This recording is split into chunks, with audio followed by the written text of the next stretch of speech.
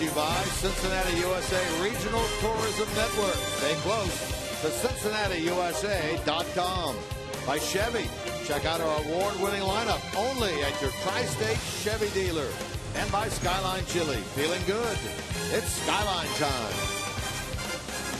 Reds and the Pirates. A lot of rain here most of the afternoon, but we're going to play baseball in just a few minutes. Todd Frazier, well, there aren't many more fan-friendly than the Reds' third baseman. Getting some camera work down there, some FaceTime with some Reds fans who've come over from Cincinnati to check out this series here at PNC Park. It is, by the way, the rubber game of the series. The Pirates a winner on Tuesday by the final of 7-6. Reds bounced back last night 5-2.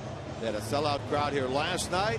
And by the looks of things, they may be pushing that again tonight. We should have, and we talked about it a little bit earlier, Chris, a good pitching matchup tonight between the veteran A.J. Burnett and the young rookie Anthony DeSclafani. More than what we've just talked about, you've got A.J. Burnett, who pitches particularly well here at home, and you have Anthony DeSclafani, and this is rookie year, who has done much better on the road than at home. Yeah, you know, it's a short sample size for both of these guys, so you're really not sure what to pull from that. But Burnett has got the best earned run average at home of any starter in the National League. And Anthony DeSclafani, despite the Reds' troubles on the road, he has no trouble when he gets on the road. Burnett, by the way, does essentially what Johnny Cueto does when he's at home, and it's put up a lot of zeros. Well, the Pirates have taken the field, and there's A.J. Burnett out on the mound. This will be the third time he has pitched against the Reds this year. The Reds didn't see him at all last year when he was a Philly, but here we go again with A.J. Burnett for time number 3. Hard to believe that a guy that led the National League last year in losses, he had 18 of those when pitching for the Phillies. He was 8-18, is now have an earned run average of 2.0. Just goes to show you that when he gets to play in a Pirate uniform, and he's been like that the last few years that he was here. He came over as a free agent in 2012. He won 16 games. He went 10-11 the next year, and then he went to Philadelphia and had that bad year. He decided, well, if I'm going to retire, let me go out on a happy note. And he's happy when he's wearing a Pirate uniform, even if it is one of those camo uniforms. There's the lineup that he'll be facing tonight. Put forth by Brian Price, brought to you by Meyer. Brandon Phillips, who missed yesterday, back in there today. He's in the leadoff spot. Votto second, Frazier third. In the middle, it's Bird, Pena, who's playing for the first time in this series, and then Suarez batting sixth. Bottom 3 includes Skip Schumacher playing right field, his first start in right field this year. DeSclafani batting 8th. Billy Hamilton back in the 9th spot after being in the leadoff spot yesterday. Jay Bruce, despite the fact that Burnett is a right-hander, Bruce out of the lineup. Why, you may ask? Bruce 3 for 31 lifetime against A.J. Burnett. So he passes along some right field tips there to the man who will be playing right field tonight. Yeah, the only 3 pass balls that Jay ever saw against Burnett, he got hits off of. I'm teasing you with that, but that's about what it's like with Burnett. You're not going to get what you're looking for. So here we go after a 56-minute delay in the start of this game due to rain and a strike call to Phillips, and we are underway from PNC Park in Pittsburgh. Phillips checks in at 286. He's been a very good road hitter this year. Starts this game second in the National League in road batting average at 363. You know, Brandon was originally not in the first lineup that Brian Price put together. They had him sitting because they weren't sure about his wrist. He wanted to get underneath the tunnel before the ball game today and take some batting practice and see how that wrist felt, or the thumb, that is. He sat out last night's ball game. He re-injured it again on a tag play of a guy sliding into second base the other night. And that was in the 3rd inning on Tuesday with Gregory Polanco sliding out there into second base. On a hop to third, Dung has it, drops it. Phillips is on, and a good start for the Reds here in the top of the 1st. Brandon ran right out there to get a breaking ball that was going away from him, and he hooks that ball, and he hit it fairly sharply. Looks like Dung, if he's able to get it out of his glove, he's going to be able to make the play. He's got a very good arm and pretty good accuracy, just did not get a handle on it. So the Reds start tonight the way they've started the last couple of nights. Well, Jim Day talked about it earlier, that the Reds have done a very good job as of late in scoring runs in the first inning. They scored 2 in their final game of the homestand against Miami in the first. Runner goes, the throw is wide, and a stolen base for Phillips. His 9th in 10 tries this year. Now that shouldn't be a surprise to anybody who's ever watched A.J. Burnett pitch, because he simply doesn't excel at all in holding runners on. This year, as well as any time he's done that, they've thrown out 8. He has given up now 15 stolen bases. A couple of pitcher caught stealings. But the Reds are going to run whenever they can, because they know Burnett does not excel in holding runners on. Gets ahead of Otto, 2 strikes. Joey starts the game at 296. He did not have a hit in last night's game, but he did reach base twice via the walk, so his on base streak, the best active streak in the big leagues, now sits at 31. He pulls it to Walker. That'll allow Phillips to move up. Now a runner 90 feet away with 1 out, an opportunity for Todd Frazier here in the first inning. Take a look at the Pirates' defensive alignment, brought to you by your Ford dealers. A little different look tonight. Gregory Polanco gets a start out in left field. Normally he plays right. McCutchen at center. Josh Harrison starting in right field tonight. Gung at third with Mercer, Walker, and Alvarez the rest of the infield. Burnett throws to Francisco Cervelli. Polanco has only made 2 starts out in left field this year. They move Harrison out to right. But Polanco in left and Starling Marte out of the lineup tonight, with Gung at third base in the normal spot that Harrison occupies. Frazier, the leader on this team in RBIs at 49, 5th best in the National League. Drove in the first inning run yesterday with a double.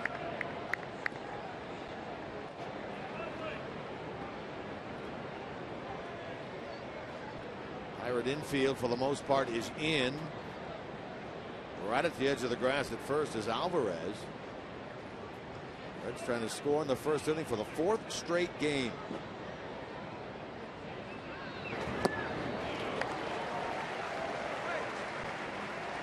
Mentioned 2 in the first on Sunday against Miami, 3 in the first inning here on Tuesday, and 4 in the first last night against Garrett Cole.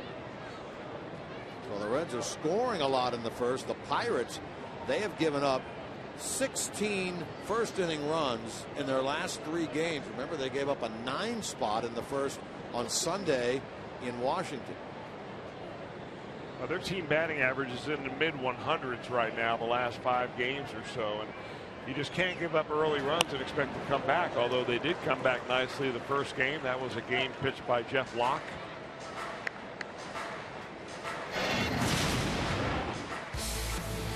That leads us right into tonight's storyline, brought to you by Elk and Elk.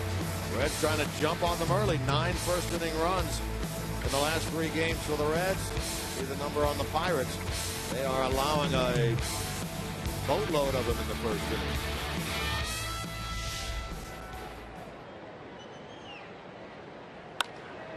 Frazier to center, and he comes through again in the first inning. A solid single into center field puts him at the 50 mark in RBIs, and the Reds have scored in the first now in 4 consecutive games. Take a 1-0 lead. Well, this just nearly takes the hat off of A.J. Burnett. You can see him kind of duck and flail all about at the same time. Just a nice, easy swing by Todd Frazier. That's what he's really done to do with 2 strikes on him. He still goes out there to chase pitches on the outer part of the plate, but he's cut his swing down to the point where he's making contact with those pitches, oftentimes keeping them fair, but even when he doesn't make fair contact, he keeps them foul and keeps the at-bat alive.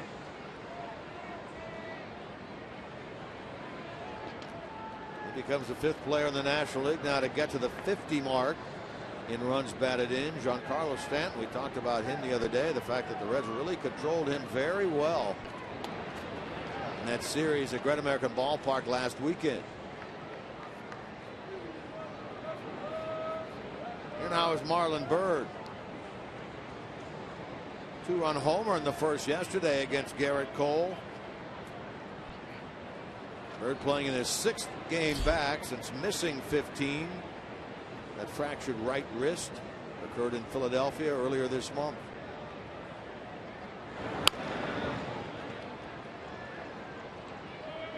Marlins starts the game at 2:23. 6 out of 19 in the 5 games since his return.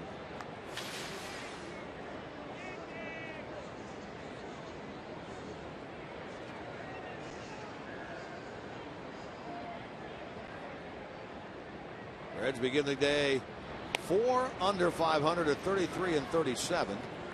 Well, this has not been a banner year in terms of play on the road. They're trying to win just their 3rd road series of the season. If they can win here today for Brian Price, they were able to beat Milwaukee 3 out of 4 in late April up at Miller Park, and then they won 2 out of 3 here in early May against the Pirates.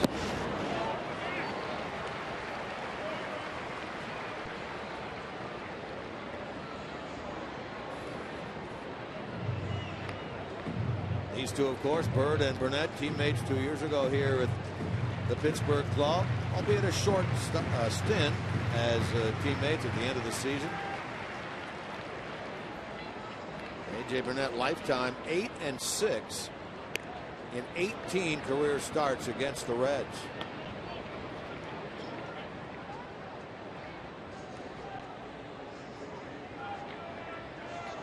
I got to figure, even with Todd Frazier not being the fastest guy out there, he's got 8 stolen bases. It's a matter of time before he decides to run on Burnett.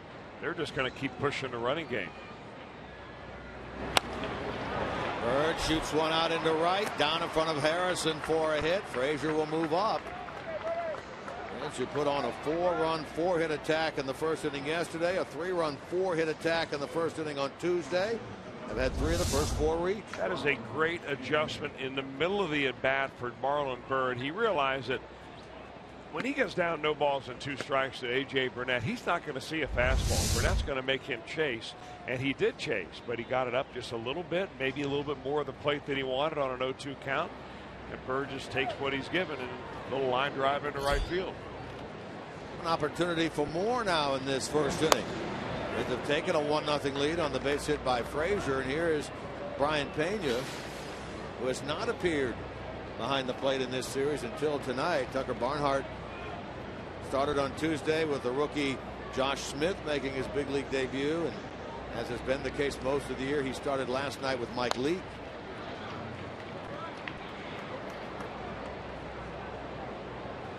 Pena at .292 with 11 RBIs.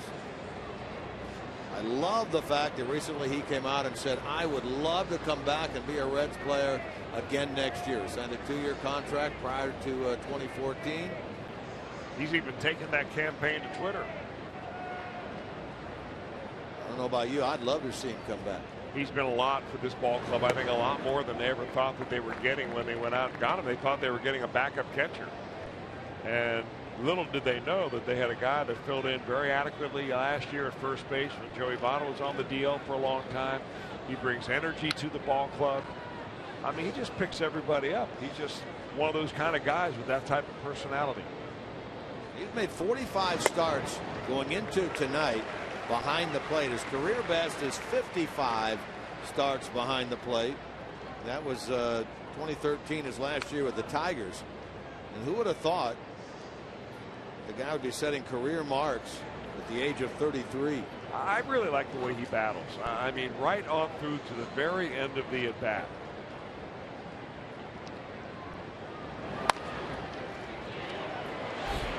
Pirates getting out at second and safe at first. And that looked like he slipped on the bag over there as he got over to cover. Of course, this field took a lot of water. Kudos to the grounds crew for the great job they did and getting it in shape to play. Well, to stay out of a double play on this, the Reds get a break right here. There's no doubt, because Pena doesn't run well, although he runs hard all the time. And that play just took a lot longer to develop than I think anybody thought. That and the fact that A.J. Burnett wasn't even close to the bag when he eventually got that ball from the shortstop. So runners at the corners now with 2 out. Eugenio Suarez will bat. This guy now been coming around at the plate, hasn't he? This is the situation right here. You know, first inning, you don't put a lot of too much into it, but you pick up an extra run right here. It just gives you so much more breathing room than a 1-run lead.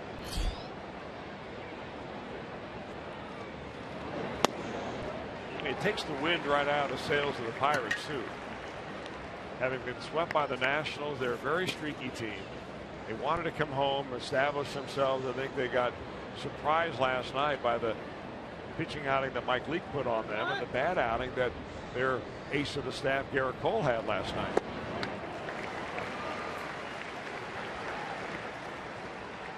Suarez now finds himself quickly in the hole, 2 strikes. He's had back-to-back multi-hit games here in this series, and now owns a 5-game hitting streak in which he's gone 9 for 20. I hope Suarez is watching Marlon Byrd, because Bird's approach would help him here. He chased it, didn't get it, and he strikes out. But the Reds score in the first. They get 1 against the veteran A.J. Burnett. Lead 1-0.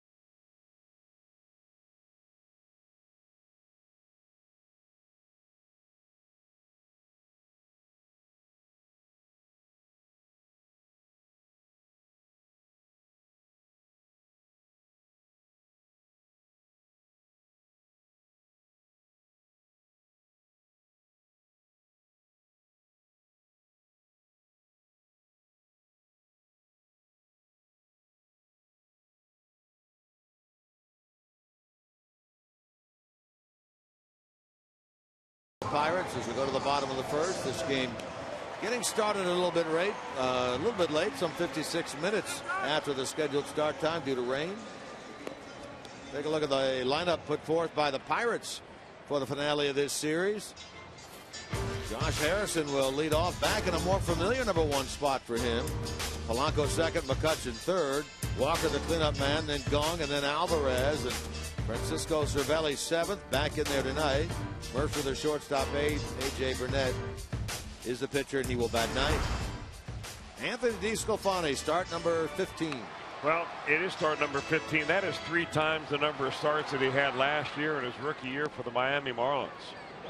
And he's having a really good run of it. Fewer hits than innings pitched. Earned run average really in a good area there at 3.4. The walks are up a little bit, and that's one area where DeSclafani knows that he has to improve in that fastball command. 33 of them in 82 2/3. He gets Josh Harrison to lead things off for the Pirates. What I'd really like to see DeSclafani do tonight is concentrate on throwing that fastball to the outer side of the plate against these right-handed hitters the Pirates have. It's really easy for him to get it right in here on this side of the plate. That's an easy spot for a right-hander inside.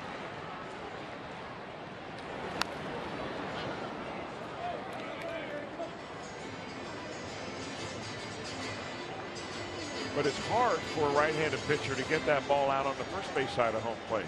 Got to make sure that your alignment is really good to do it. They're going to go out there now. And it works perfectly for DeSclafani as they get Harrison looking. Good start to the Bottom of the first. If you can control the outside knee-high spot, and where this pitch number 4 is for DeSclafani, you're going to win a lot of games, especially when you face a lineup with as many right-handed hitters as they do here in Pittsburgh. Batter now will be Gregory Polanco. Mentioned he's starting in left field tonight for only the 3rd time this year, hitting .243. Polanco in last night's game 1 for 4. Tough going for him lately, hitting his .149 in his last 2 weeks worth of play.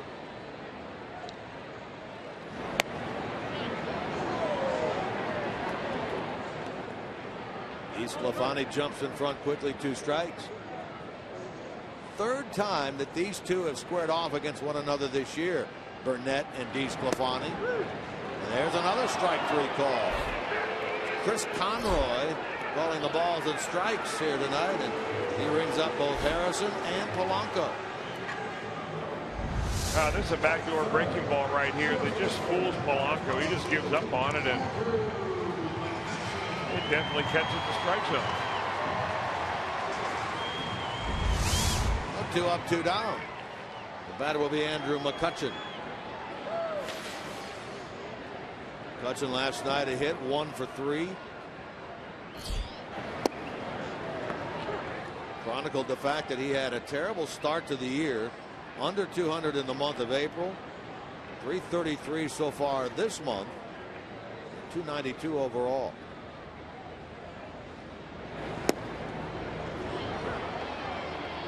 DeSclafani all over that strike zone. Yeah, you know what else? It seems to me that he sped up his pace a little bit. The time between pitches and also the tempo of his delivery tonight a little bit quicker. Cuts it in the air to right center. Sounded good off the bat, but Billy Hamilton at the edge of the track will haul it in. And a good start for DeSclafani. A 1-2-3 first.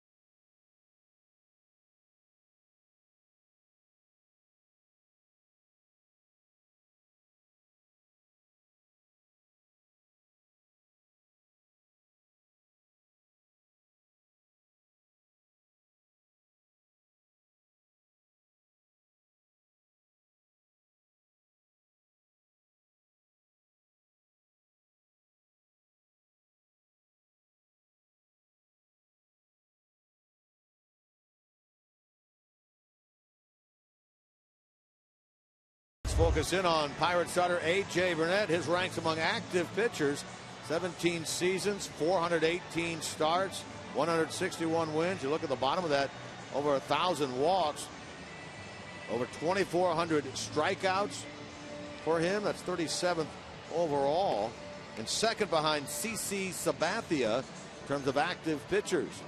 Our T-Mobile game changer. Career mark for AJ of 161 and 153. Tonight is 419th major league start.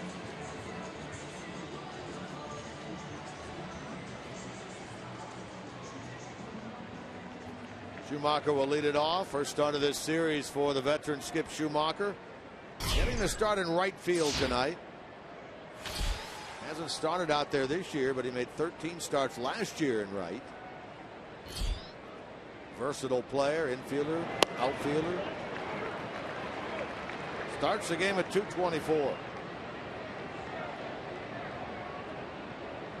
Again, Jay Bruce out of the lineup tonight, not due to any injury or anything of that nature, but the fact that career-wise he's 3 for 31 against A.J. Burnett. He does have a 7-game hitting streak after getting 2 hits last night.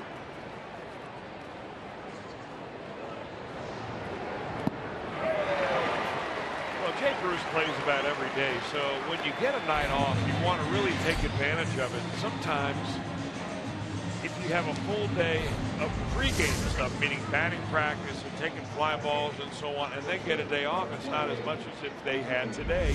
There was a tarp on the field when the Reds got here. It rained pretty much the entire time from they got here until just they were ready to play. So there was no batting practice on the field. So this is really a good day off to have if you're Jay Bruce. Here's the pitcher, DeSclafani.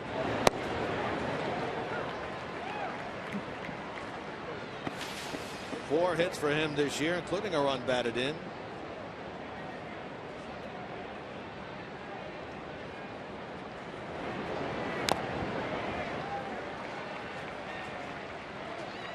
Billy Hamilton waiting on deck.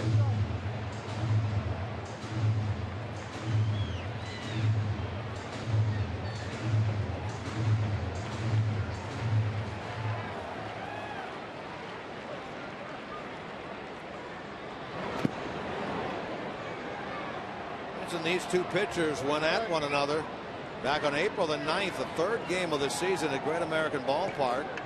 The Reds get a run in the bottom of the 9th inning to win that one 3-2. Neither DeSclafani nor Burnett involved in the decision of that game. Walker will throw out the Reds pitcher here.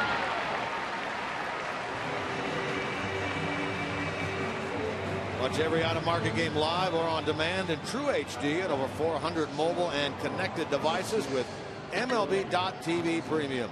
Every night on every device. Blackout and other restrictions do apply. Visit MLB.TV for details. Here's Hamilton. Second time these two got together was here in Pittsburgh on May the 7th. Pirates won that one 7-2. Burnett allowed 2 runs in 7 innings. DeSclafani 3 runs in 5. So this is meeting number 3 between the veteran and the rookie. Hamilton in the leadoff spot last night, back in the number 9 hole here tonight. I think at 223, he's had 4 stolen bases in this series. He stole 2 in the first inning yesterday.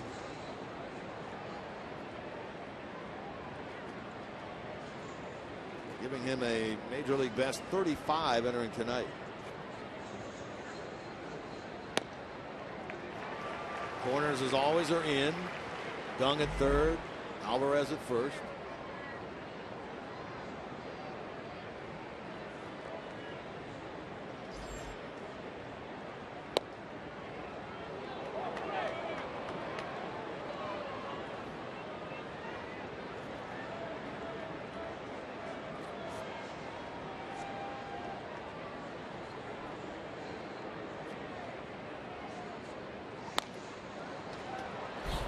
The drawn in Alvarez. Walker can't get to it. Billy Hamilton has a 3rd hit of the game for the Reds.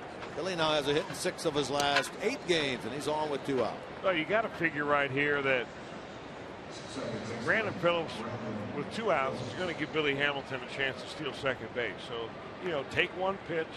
You can't ask the hitter to take more than that. So Billy Hamilton needs to be really aggressive early on, try to get as big a lead he can. Hopefully he knows Burnett's move, and he'll be able to put another stolen base on the board and put himself in scoring position. This is what the Reds want more than anything, people on base against Burnett that can run. Really getting a big lead over there.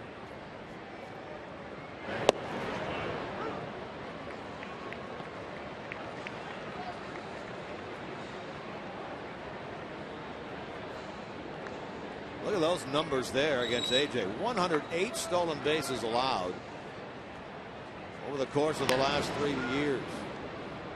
So now you got to figure with one strike on you that Brandon Phillips has kind of done what he was supposed to do, which is give Billy a chance to go. But you can't take another one and get down 0-2.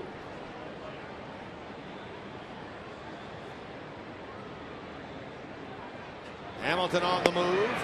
Pitch was a ball high. The throw is late. Billy Hamilton gets steal number 36, and he is 5 for 5 in this series and still has not been caught by the Pirates in his career. Well, he got a big lead and a big jump, and that together is going to really put Cervelli behind the 8-ball as far as trying to throw the runner out. That ball was high, offline, and late. Bad combo. The Reds used an error and a stolen base in the first by Phillips to jump in front. They use a hit and a stolen base, and hopefully something from Phillips here to increase their lead.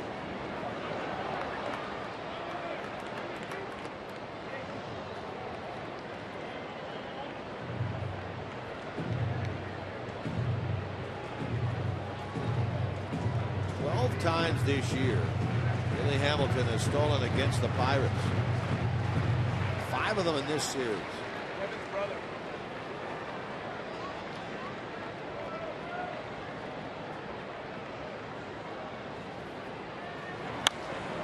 Hit hard toward right center. Harrison on the run. He is not going to get it.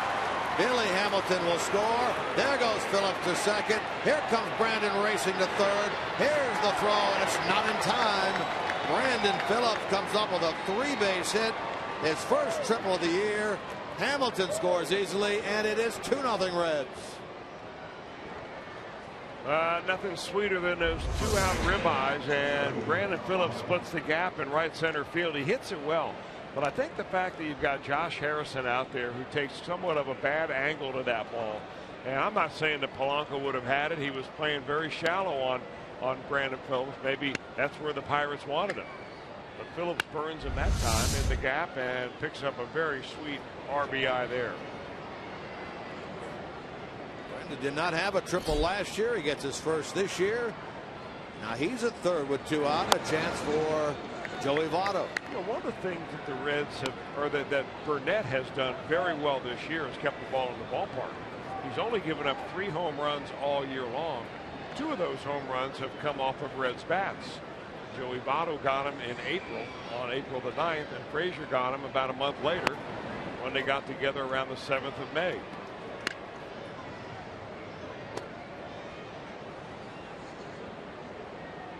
And he hasn't given up a home run ball since he was touched up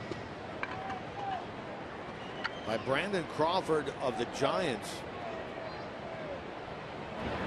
4 starts ago. 4 starts ago, early June.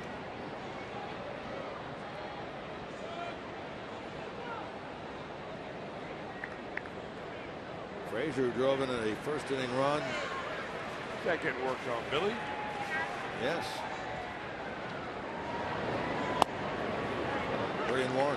Frazier rubbing out one of his calves. Paul Lassard, the head trainer of the Reds.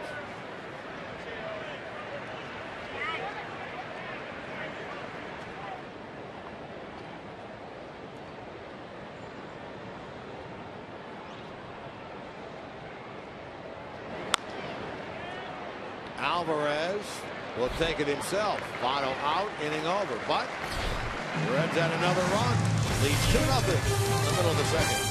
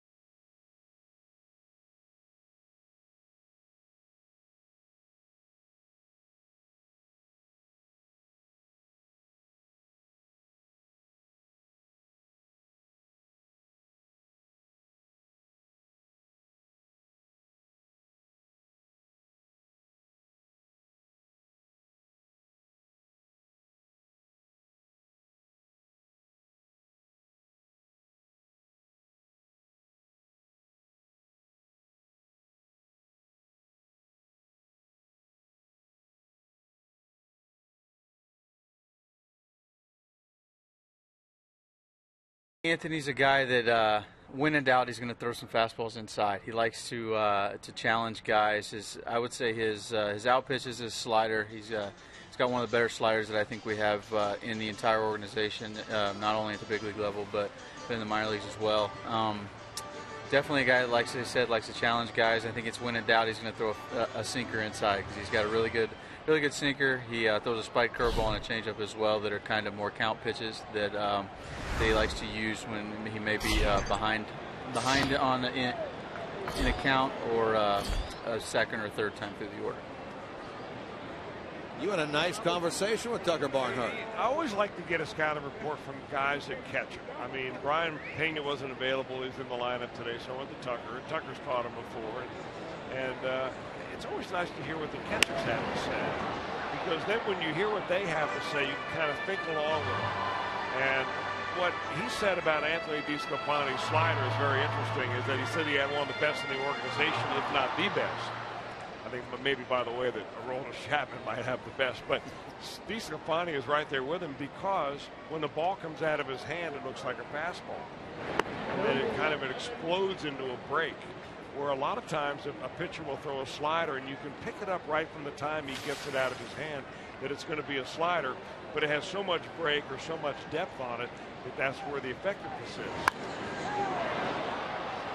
He also used the word spike curveball. Well, a spike curveball is a lot of times interchangeable for a knuckle curve, which really aren't the same thing. We've been through this before. The spike curveball is one where he just kind of lifts his index finger off the baseball and maybe puts the fingernail of that index finger onto the ball, so your finger's kind of up in the air bent. And the power finger, of course, is the middle finger on a curveball. This is Neil Walker leading things off for the Pirates here in the bottom of the second. Walker one hit, a couple of walks in this series.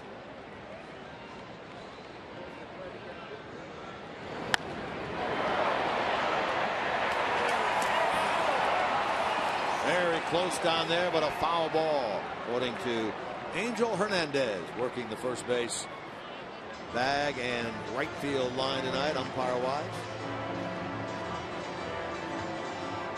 We have a moment. Let's take a look at the Reds' defensive alignment, brought to you by your Ford dealers. A little different look for them tonight. Bird, Hamilton, and Schumacher in the outfield. Frazier, Suarez, Phillips back in there tonight, and Votto at first. DeSclafani being caught by Brian Pena.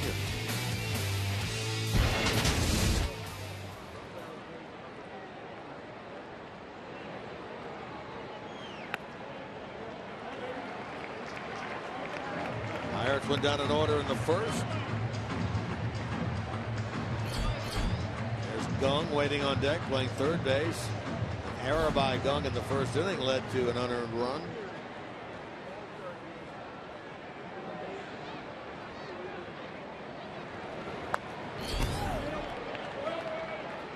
The Pirates wearing those military uniforms tonight. It's in Pittsburgh this year, Military Thursdays, honoring our armed forces across the country. They do it every Thursday.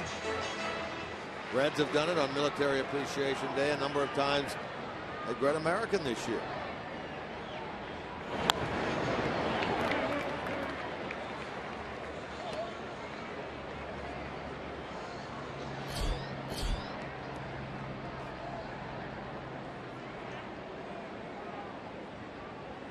To check out if Andrew McCutchen's wearing those striped socks tonight with the camouflage top.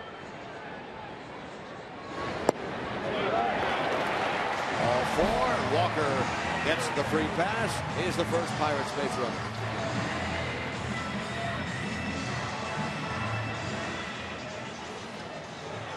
Well, how important is it to throw strikes? You need no more than just look at this panel right here. When DeSclafani walks 3 or more in a ball game, he has not won one of those ball games all year long. When he keeps his walks under control, lights out. 5-1 with a 1.9 earned run average. You got to make him earn it, especially when your team has kind of grabbed the momentum of this ball game by scoring in each of the first 2 innings.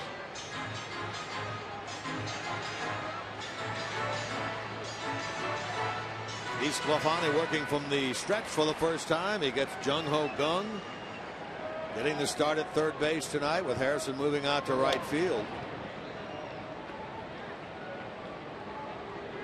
Walker not necessarily a big time base stealer. Pirates like to do some running.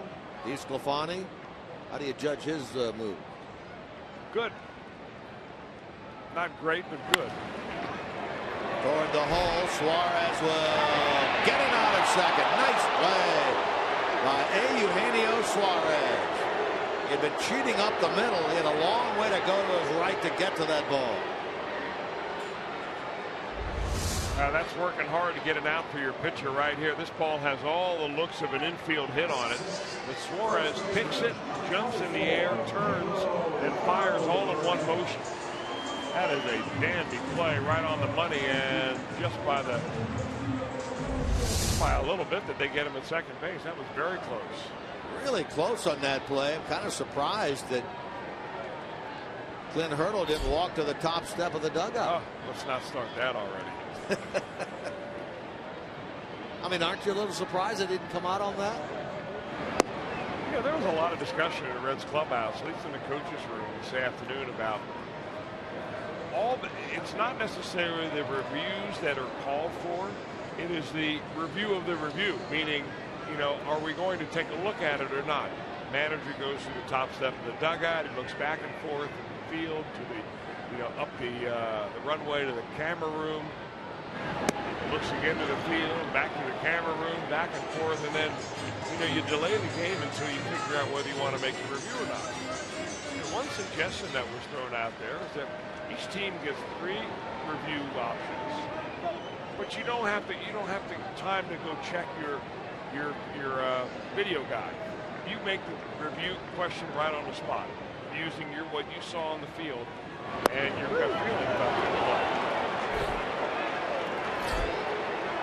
Pedro Alvarez becomes a 3rd strikeout, all looking from DeSclafani tonight. Well, that is just an excellent pitch right there. Number 3 on your screen on the Fox tracks.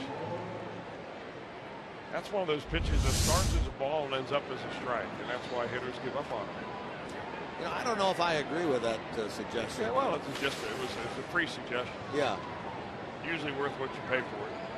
Well, I mean, would you want that to occur? I don't think that'd be a good use of the challenges.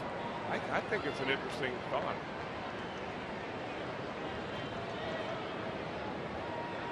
Because right now, anytime there's a close play, right, we have a little bit of a delay until the video guys gives you the thumbs up and the thumbs down. True. It changed from last year where the manager would jog out to the umpire. They said, no, you don't need to do that anymore. It's an improvement, yeah. The other thing that is beginning to change, and we've seen it in this series with Gregory Polanco, is the way runners are going to slide into bases and then pop up. Yes. And we've seen it with Polanco in as much as he slides in, he beats the throw to the bag, but in the process of popping up, he comes off the bag one way or another, and if you keep the tag on him the whole time and he gets off that base even for a second, he's out. And that's what's happened to Polanco a couple of times. And the Pirates are looking into changing the way that they're going to teach their players how to slide. Rather than a pop-up slide, they're going to teach these guys to stay down, slide earlier so you don't have your momentum take you over the bag. And then a third suggestion that I had heard today was do a pop-up slide, but pop up right into the fielder. And if you do it hard enough a few times, clean, hard play, that fielder won't want to keep that tag on you too long. Won't want to hang in there. Right. Well, Brian Price admitted the other day that he didn't see Polanco pop up and come off the base, but he trusts Rob Coughlin, the video man, so much. He said, well, if Rob saw it, then we'll go ahead and do it. Well, before replay, that was never thought about, unless it was really obvious. Suarez will bobble the ball and doesn't get an out.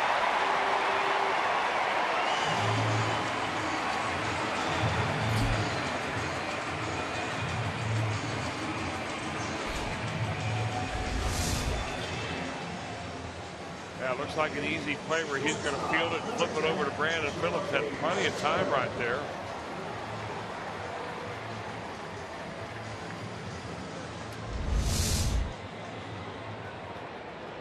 Well, you look at it this way if you're Anthony DeSclafani. Suarez picked him up already with a dandy defensive play in this inning.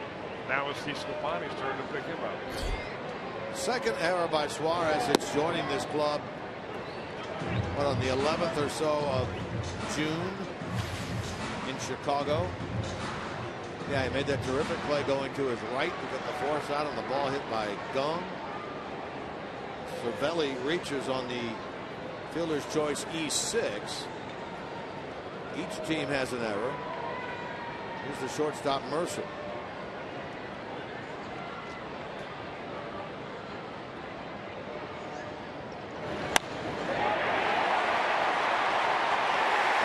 Tie this game into the corner.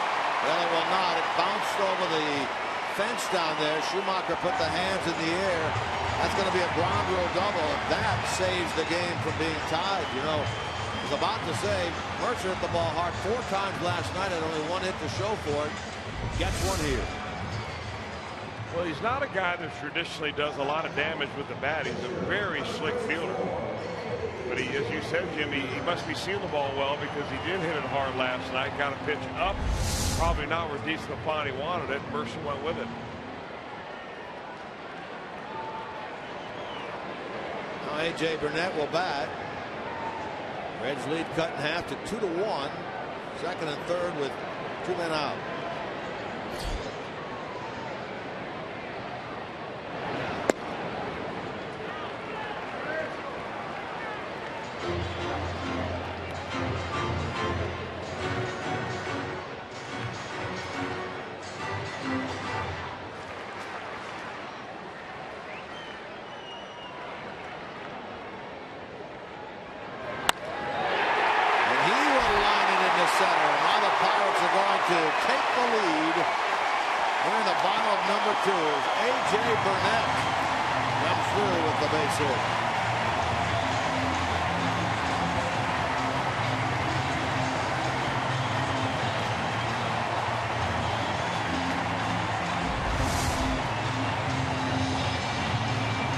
Pretty much right down the can. That pitch is from DeSclafani, and Burnett likes it enough to line it into right center field and drive a couple of runs in.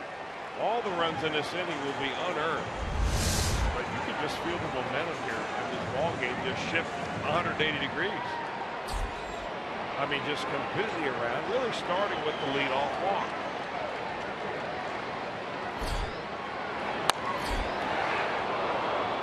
Motto will touch the bag. Harrison is out, but the Pirates get 3 unearned. And after 2, lead by a run.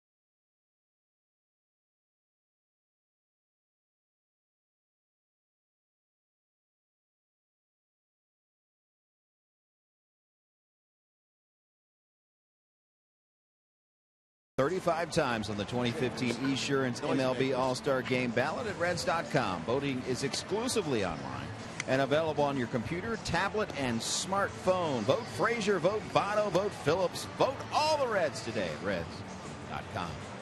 I'm Jim Day. You know the Reds got that full-fledged attack to get not only Todd Frazier into the All-Star Game, but other Reds. And the city is catching on as well, particularly for voting Frazier. Check out these photos we've got. Let's go over to the Newport Aquarium in northern Kentucky. You will see in the Shark Tank, got some divers in there doing their part. Vote Frazier. Now let's go up to the Cincinnati Zoo and Botanical Garden. Elephants getting involved. Vote Frazier. And back to the Newport Aquarium. One of the highlighted features at the Newport Aquarium is always the penguins, and I have been in that very spot before, and they themselves have a Vote Frazier sign. The Reds country on board, the city on board, everyone on board, as Todd Frazier steps in for another hack. Yeah, you've been all of those places, Jim Day, and Jim Day's day off. You hang out at the zoo, you hang out at the aquarium. Those are your haunts. We'll get another update on the voting next week. The American League update comes on Monday, the National League on Tuesday. Frazier made up, what, 1.2 or so million votes last week. Jumped past Chris Bryant. Second in the voting at third base behind Cardinals' Matt Carpenter. See how much ground he can gain this week.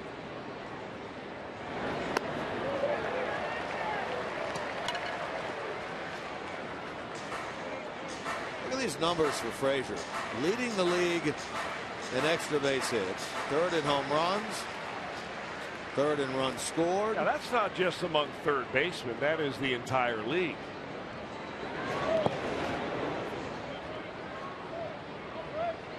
Yeah, he's having a terrific year, not just as a third baseman, but overall, right in the heart of the Reds lineup. He's hovered near the 300 mark. Started this game at 289.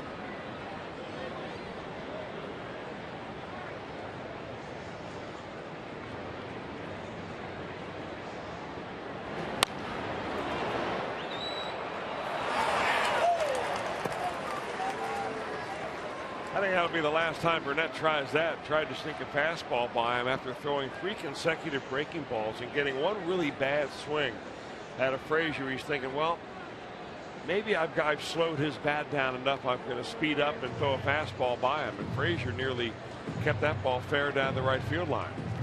I would imagine that AJ's coming back with that little curveball of his. Very impressive numbers right there for Frazier. 346 over his last 25. Chance for Gung. He throws out Frazier. Leadoff man gone in the third.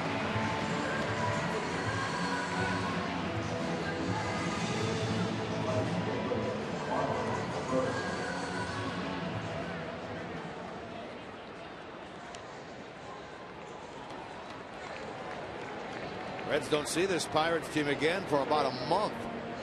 They'll be in at the end of July, early August, in a 4-game series at Great American Ballpark, 30th and 31st of July, 1st and 2nd of August. The Reds have one more visit here. That's to close out the regular season, 2nd, 3rd, and 4th of October.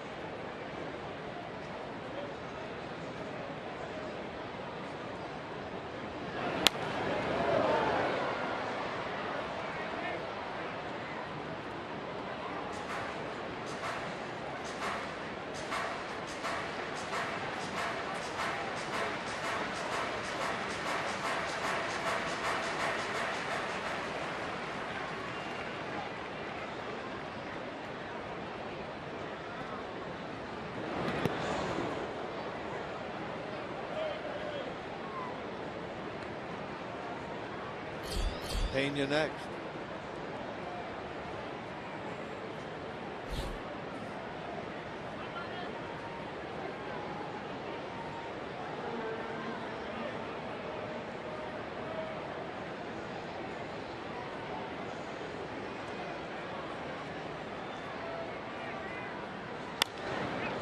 Hit hard by Bird, and Polanco held his ground and made the catch. As you're enjoying tonight's game, we look forward to bringing you a Miller Time moment of the game a little bit later on, brought to you by Miller Lite. You know, Polanco looked a little iffy on that play out there. I know the ball's right at him. Line drives right at you are sometimes very difficult, especially if they're hit as hard as that one that Bird hit. But when Clint Hurdle put him out in left field and they put Josh Harrison in right, you don't have but one player playing out of position. You've got two players really playing out of position. I'm sure Polanco can play any outfield position there is, but he's been an everyday right fielder.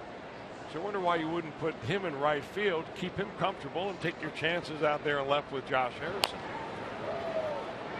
Swinging bunt, and it rolled right between the wickets of A.J. Burnett, and Pena is aboard.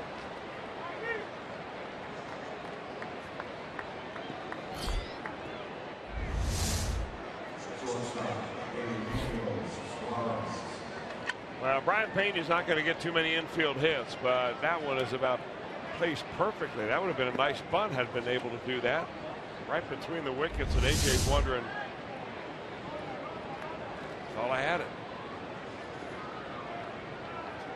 A little 40-foot roller gets him an infield single. The field itself, the infield ought to be dry because they had the tarp on really all day long while it was raining.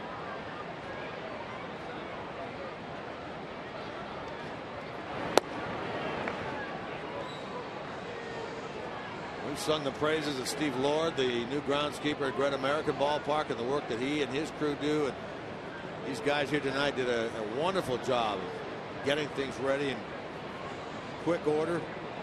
Get this game going. A 56-minute delay at the start. Well, the teams, you know, in the eastern part of the United States, in the last decade, those teams have been the ones who have been rained out the most. Red Sox, the Yankees, the Mets, and then you move westward from there, and really you're looking at the Pittsburgh Pirates. They're right up there in a number of rainouts over the last 10 years.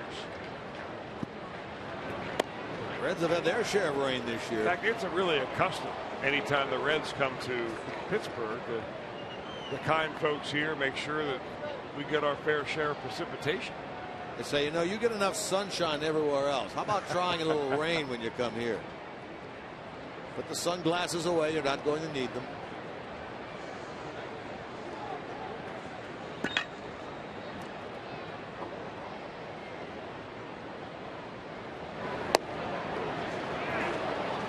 Four-pitch walk to Suarez. All this occurring when it looked like Burnett was going to have a 1-2-3 frame on that comebacker by Pena. You know, Burnett doesn't walk very many batters anymore, but there was a time in his career that walking batters was something that you automatically got when he took them out. In fact, he pitched one of the more unusual no-hitters ever. Back in 2001 against the San Diego Padres. A no-hitter, yes, struck out 7, but he walked 9. Overall in that ball game, he threw 121 fastballs, 6 curveballs, and 1 changeup. And if you break it down balls and strikes, he threw 65 strikes and 63 balls. That's incredible. So he was effectively wild that night. That was when he was pitching for the Marlins. He pitched the 3rd no-hitter in Marlins history now.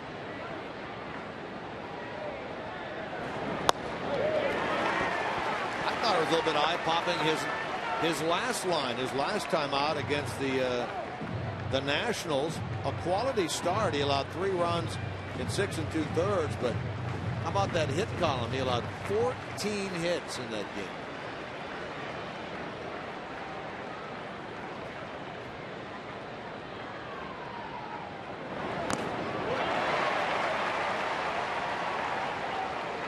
He had Schumacher all wrapped up on that breaking ball his last time up, and chased one that was down and in, and it looks like he's going to get a steady diet of them tonight. That's the line you're talking about. How many times do you see a pitcher in 6 2/3 give up 14 hits and his team is still in the ball game? 1 walk. Well, they lost it 4-1, but wow, what a line.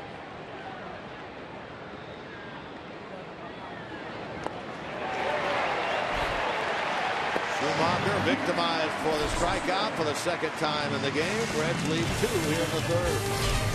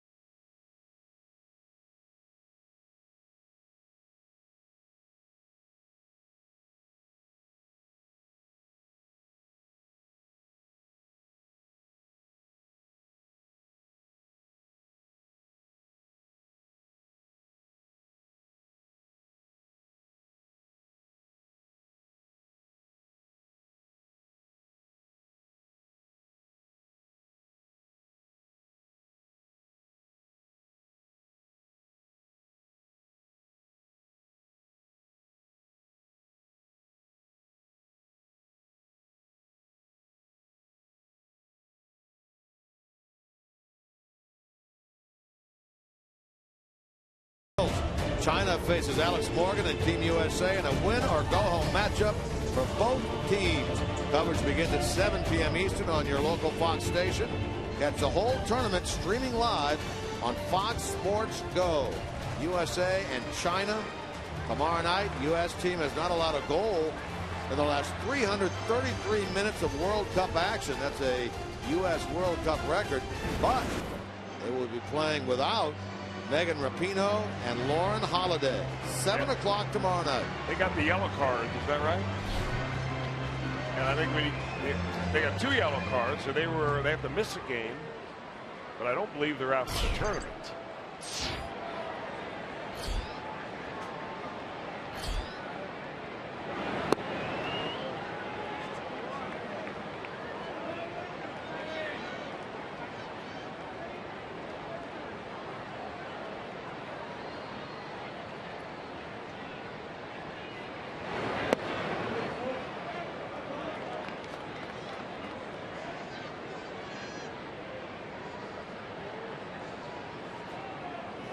Polanco leading it off here in the bottom of the third. He got under it. Billy Hamilton will handle it. Leadoff man gone here in the home half of inning 3. That's really a big, long swing. I mean, he's a big guy. They think that by the time that Polanco grows into his body, he's going to look a lot more like Dave Parker than anybody else. I mean, he's a big guy. He can carry a lot more weight. That's a big, long swing right there. And I think that through the years, if he's going to find major league success at the level where they feel like he should be, he's going to tighten up that swing, make it a little bit shorter, quicker to the ball.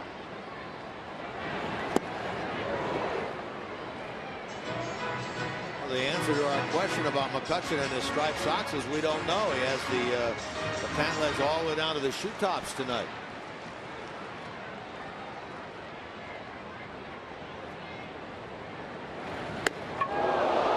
No push-up this time. The other night he did a push-up when he got brushed back.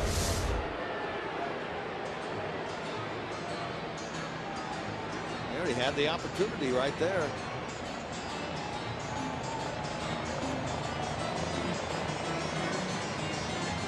That's a great pitch. I mean, not up around the head. Inside just far enough to get him off the plate. And you don't hit him.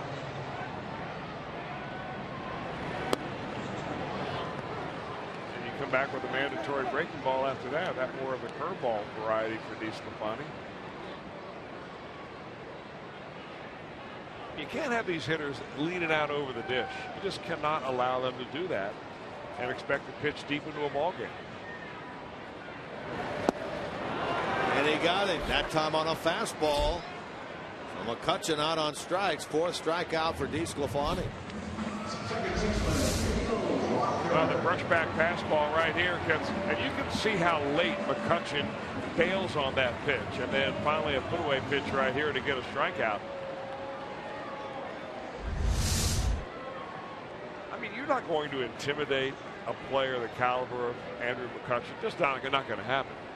But you can change the eye level and let them know that I'm taking part of the play.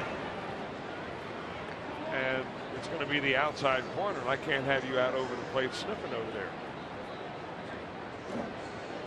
Walker walked his first time.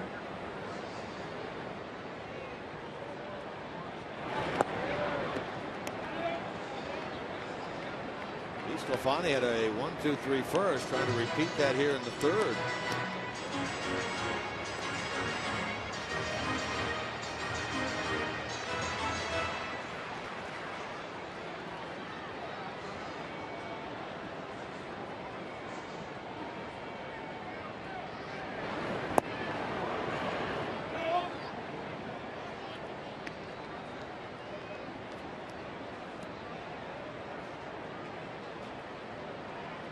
Will have an early morning arrival in New York City after they depart Pittsburgh here tonight. 3-game weekend series there. Johnny Cueto returns. He'll be pitching tomorrow night. Pirates stay home. They have the Atlanta Braves coming in. Reds opponent tomorrow, the Mets. They played an afternoon game in Milwaukee, a getaway day at Miller Park. No worries about rain delays there with the roof. They won that game 2-0. That's a .500 club going into that weekend get-together with the Reds.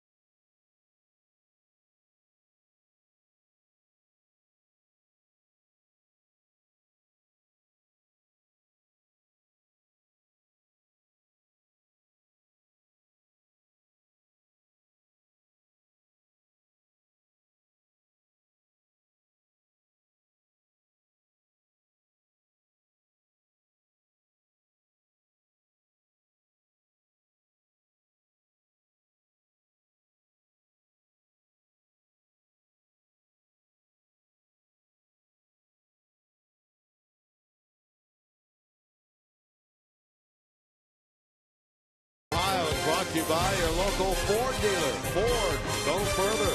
By Meyer. Find more for a healthier you at Meyer. And by Cincinnati Children's, ranking 3rd in the country on U.S. News and World Report's Best Children's Hospital.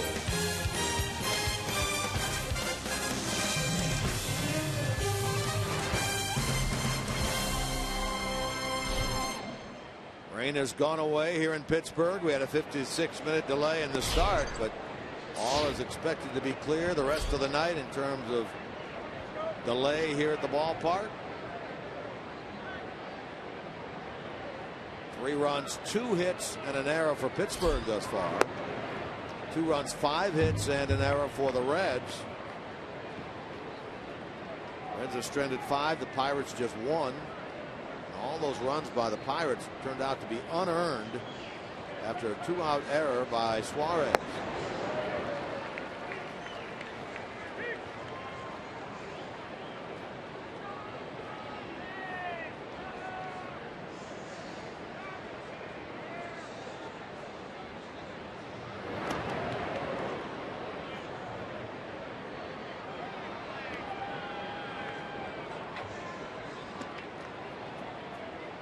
Sclafani now, Billy Hamilton next, and then the top of the order. They don't think he's going to bunt at all. I mean, they got the infielders as far back as if he had 2 strikes on him right here. And he walks. How about that? A 3-1 breaking ball, was it? Or maybe a little cutter. And he walked on that. Saturday, Baseball Night in America returns as the Cubs renew their rivalry with the Cardinals. Coverage begins at 7 p.m. Eastern on Fox and streaming live on Fox Sports Go. Cubs right now in the playoff picture. Of course, we are not yet. We're still a week and a half away from the midway point of the season, but right now the Cubs are the second wild card team at 39 and 31, a half game behind these Pirates. If Pittsburgh somehow gets the wild card, the #1 wild card, they will have hosted it 3 consecutive years.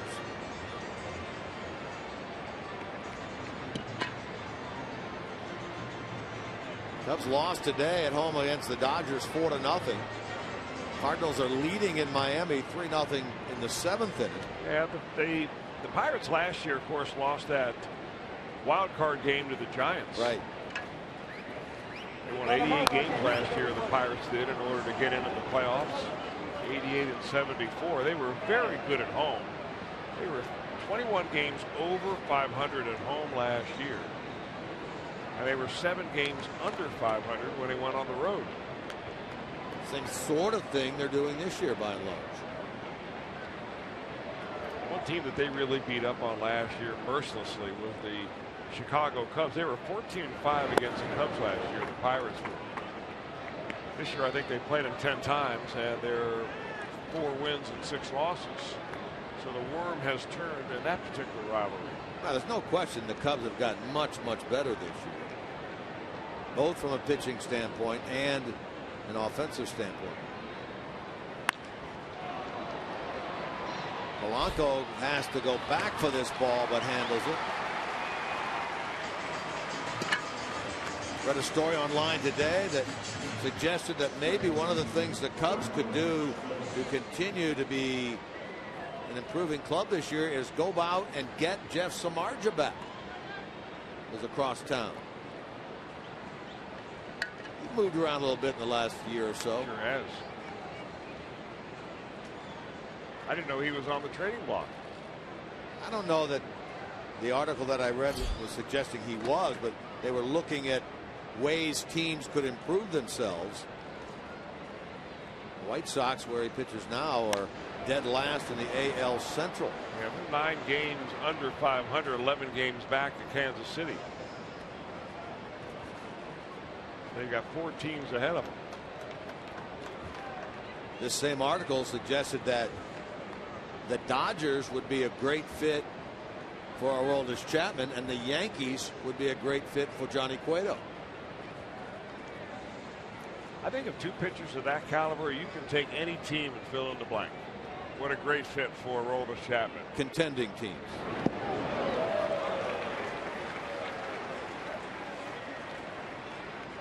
I didn't like the fact that the story said the Reds, comma, who are dead in the water, comma. But that was his opinion.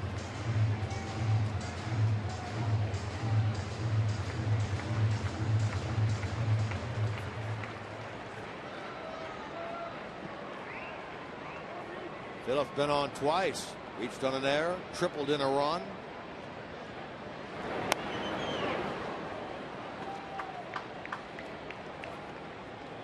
the plus 300 hitter lifetime against Burnett. You know, Brandon got a little bit of a hanger there that time, and he was smiling afterwards. I mean, he took some kind of a rip and almost kind of jammed himself. Sometimes a pitcher can hang a breaking ball, and it stays up so high that you just can't drop the bat head. That ball stayed high and inside. Brandon was only able to foul it off. Burnett probably wants it down and away, skimming the dirt here on an 0-2 count. Another hit for Phillips. He's been on 3 times with his second hit of the night here. And the Reds have 2 on with 1 out. Part of the order coming up. Votto. Well, that's the second 0-2 hit that Burnett has given up in this ballgame. He gave up an 0-2 opposite field hit to Marlon Byrd in the first.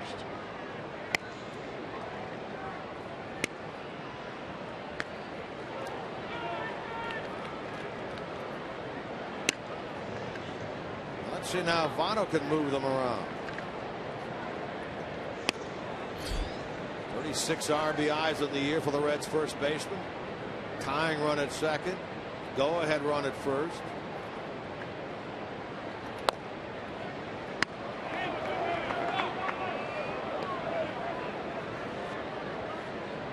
Burnett wondering about the location of that pitch. And it appears as if Clint Hurdle barked, and he's getting a few other barks from the Pirates dugout. Burnett thinks this was a strike, and pretty close.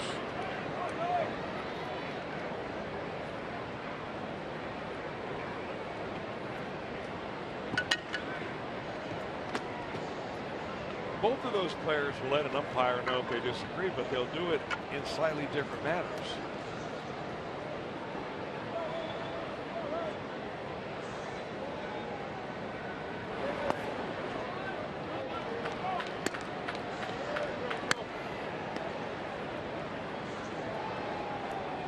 See a slight shake of the head there by A.J. Burnett. Well, he's not happy, but I'm wondering if he uses anger as motivation.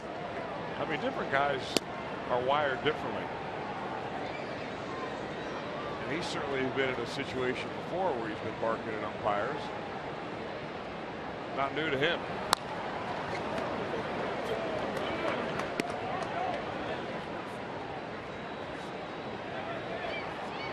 He started World Series games. You talk about pressure situations back when he was a Yankee.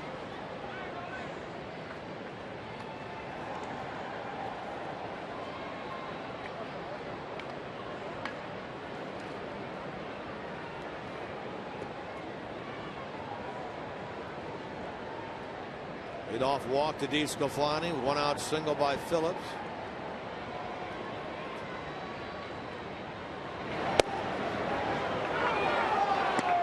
3-1 count to Votto. Well, you can see that there's no secret about how he wants to pitch Votto, which also on the inner side of the plate. But remember, we say this a lot, that the umpire sits up inside all the time. So you see where that umpire sees that line right down here. And there's no better part of the strike zone that an umpire sees than the inside corner. So if it's a millimeter off the dish, he's not going to get the call. Whereas a lot of times that outside corner is one that fluctuates a little bit simply because the umpire's head is almost 2 feet away from that spot.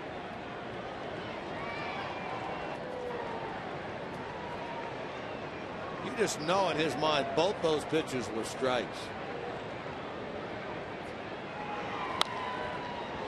Alvarez.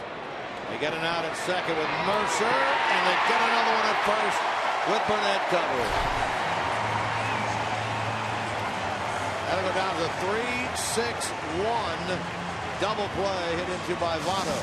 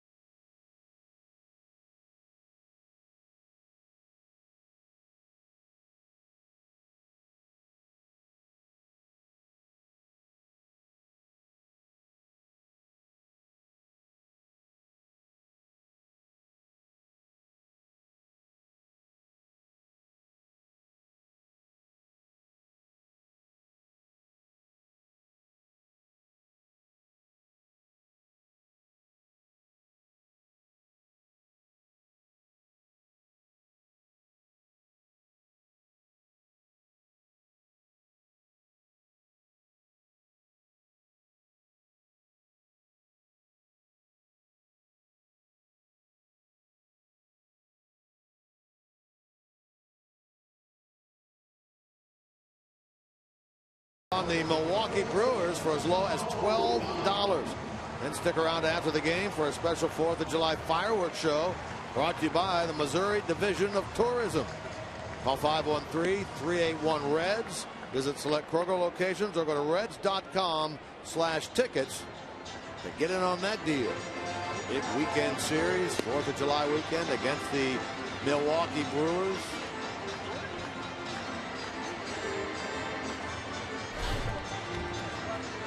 Sclafani back to work, bottom of the 4th inning.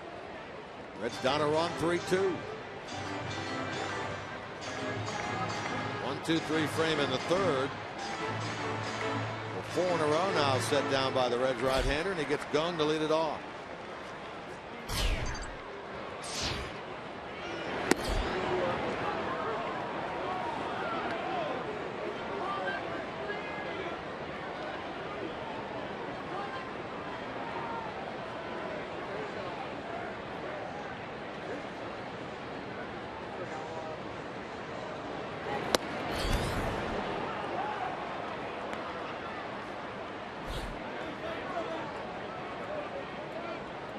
His first time hit that ball into the hole. A terrific play by Suarez. Signed a 4-year deal with the Pirates, coming over to play here in the big leagues after many years in South Korea. Played for Nexon.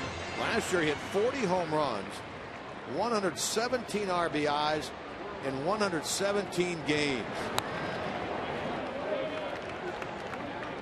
3 straight years of 20+ home runs while playing for the Nexon team.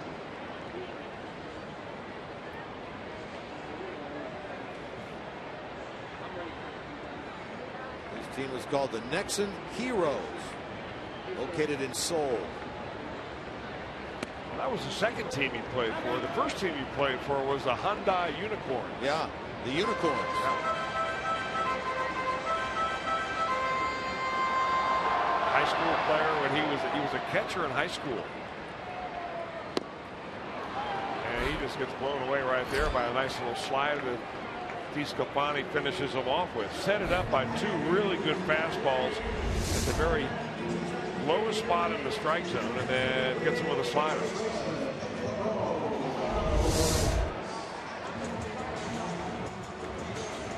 The batter now will be Pedro Alvarez. 5 strikeouts in the game now for DeSclafani. Career best 7 against the Phillies earlier this month.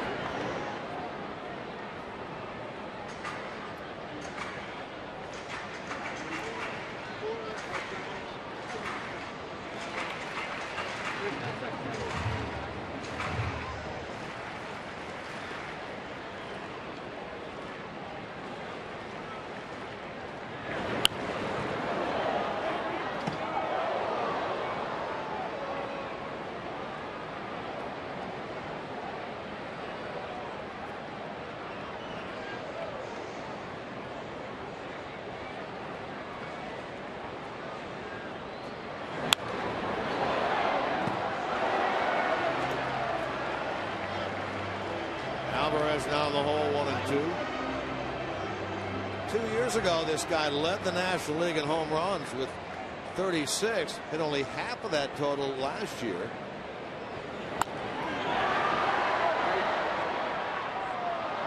I mean, he had 36 homers, 100 RBIs in 13, and last year those numbers almost fell in half. 18 home runs, 56 runs batted in. But not only that, he began to compound the problem with a lot of errors at third base. That's why the Pirates moved him over to first. Most of the errors were the throwing variety. So it helped them in that area, and it also helped them get Harrison into the lineup on an everyday basis.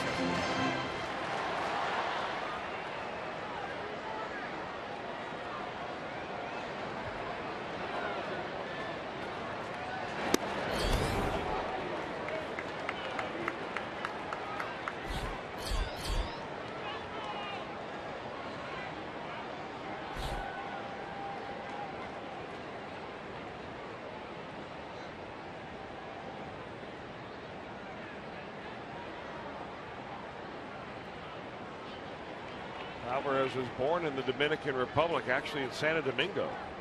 He was raised in Washington Heights, which is a little suburb in Manhattan, and ended up going to Vanderbilt for his college work. He hits that ball right between the shift. Has himself a 1-out base hit. So needless to say, he was very disappointed last night when Vandy fell to Virginia. I think there were a lot of Vandy fans very disappointed. David Price probably being another. That was a good series to watch. Yeah. I mean, I really enjoy the College World Series. The emotion that those players play with. And, of course, we ought to congratulate once again Andrew Benintendi. Right. For taking home the individual iron. Golden Spikes Award winner. Given out by USA Baseball. That is a tremendous honor. And it again highlights what we have in Cincinnati, which we think, if you've been around enough, that you think it's the greatest amateur baseball programs in all the country. Now, there may be more players come from Texas or Southern California and so on. But, I mean, for Cincinnati and the size of city that it is,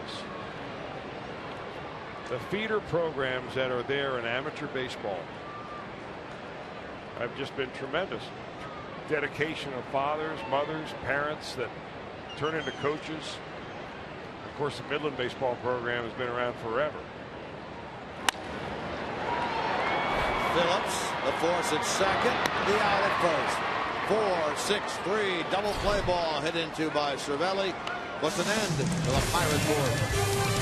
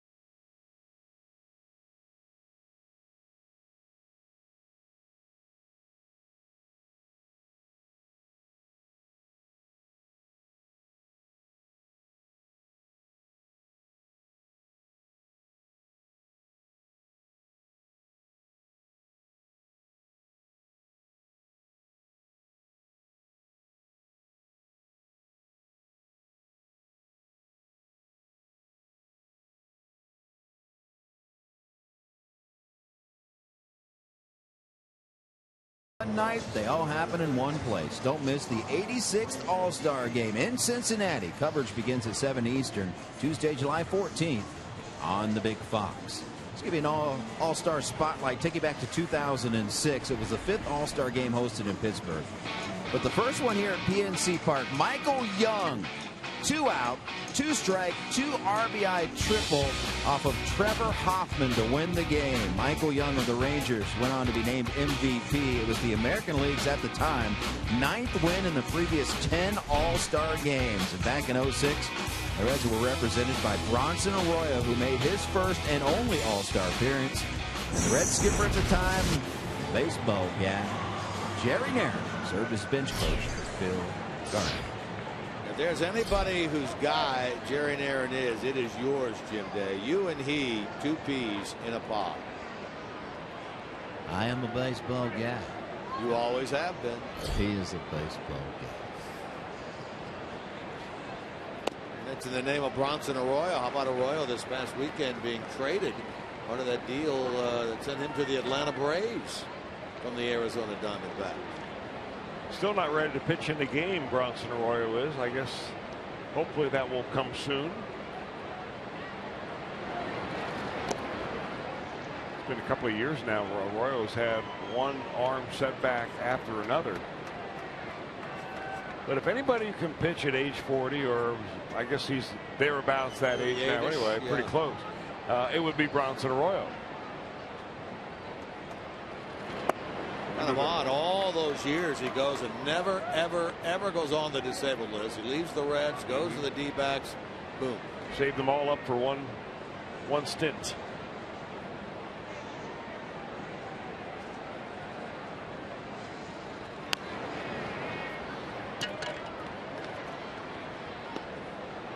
Well, if he's to return at some point with the Braves, at least he's much closer to his Florida home than Phoenix.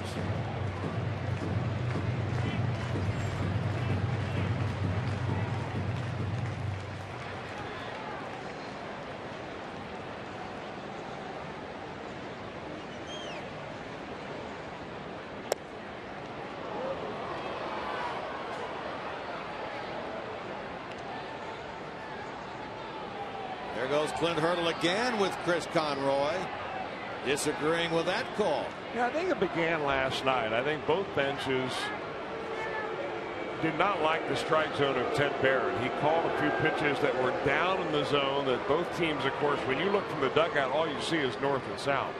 And they thought some of those pitches were too low. Took a look down there in the dugout. It wasn't Clint Hurdle, but rather Ray Searage. Sticking up for his pitchers. He was up in arms about those calls. There's Ray.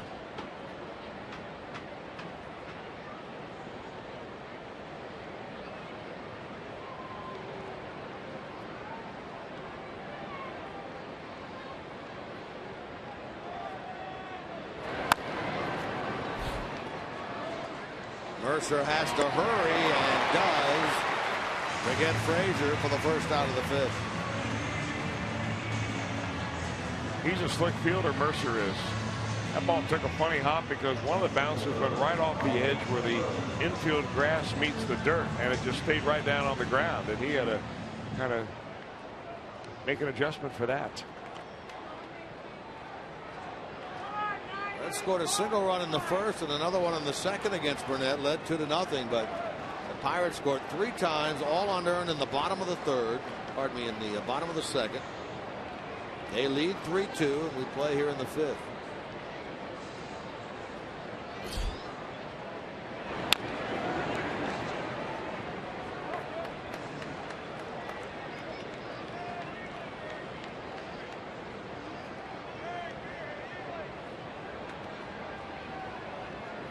Now, if the Reds could manage another long inning, it might be the end of Burnett's night. They try to get him out of there at about 95 pitches. They max out about 108, 110. I mean, he hasn't pitched more than that all year long. And he's coming up with number 90 right now. That's going to get into the center field area, and a base hit for Bird. Marlin 2 for 3, and he's hit the ball hard all 3 times tonight. Marlin is really staying on the pitch.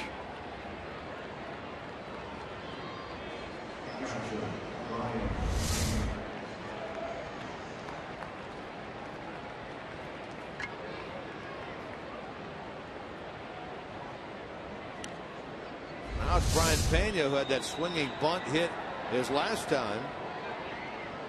Reds now about hit the Pirates 7-3, but trail 3-2.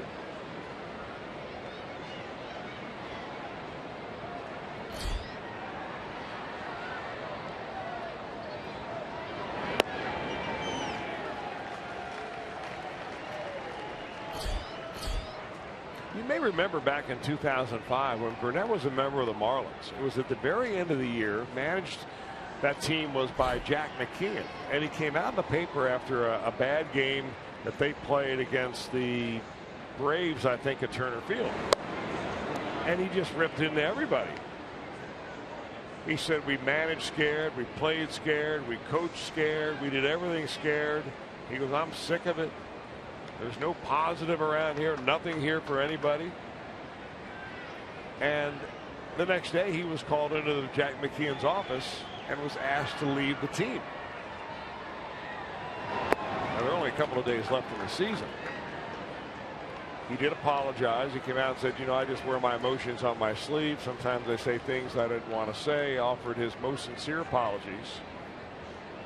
But by being dismissed from the team, He finished the season 1 inning short of receiving a $50,000 bonus for pitching 210 innings that year. 1 inning. Wow. It's a costly tirade. But it didn't last for long, because back in 2005 he averaged the fastest fastball of anybody in the National League at over 95 miles an hour. And when he went to the winter meetings that December, Toronto Blue Jays, they promptly signed him to a 5-year deal worth a whole bunch of money.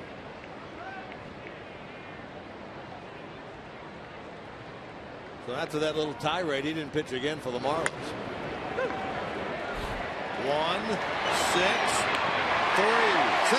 Safe at first is the call by Angel Hernandez, saying that Alvarez was off the bag on that throw from Mercer.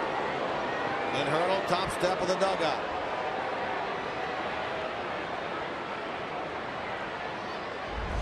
It's got all the makings of a 1-6-3 double play. You called it right.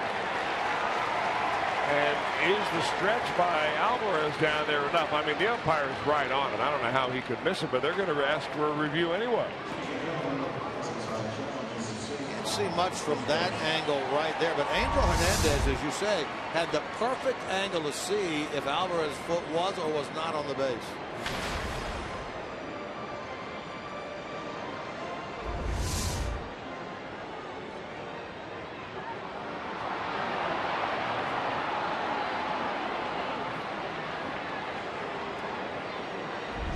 I know that there's somebody at home with a better TV than the one I have up here. Right. And they probably see it so clearly.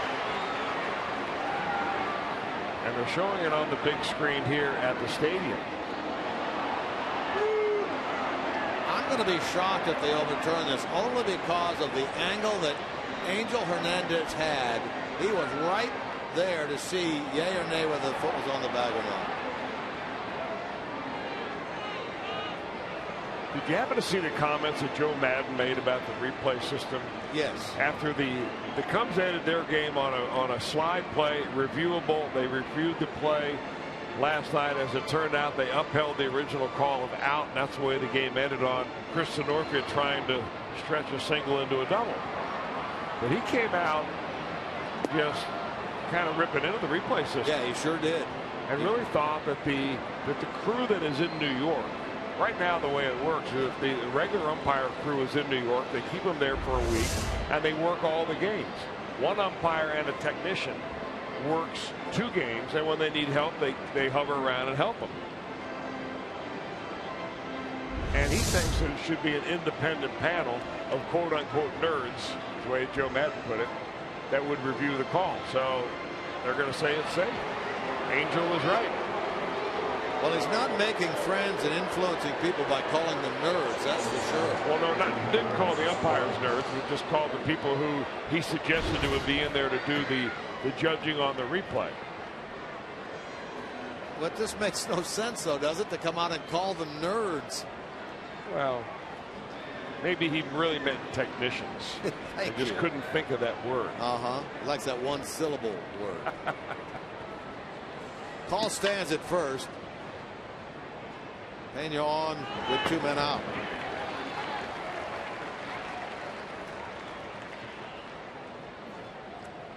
You know, part of that play, you have to give a little credit to Marlon Byrd.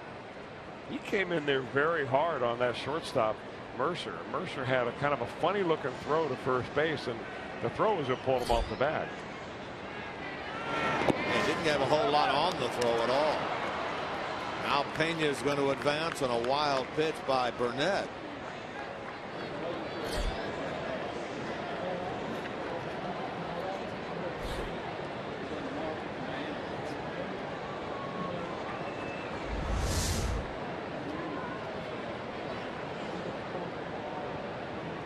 Suarez can come up with something here.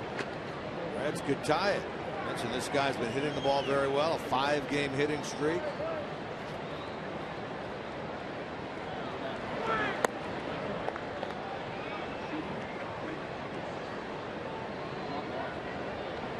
Burnett now at 98 pitches. He's only 3 times this year gone at 100 or more.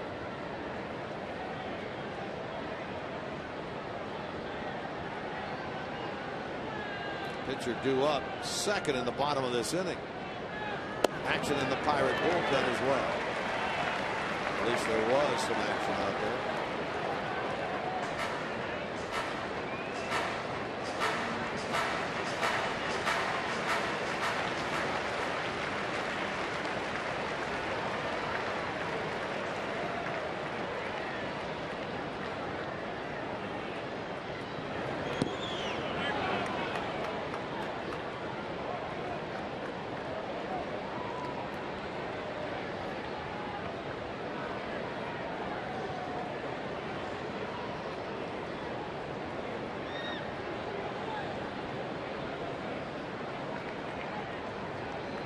Tying run, Pena. Suarez up there with 2 out.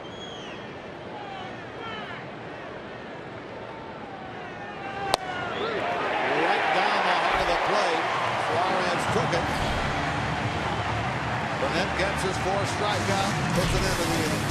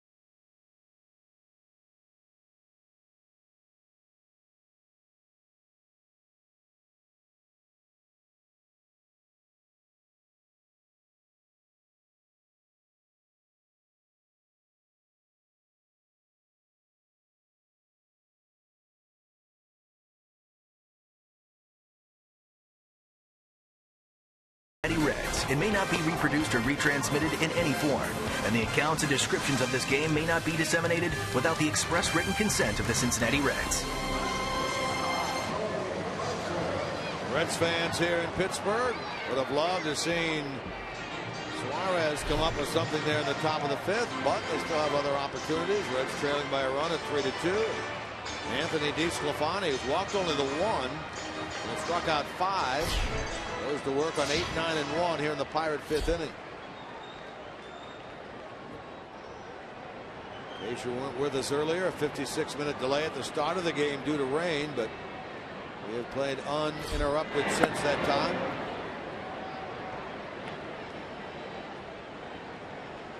Reds trying to win their 3rd road series of the season and their 2nd here in Pittsburgh.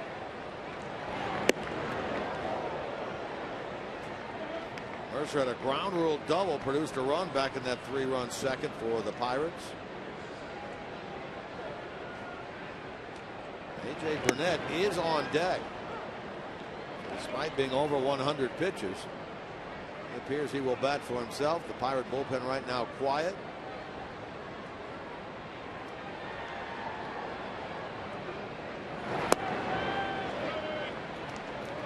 Mercer, as we mentioned, even though he's hitting the number 8 spot, has hit the ball hard the last couple of nights, and hard to center field and hard to right field. That's where his double was. So it looks like this time they're trying to pitch him inside a little bit.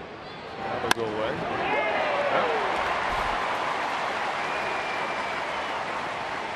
I don't think I've ever seen Jordy Mercer on this kind of a run where he seemingly hits the ball right on the button every time up.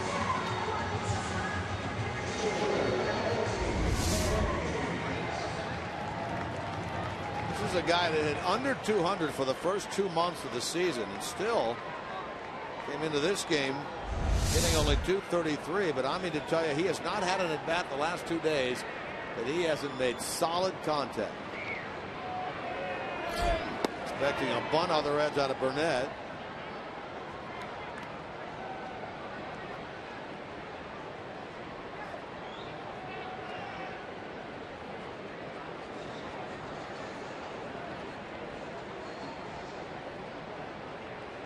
Burnett's hit the big blow in that second inning, a 2-run single to center.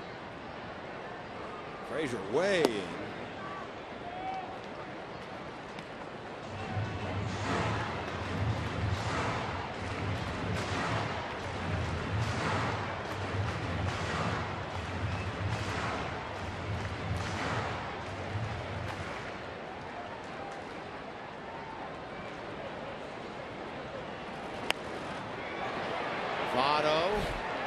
Take the out at first base to Phillips. So sacrifice executed by A.J. Burnett. We're going to follow each and every Reds game right here on Fox Sports Ohio. Stick around then afterwards for Reds Live postgame, brought to you by Performance Kings Honda. Complete recap. First words from Brian Price from the clubhouse after the game. That's Reds Live postgame.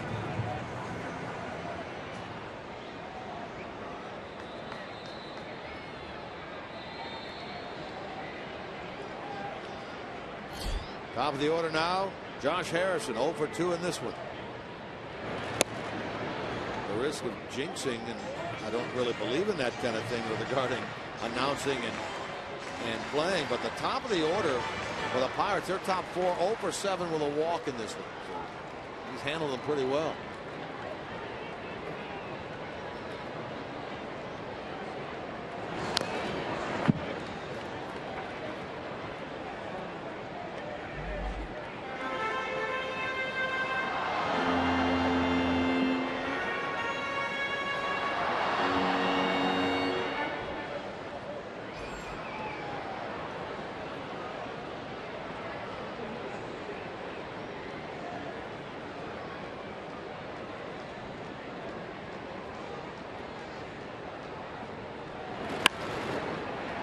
Short hop, nice pick by Frazier.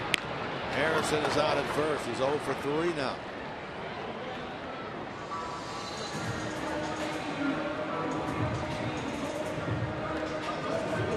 Mercer had to stay put, and so now for the Pirates it's Polanco.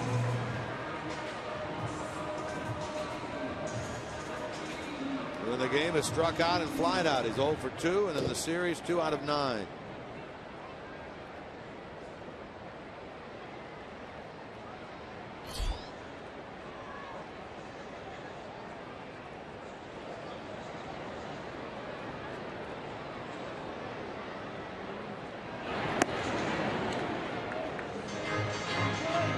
Remember, burst onto the scene last year as a Pirate, got off to a terrific start, then went into a slump, so much so that they sent him back down to AAA Indianapolis.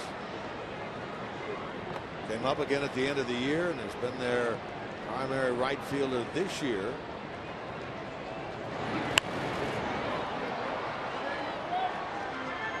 Thought he was going to be their leadoff man. They've actually had more success with Harrison leading off than Polanco.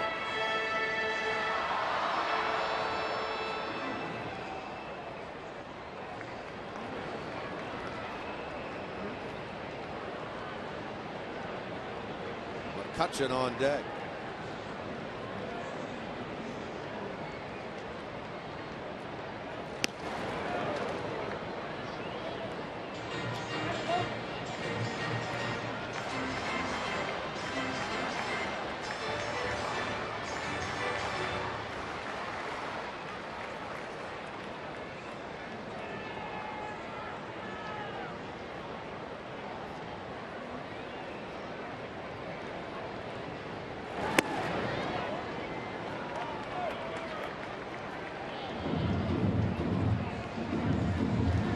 A big difference in pitch counts between Burnett and DeSclafani, who's at 77, Burnett threw 5 right near the 100 mark.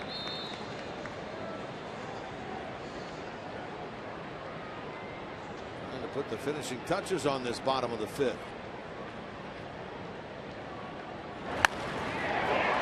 Phillips in the way of that smash. He will throw out Polanco. DeSclafani hangs a 0 in the bottom of the 5th. Pirates still by a run through 5.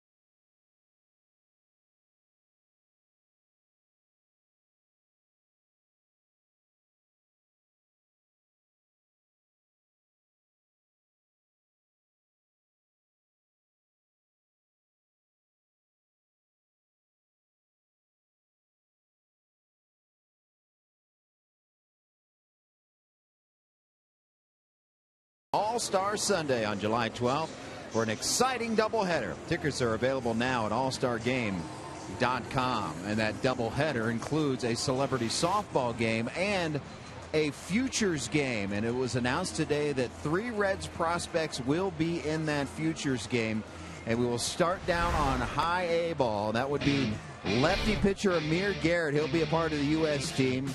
2 earned runs or less in 11 of his 14 starts at Daytona. U.S. team will also feature Kyle Waldrop. We heard a lot about him in spring training. He was recently just promoted to AAA Louisville. And for the world team will be Yorman Rodriguez. Also has been a member of the Reds in the past. .329 average in June at Louisville and AAA. And, of course, the managers for that team, former teammates. Doggy Tony Perez will manage the world squad. He'll go against Ken Griffey Sr., who will manage the U.S. team. Looking forward to it, guys. Yeah, I always like that game every year. I know Jesse Winker played in it last year and had a hit. Unfortunately, his season pretty much was wrapped up after that. But nice to see Amir Garrett, the guy who took kind of a leap of faith, didn't he, to give up basketball, stick with baseball. Looks like it's paying off. Hey, he's still young. He's 23 years old. Just turned 23 this season. Big, tall left-hander with a very good arm. And Yorman Rodriguez hit a home run last night, if I'm not mistaken, for the Louisville Bats. Swinging a hot bat down there. You got to look at Yorman's game to a certain degree at the end of last season and in spring training. And Kyle Waldrop's the guy who kind of emerged onto the scene last year with a good year. A great year last year. Yeah, you're right. And he's following it up with a solid year this year. Yeah. Skip Schumacher having a tough time tonight with A.J. Burnett. Well, Burnett keeps throwing that same pitch in the same spot. Schumacher just can't lay off of it. A little disappearing curveball that he throws down and in.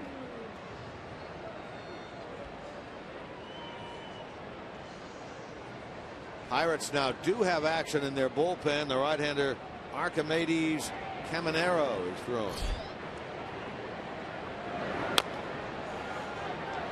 Tough play here, and Gong's not going to get it. Now they're going to stay fair. It will. Comes to a halt right before the line. That's a swinging base hit for DeSclafani. The chopper that eluded the glove of Gong. We've seen a couple of those like that. Brian Pena had one earlier in the ball game that was attempted to be fielded barehanded by Burnett. Couldn't do it. That was an infield hit, and now DeSclafani gets one.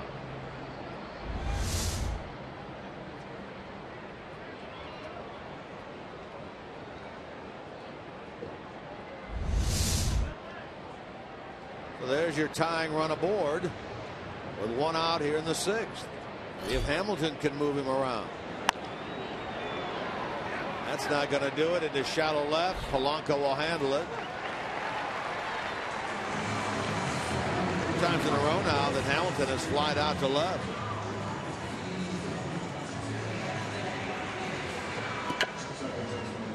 It'll be up to Brandon Phillips. Been on base all 3 times he's walked to the plate tonight. Reached on a gong air on the 1st to start the game. Tripled in a run in the 2nd. Singled in the 4th.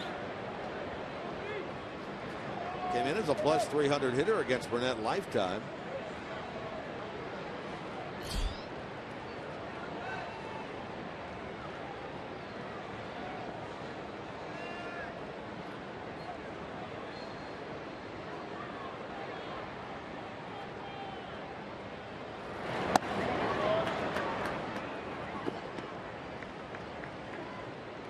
Pretty good work for the Reds here in Pittsburgh these last couple of nights with 2 men out. 10 for 22.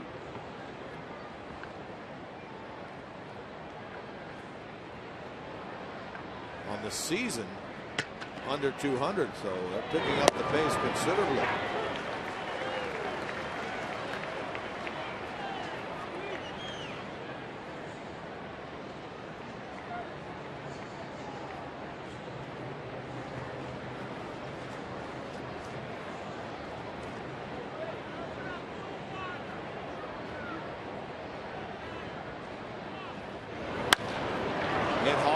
Center, McCutchen is right there, right on the screws for Brandon Phillips, but out to retire the side.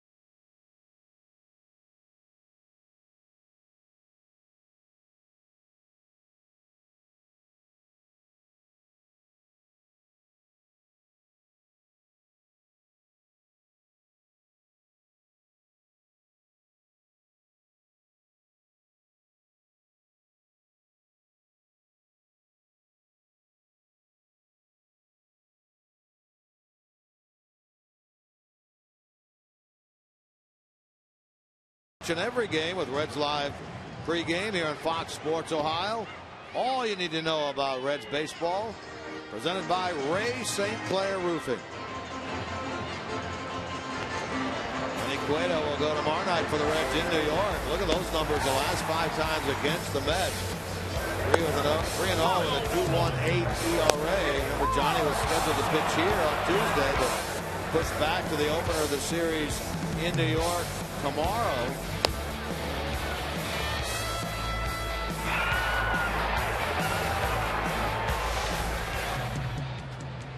Noah Syndergaard, fine Mets prospect. First onto the scene a little bit earlier this year. Scheduled opponent, Reds live at 6:30. Game tomorrow in New York at 7:10. Saturday's game is at 4:10, and then Sunday at 1:10. And the Reds are home against Minnesota. It is up and in again to McCutchen. He is really talking about DeSclafani working the inside part of the plate against their 4-time All-Star. Well, you don't have to go back too many years to have really what would amount to a beanball war between these two ball clubs. And McCutchen is right at the center of it. Pirates thought that the Reds were plucking him, and they plucked a few others in return. And it went back and forth and back and forth. Really never anything came of it. But, you know, McCutchen has to expect that as the best player on this ball club. I mean, if they throw at Votto, you throw at McCutchen. I'm certainly not suggesting it's there right now at all.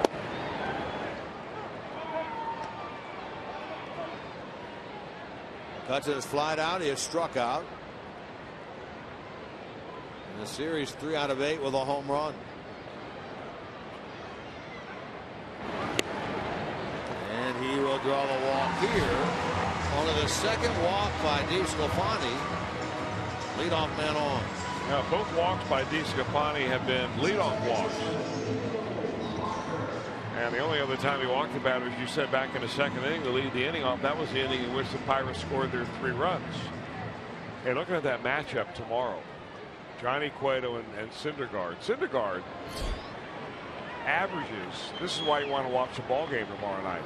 He averages 98 miles an hour on his fastball. They've been high on this kid for a number of years, haven't they? He certainly has an arm. That'll be worth tuning in for. I mean, just Johnny Cueto on the mound alone is a reason to watch. Sure.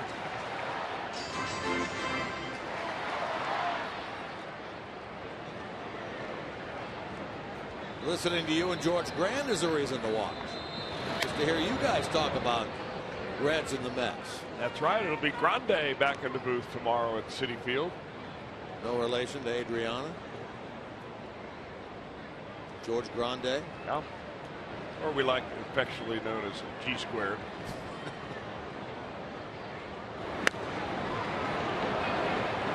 It's going to be handled by Suarez. Walker the first out of the inning.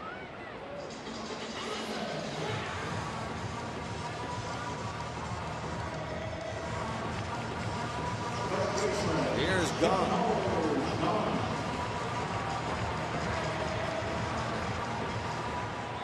Gunn has started at third base and at shortstop this year, more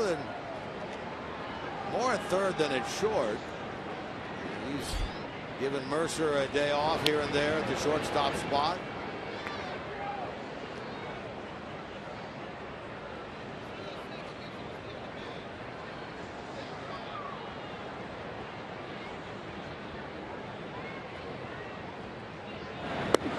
For 2 in this game.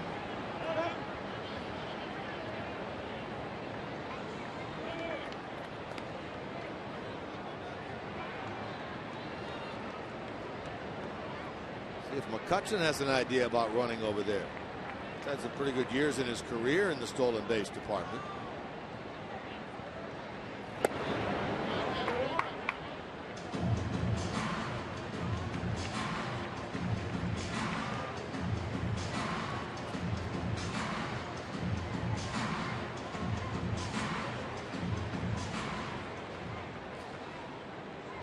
He's had as many as 33 back in 2010, 27 a couple of years ago.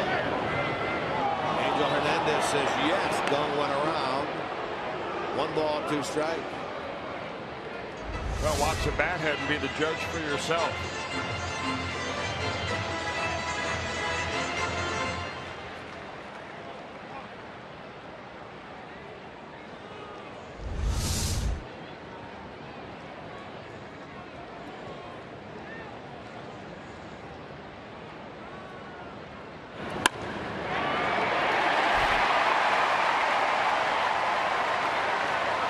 Pretty good bit of hitting right there, because that was not a bad slider at all. Looks looks like he fooled him on the pitch before, and he comes right back with it. Maybe got a little bit too high right here. And that wasn't high at all. It was right around knee high. Young just went down there to get it.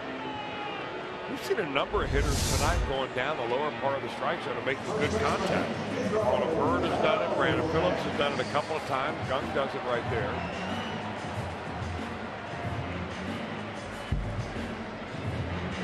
So now it's a dangerous Pedro Alvarez with 2 on and 1 out. Base hit his last time into right against the shift. No shift here with 2 runners on. Suarez cheats up the middle to try to keep McCutchen close. And Alvarez very late on that. 1 for 2 tonight means 4 hits and 8 at bats career wise for Alvarez against DeStefani. All of that coming this year.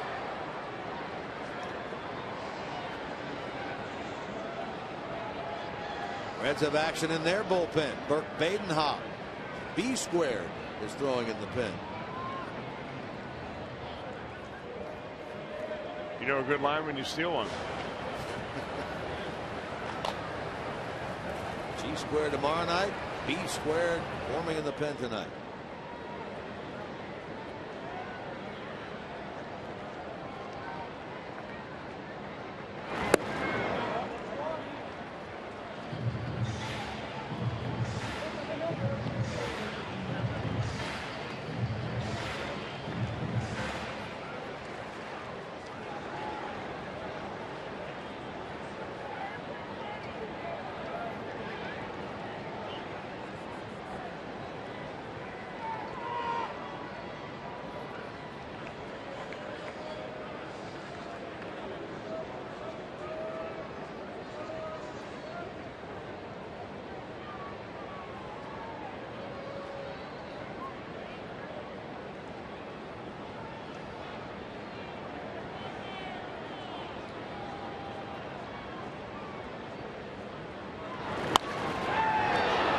See if it stays in play. Frazier chasing it. Suarez over there as well.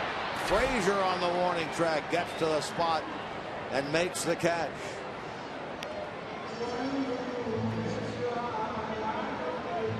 He just played good old country fastball with Pedro Alvarez and just went one heater after another. Alvarez never could get that bat through the zone.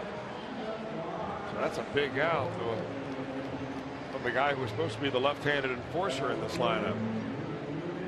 Now with 2 out, it's the catcher Cervelli. Hit into a double play as last time.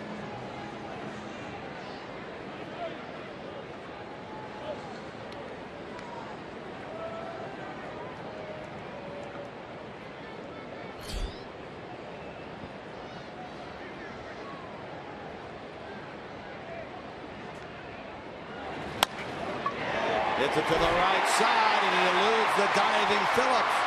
McCutchen will score, and the Pirates add to their lead at 4-2, and a run-producing hit by their catcher Cervelli.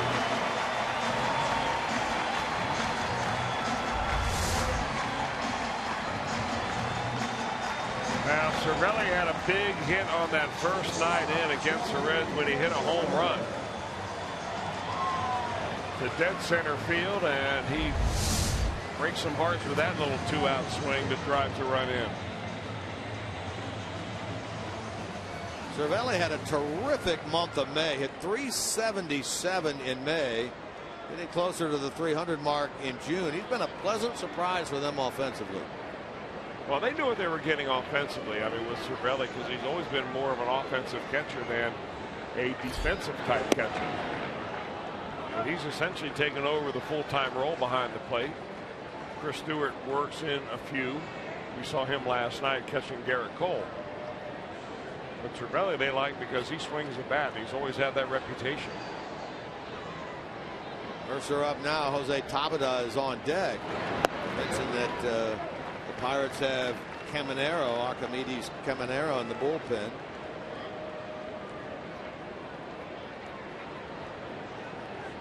Mercer an RBI double, line drive single, 2 for 2 in this game.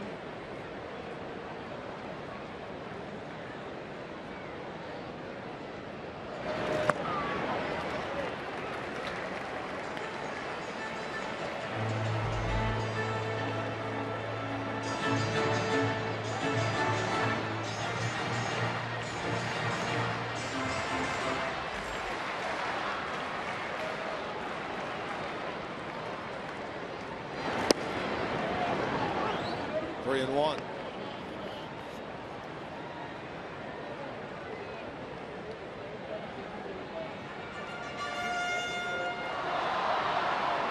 Cardinals have won that game tonight at Miami 5-1. Lance Lynn, activated from the DL, gets the victory tonight.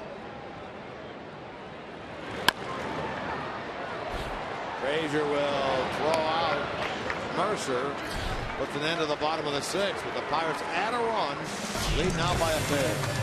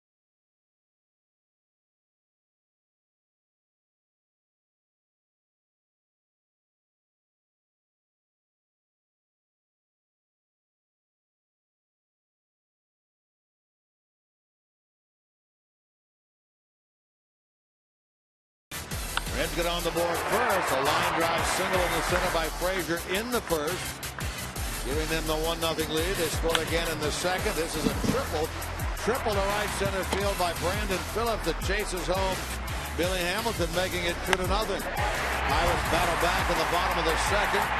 Jordy Mercer hitting the ball hard tonight, doubles in a run. Dung scores. A.J. Burnett, a career 113 hitter, drives in a pair, giving the Pirates a 3-2 lead. That's in the bottom of the second. They had a run in the bottom of the 6th, and they lead this game 4-2 through 6. That's tonight's Honda game summary. Meanwhile, A.J. Burnett out of the game, throws 110 pitches, 6 innings worth of work. He gives way to Archimedes Caminero here in the 7th. Well, a right-hander with a good arm, and I mean, he gets it up there in a hurry. Caminero does.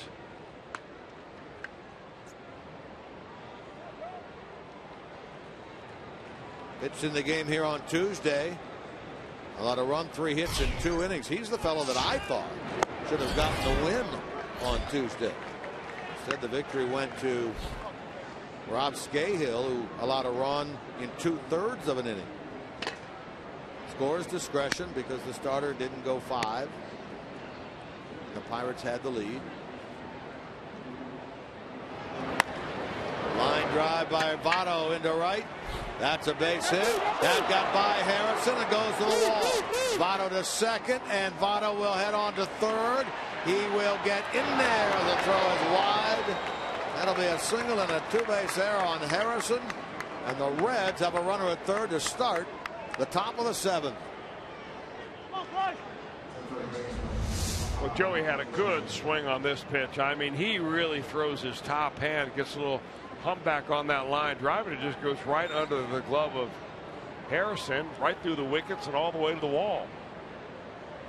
Votto's already made his mind up. He's not picking up the third base coach at all. He is deciding to go to third. He gets in there really without much of a throw. Second error on the Pirates.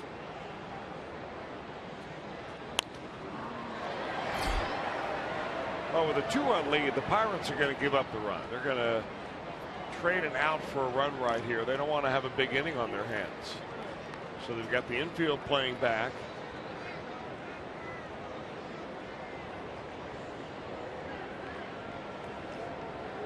where you put a guy in a strange position. And Josh Harrison can play just about any position out there. Sure. But still, right field's different than playing third base or playing second base. Those are his two best positions, probably. Frazier hits one deep to left field, nearing the wall. Home run, Frazier. And this game is tied 4-4 as Todd Frazier unloads number 24.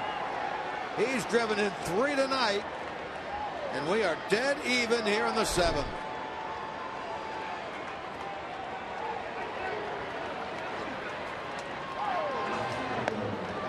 Right to it, our Miller Time moment of the night, brought to you by Miller Lite.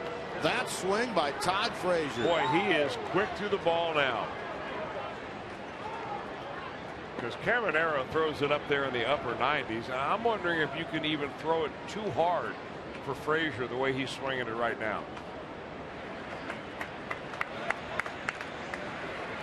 24 long ones, 52 RBIs now for Todd Frazier. You kidding me? This guy should be the starting third baseman in the National League. He's proving it over and over again every day. Wow. 3 behind Giancarlo Stanton of the Marlins. That goes down technically as a blown save chance for Caminero, even though it's not the 9th inning. A.J. Burnett allows 1 earned run, 2 runs total in 6 innings. We'll get a no decision in this game tonight. We talked about he came in with the 4th best ERA in the league at 2.05, and it does lower his ERA to 2.01. He will not be a pitcher of record tonight.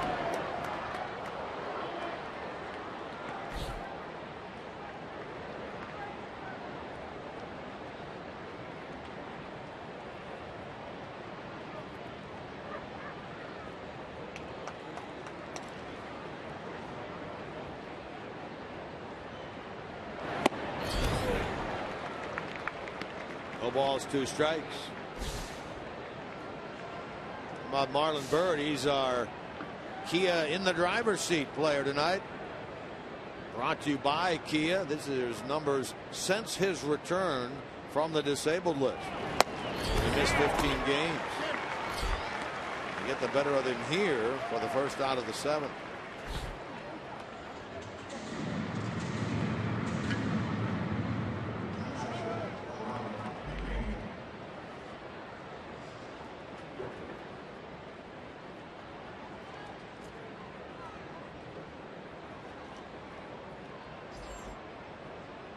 Here's Pena.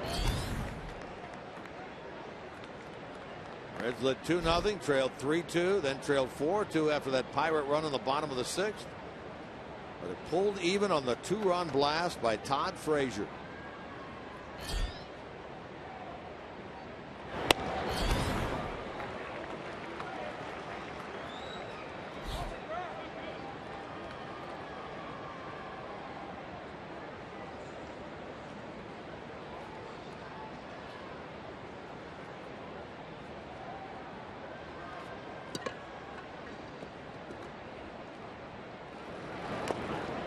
Did it hit him? It did. It looked like on the right forearm area.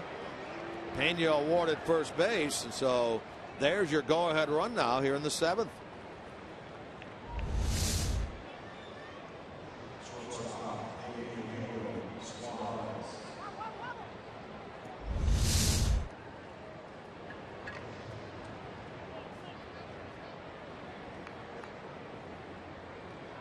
Pena runs the bases. By the way, the Pirates do have Sean Rodriguez playing first base now.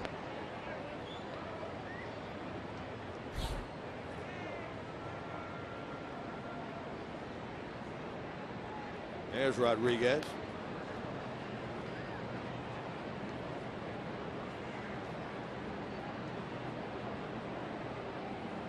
Line drive, base hit in the left by Suarez. Pena, who was moving on the pitch, stops at second base, and so after the home run, the Reds have started up again a hit batsman, and a base hit.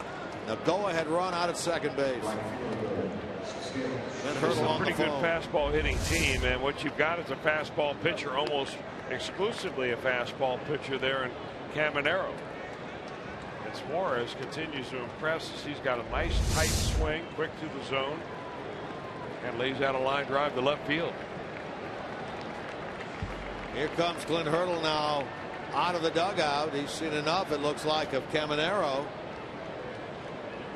Pirates and the Reds, for that matter, have action in the bullpen. Clint extends the hand. He takes the baseball from Caminero. Pirates will make a pitching change. This is our Skyline Chili call to the bullpen.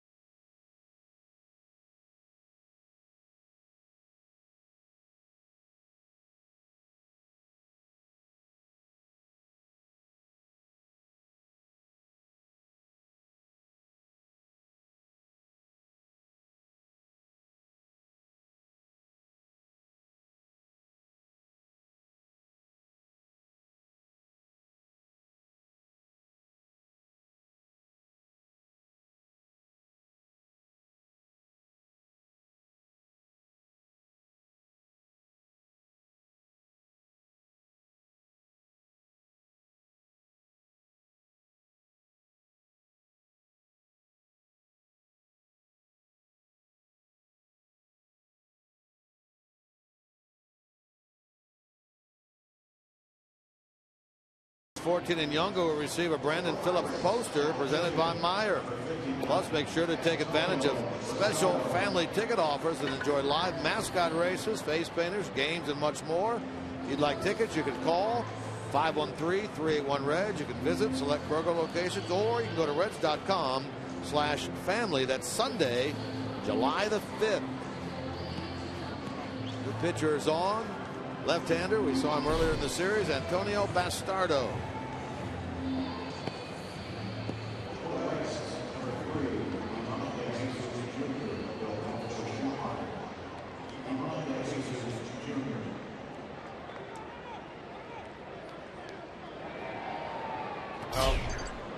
Bastardo pitched in last night's ball game, and he pitched the full inning in the ninth.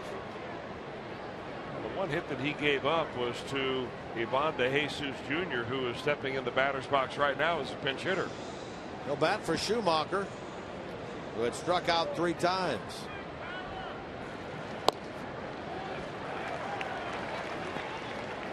Talked about the swing. You like the swing of Suarez. You like the swing of this guy too, don't you, De Jesus? You know, he's been given an opportunity to play, De Jesus has, and he's taken full advantage of it. Yeah. He brings a lot of energy too. I just like his attitude.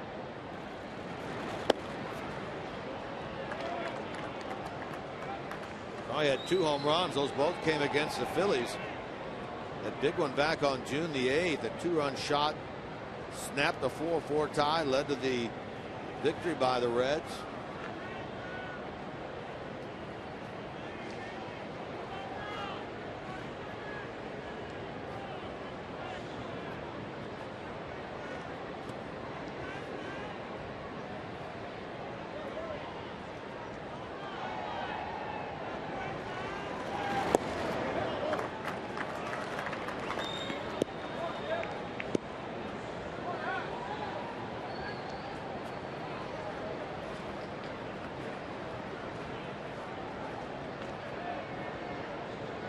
Bastardo acquired from the Phillies by the Pirates in a trade in December of last year.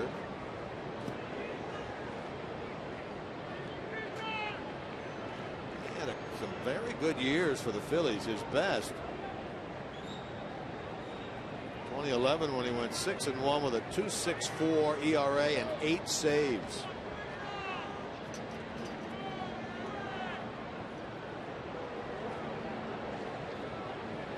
You know, De Jesus is a guy that you have to really, you say, this guy's really earned his way. He's 28 years old. He spent parts of 11 seasons in the minor leagues. Originally a second-round draft pick by the Los Angeles Dodgers.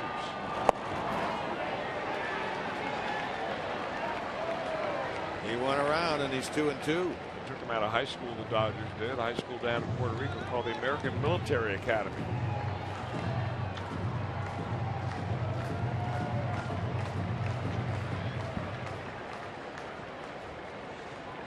Which may be the reason why he answers all the questions I ask him as yes sir and no sir. Very possible. Of course, you're kind of guy that demands authority when you talk to people. Well, I never wanted to be that old. Takes the high fastball here, and that's one of Bastardo's real weapons, that four-seamer. He just runs it up there at the top of the strike zone. Now Chris Dominguez will bat for DeSclafani.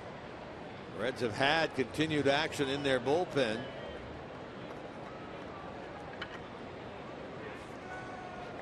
Dominguez on the year with the Reds, hitting .278 off the bench, 2 out of 7. Aiden Hop continues to throw along with Matthews. Reds tie the game here in the top of the 7th on the 2-run homer by Frazier.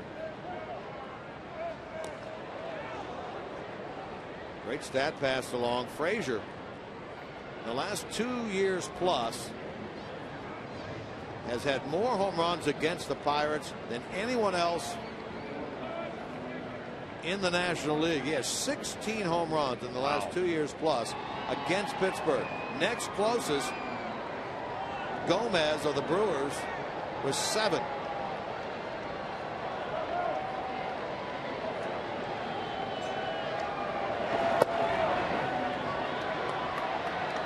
This is a good matchup for Chris Dominguez. He can hit a fastball, but sometimes he gets so anxious he chases pitches out of the zone and gets himself into a pitcher's count. That was a big key to stay off of that pitch. Make Bastardo come right to you.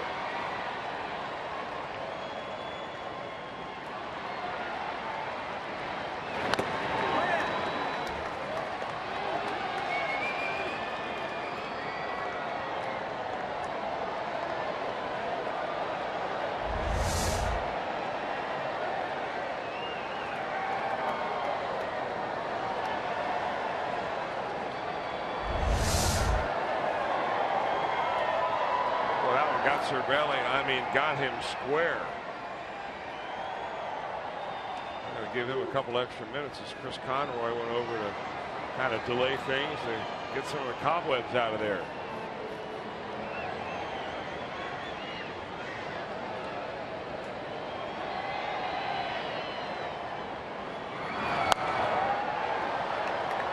That'll get out of play. Ball and 2 strikes.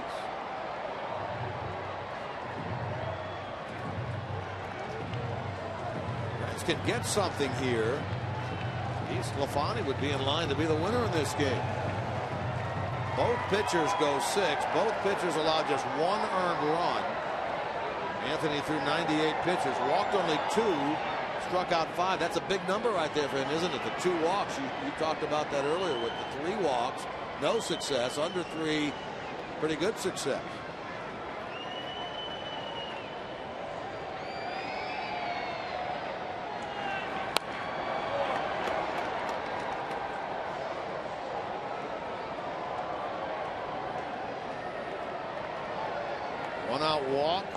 A 1-out hit batsman of Pena, then the hit by Suarez, then the pitching change, and Bastardo.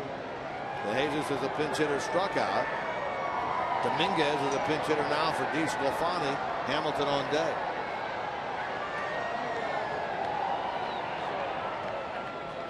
Both runners on belong to Caminero.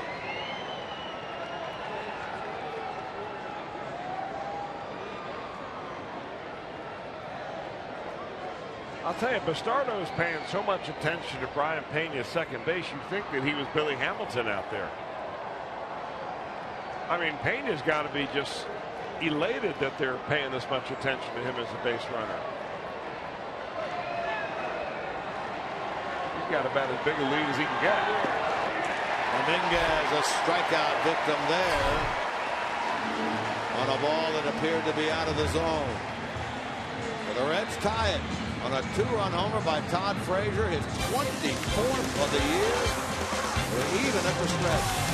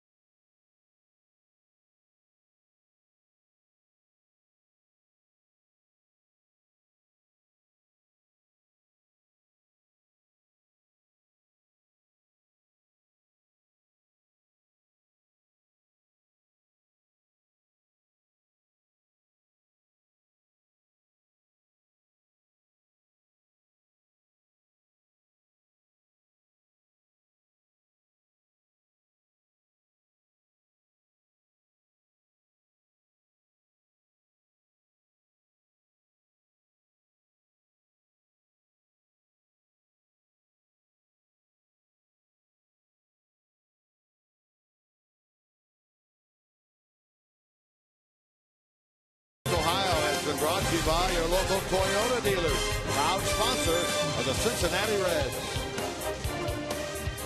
We're in Pittsburgh, Pennsylvania, wrapping up this 3-game series against the Pirates with 4-4. Big home run on the top of the 7th by Frazier. Not in this game. 24 home runs now, 52 runs batted in on the year for Frazier. New pitcher, meanwhile, replacing Anthony DeSclafani, is Bert Badenhop. Now, Badenhop now 32 years old and been around a while. He's pitched a lot of baseball games. This is game number 375 for him. All but 10 of those appearances have come as a reliever. He was a starter when the Marlins first brought him up, and then converted to a reliever full-time in 2010. That's where he's been ever since. Also played for Tampa Bay, Milwaukee, and the Red Sox last year. He gets Sean Rodriguez, who came in as part of a double switch when Caminero entered the game to lead it off. DeJesus stays in the game. He's now in left field for Cincinnati. To Frazier, right at the edge of the grass. And a nice scoop on the receiving end by Joey Votto to retire the leadoff man.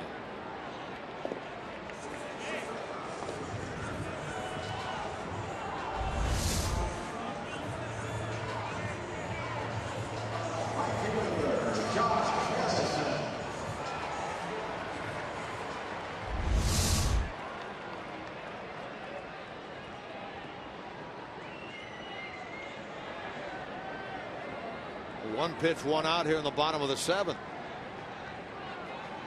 Mentioned that DeJesus is in left field. Marlon Byrd has moved to right field with the departure of Schumacher. Really, Byrd had played a lot of right field, a lot of center field before coming to the Reds this year. Left field was a relative new position for him. Hamilton will run this ball down. Hauling in off the bat of Josh Harrison. Bert Badenhop has come on, thrown 2 pitches, gotten 2 out. 3 pitches, pardon me. Close enough. Batter will be Polanco. This guy's gone long stretches this year without working. Semi-long one here. He hasn't worked since the 20th against the Marlins. He won an inning and a third in that game. Here he is working 5 days later.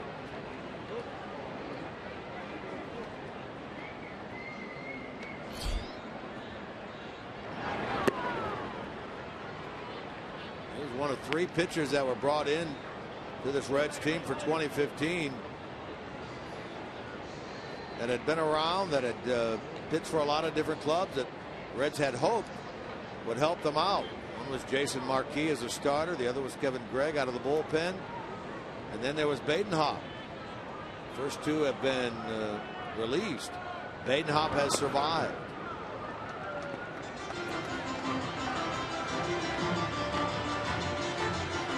Lefty Tony Watson up and throwing in the Pittsburgh bullpen.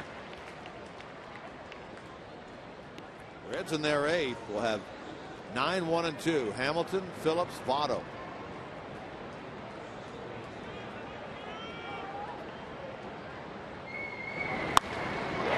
Line to right, but going to stay up for Bird. And a good inning, although a couple of hard hit balls off of Badenhop. But a 0 on the board in the bottom of the 7th for the Padres.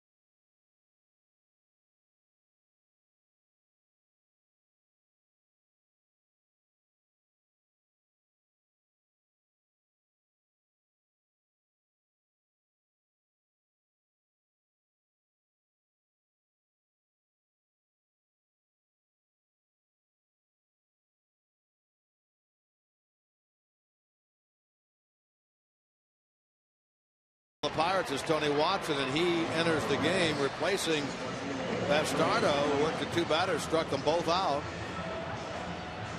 7 innings in the books, a 4-4 game. Winner wins this series. Here's Watson. Now this guy is about as tough a left-handed reliever as you will find this side of Aroldis Chapman. He did pitch an inning the other night. That was in a game that was started by Jeff Locke, and he ended up striking the side out, as did Mark Melanson. And he got Bird, he got Bruce, Bird, and Suarez on strikes in the 8th inning on Tuesday. Billy Hamilton turning around and batting from his stronger side in terms of average. Well, this is the time when you're Billy Hamilton, you really got to bear down right here. This is your biggest at bat of the night. You lead off, got a left-hander out there, possible stolen base situation. Do you push a bunt to the right side? Kind of an interesting defensive configuration. They've got Sean Rodriguez, the first baseman, way off the bag here. I mean, that is a long way between there and the first base bag. He wants to create an angle if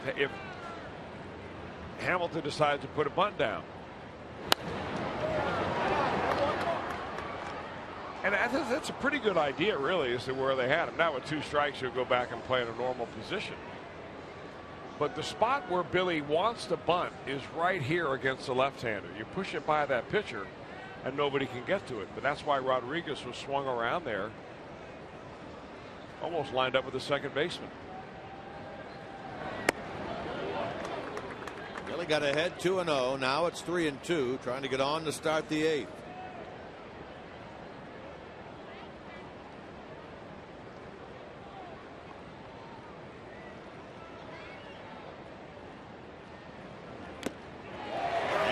Strikes out.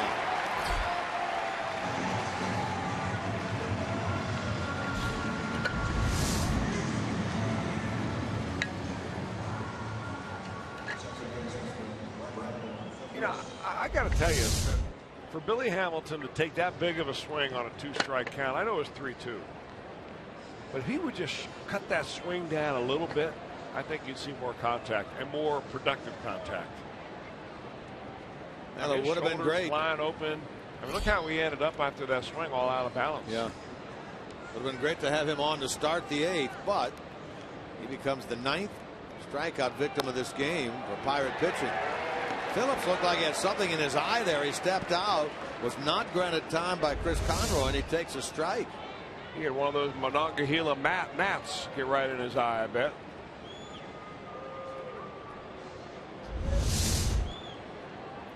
Free pitch there for Watson. Brandon lined out his last time. He's 2 for 4.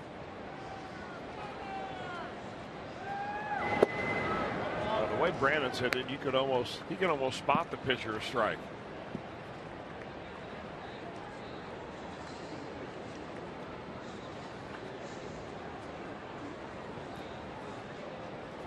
He has that average back to the 290 mark. He was over 300 for a while earlier this year.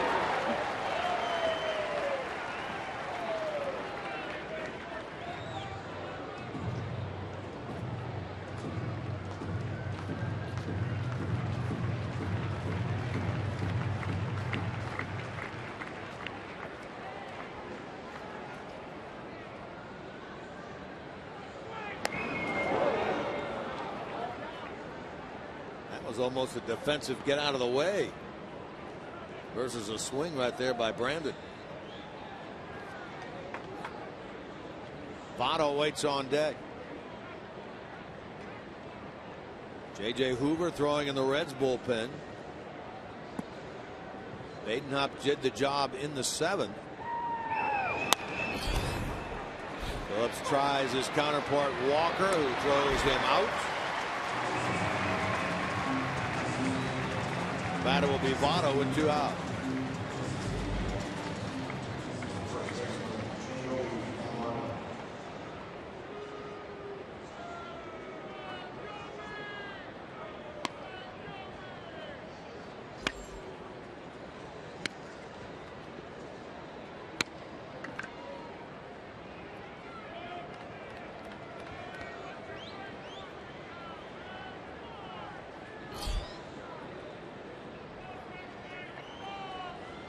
Votto a singleless last time, turned into, in effect, a triple with a two-base error out in right field by Josh Harrison. Keeps his on-base streak alive with that base hit in the 7th. Now has reached base in 32 straight. It's it toward the middle, cut off Mercer, 360 spin to get it at first. Defensive shifting pays off for the Pirates. Reds go in order for the first time tonight.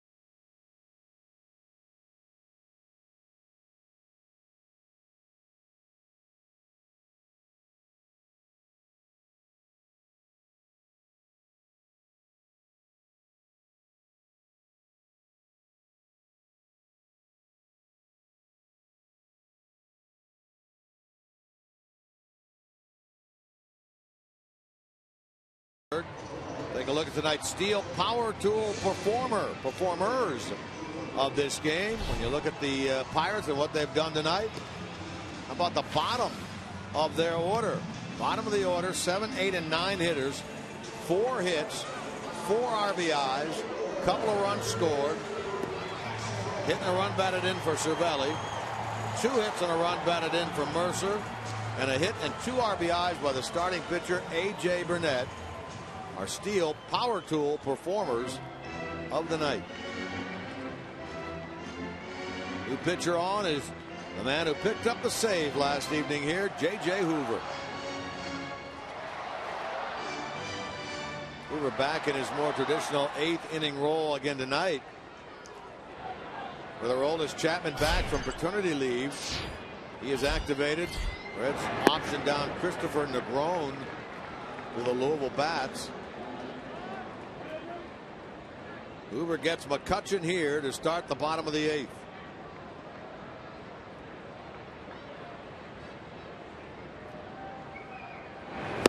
Well, they're turning the ball over to the most consistent relief pitcher that the Reds have had, and that includes Aroldis Chapman.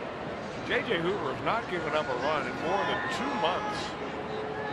Go back to April the 21st, and actually in that ball game, he came in and pitched 1/3 of an inning. It was a 16-10 Reds win. We call that the Grand Slam game.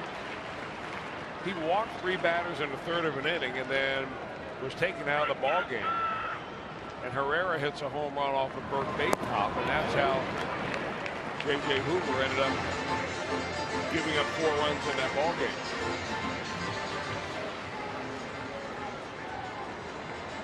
But he has been mighty stingy ever since.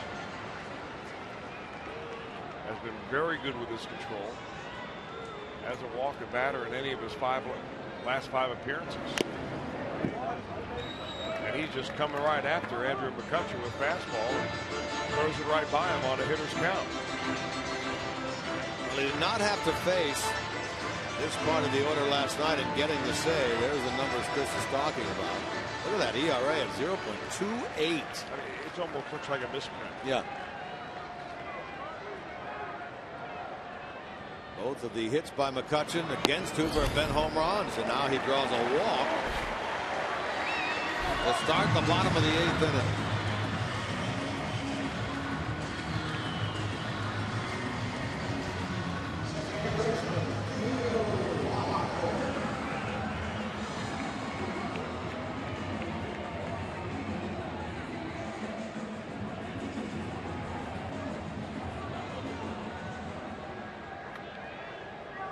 Walker hit a double last night, but except for that, he really hasn't done much in this series.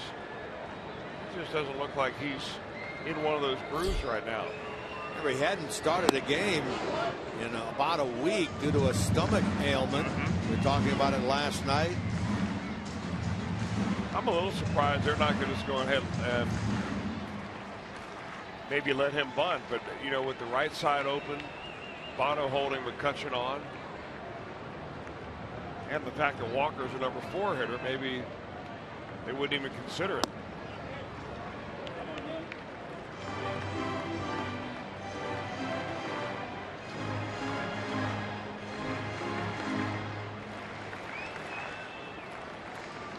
Gung waits on deck.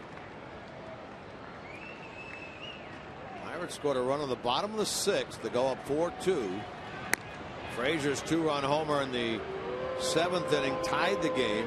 Reds had a great chance with 2 on and 1 out after the home run.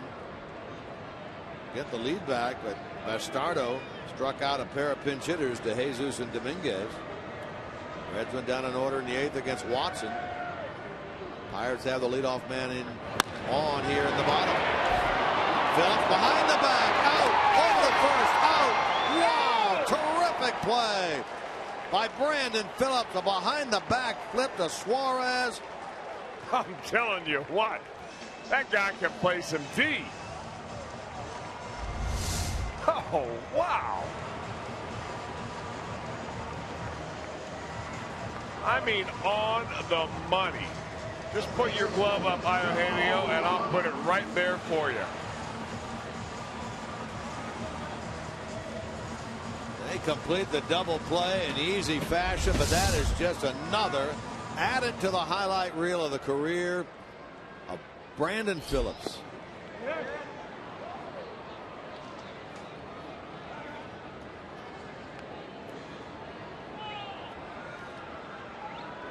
Two out, nobody on. Gung in this game is 1 out of 3. Had a base hit his last time. Hoover trying to send this game even into the ninth.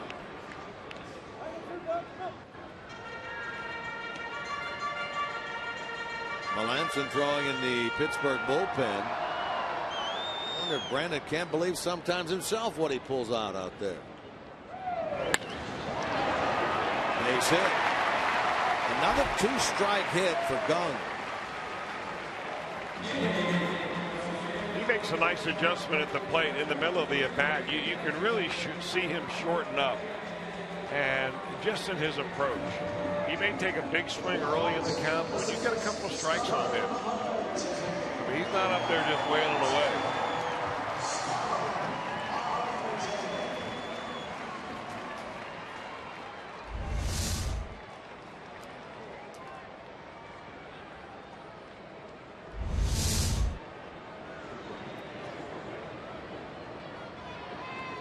Starling Marte comes off the Pirate bench now to bat for Watson.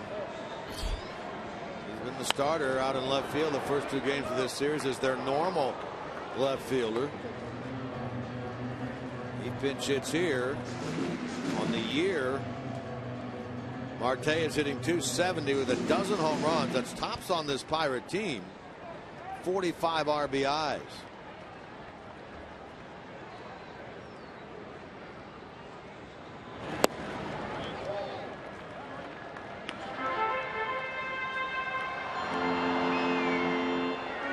J.J. Hoover is really finishing his pitches. If you see him at the very end and watch that little wrist pop as he lets that fastball go, all his momentum is going right towards home plate.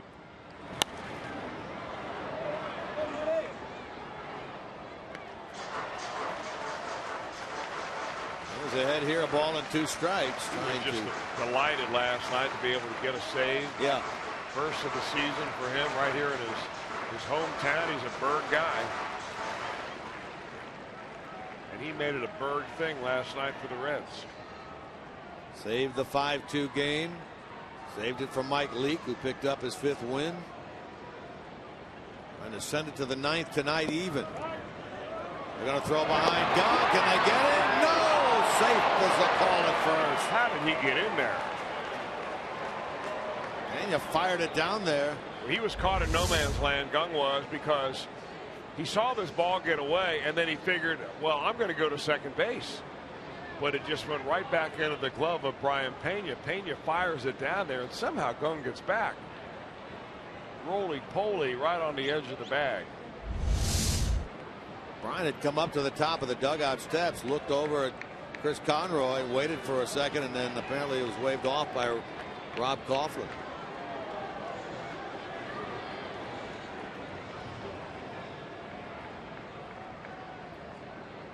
Marte, the pinch hitter for Watson. Gung, the go-ahead run at first.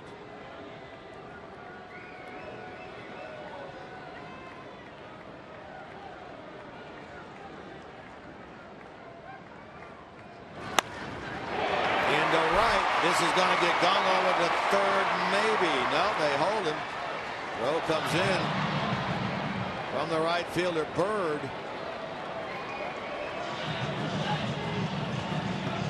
Back-to-back 2-out hits. How big is that play by Brandon Phillips now? Saves the go-ahead run right there. Now it's the catcher, Cervelli. Talked about the fact that he's always been a pretty good offensive player. Up over 300 this year after a slow start. He has the chance to put the Pirates in front.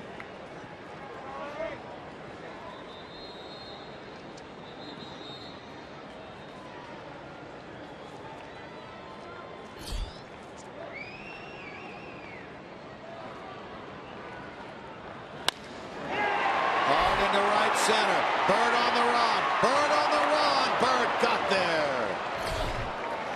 Takes a hit away from Cervelli to end the inning. Frazier will lead it off for the Reds in the ninth. This game saved in the bottom of the eighth by this play by Brandon Phillips with a behind-the-back flip right on the money.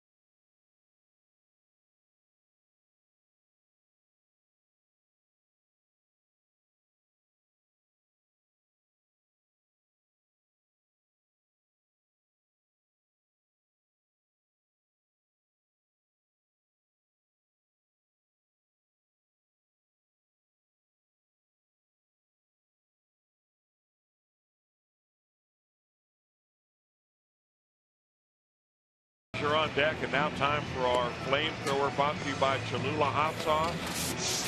Caminero throws at 99, and what does Todd Frazier do? He swings 100, and out of here it goes. With a 2-run home run that tied the ball game up off Archimedes Caminero, and our flamethrower of the night brought to you by Cholula Hot Sauce.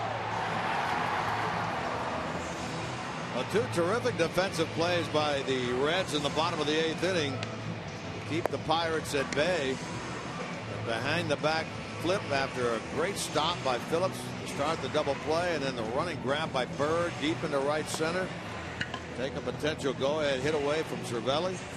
Now the Pirate closer in a non-save situation, Mark Melanson into the game. You see it happen all the time. You know, you're playing at home, you go either ninth inning or longer in extra innings, and they bring in the closer because he's the best guy they got. So they've used up their best setup man. They have now used Bastardo and Caminero, now Melanson. So that bullpen's got to be getting a little bit thin. Well, the Pirates with the move they made yesterday in calling up Volstead, and the Reds with the move today of activating Chapman, both now have an extra pitcher out of the bullpen. Tradition goes 5 starters, 7 relievers. Both these teams have 5 starters, 8 relievers right now, meaning they're both short a player on the bench, each having only 4. Reds have double barrel action in the pen. Lefty Chapman, righty Matthews. Frazier homered against Caminero in the 7th. How about if he does it again here against Melanson in the 9th? Melanson retired the side in order in picking up the save on Tuesday. Did not face Frazier.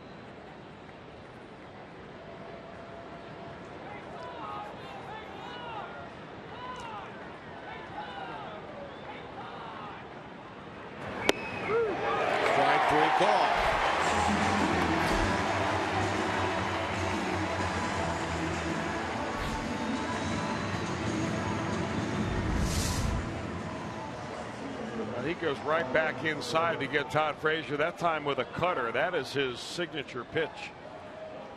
That whole at bat was set up by 2 fastballs. First 2 pitches of the at bat that he threw inside to Todd Frazier. Made him aware of inside, went away with a slider, got him on the cutter. A lot of people thought that Melanson was on the downslide because he lost a couple of miles an hour on his fastball, but he has thrown the ball this year maybe as well as he ever has. Bird into center. McCutchen hanging out there to make the catch. 2 out.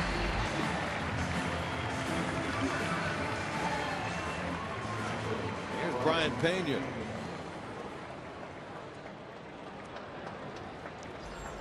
That extra pitcher in the bullpen.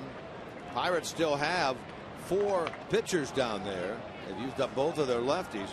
But only one player, the backup catcher, Chris Stewart, off the bench, is left. Again, the lefty Chapman, the righty Matthews throwing in the Cincinnati bullpen. 4-4, top of the 9th.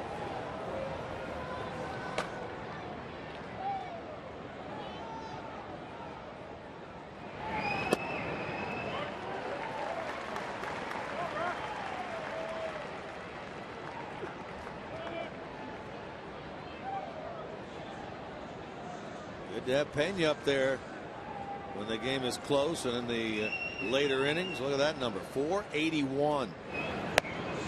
What is the definition of that? I think it's 2 runs or less. When the game is separated by 2 runs or less, is it 7th inning on? I think it's 7th inning on, yeah. Otherwise known as clutch.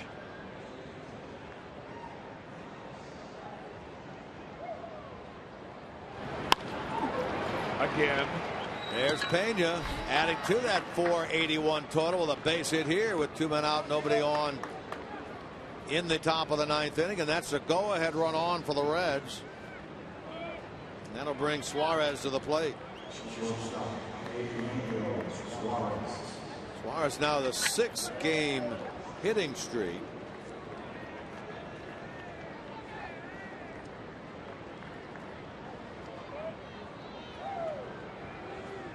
A career best for him. And he picked up a base hit his last time.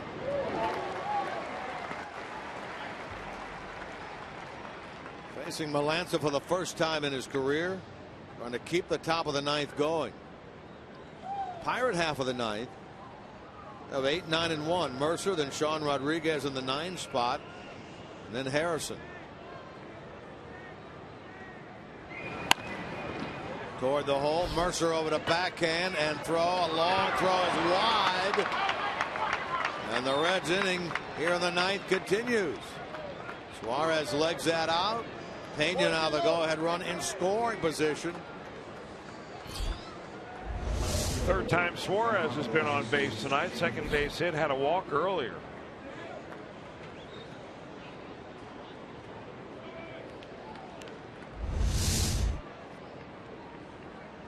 So a strikeout looking of Frazier. Deep fly out to center by Bird. 2 out, nobody on. Pena singles. Suarez infield single. Now DeJesus, who had a big at bat against Bastardo in the 7th. With 2 on and 2 out. He struck out in that AB. Trying to come up with something here in the 9th.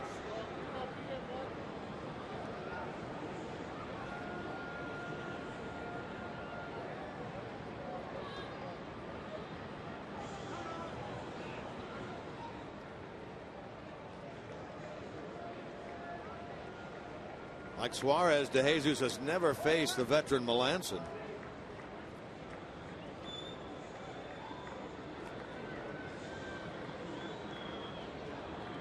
Reds now have 13 hits in this game.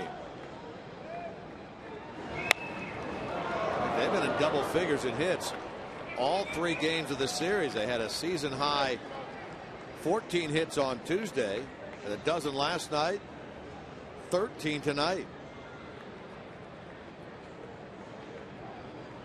Against a Pirate pitching staff that came in the 2nd best ERA at 2.88 start of this series.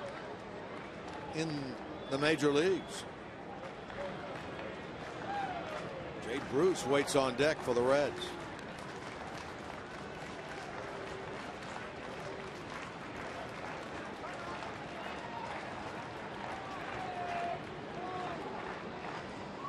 You know, Pena may not be the fastest player out there, but he gets about the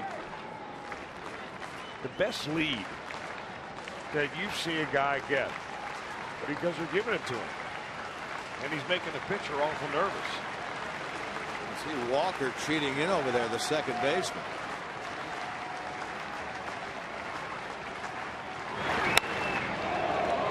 DeJesus takes a good healthy cut up there.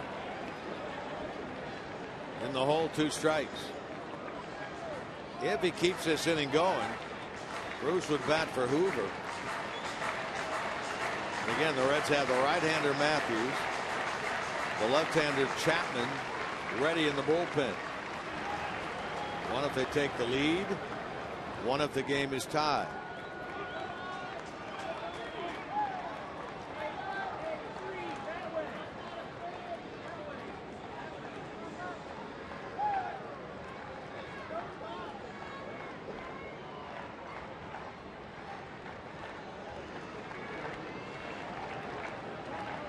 Another long look by Melanson, so much so that again DeJesus requested is granted time by Chris Conroy.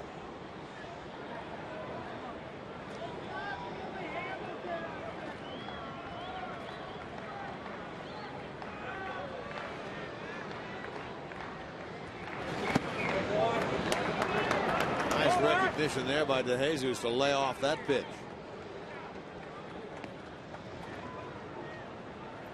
1 ball, 2 strikes.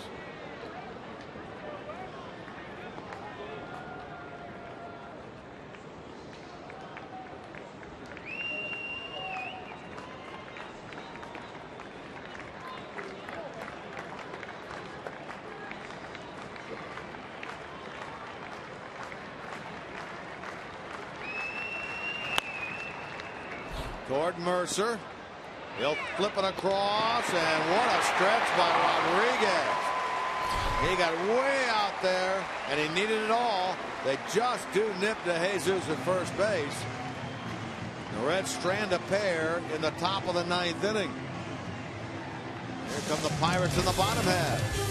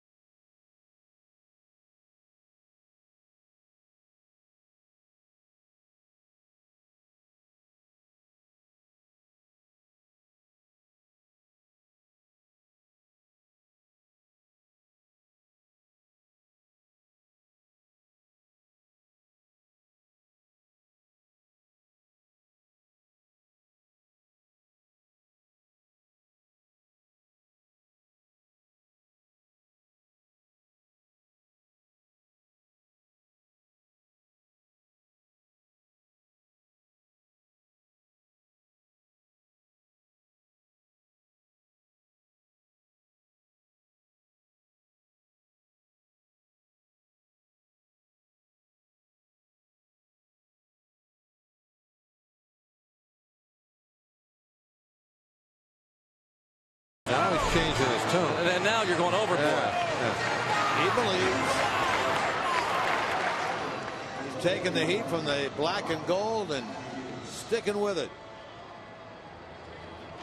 Ryan Matthews, new man into the game, the 5th pitcher. Check that, the 4th pitcher for the Reds, 3rd out of the bullpen. Hoover 1 inning, no runs, 2 hits. Now Matthews will try to send this game into extra innings by working a scoreless bottom of the 9th.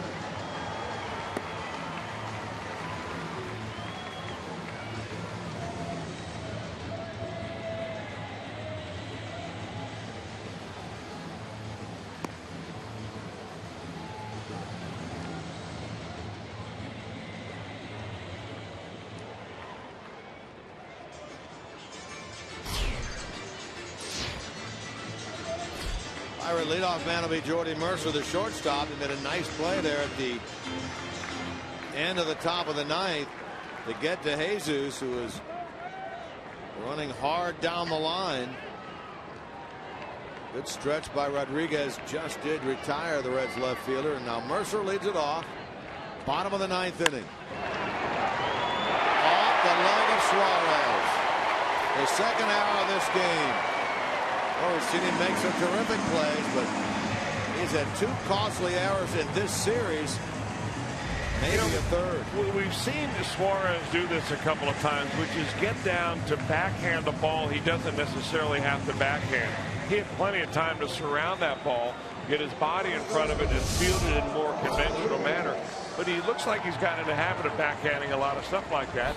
And if the ball takes a bad hop, like that evidently did, then you have less chance of fielding that when you're trying to backhand it.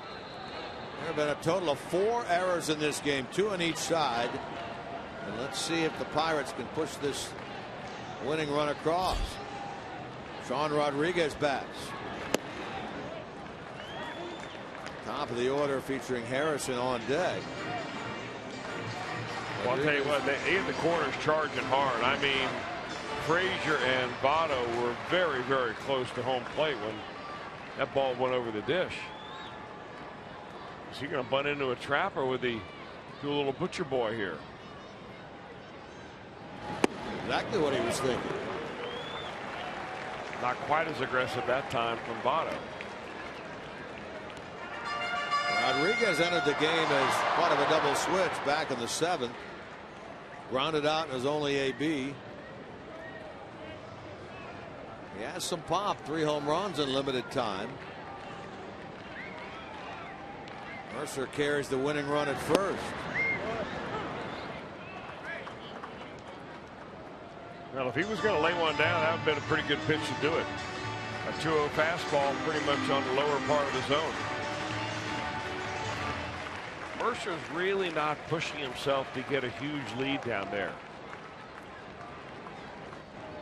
Even though Votto kind of stands a step or 2 in front of the bag. I mean, he really ought to be able to see how easily he got back to the bag. He could stretch that lead even a little bit more and deter the Reds from trying to get that lead runner on a medium bunt. A little better lead now. But once Votto starts moving in, that's when that runner ought to take it off. Votto will field. Fire on to Phillips. They get Rodriguez. Sean Rodriguez does his job. The Pirates will have 2 opportunities now to push the winning run across in the bottom of the 9th. Sacrifice goes 3-4. Well, it was a pretty good sacrifice, but you're never going to get that lead runner at second base if the first baseman vacates his position before the pitch is made to the plate. Because as soon as Votto started moving towards the plate to get the bunt, the runner at first base started moving towards second.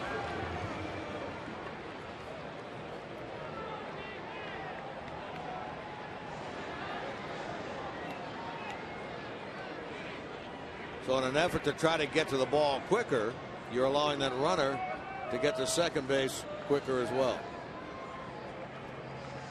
Now here's Harrison. Hitless in this game, wearing the collar, 0 for 4. In the series, 2 out of 9. Harrison on the year, 283 hitter with runners in scoring position at the start of the night.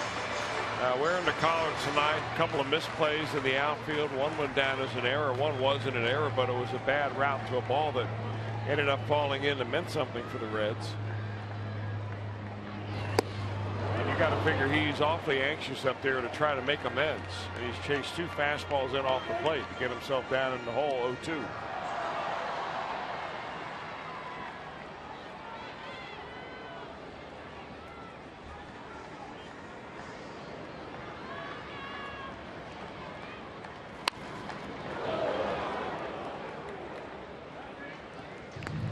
Polanco on deck.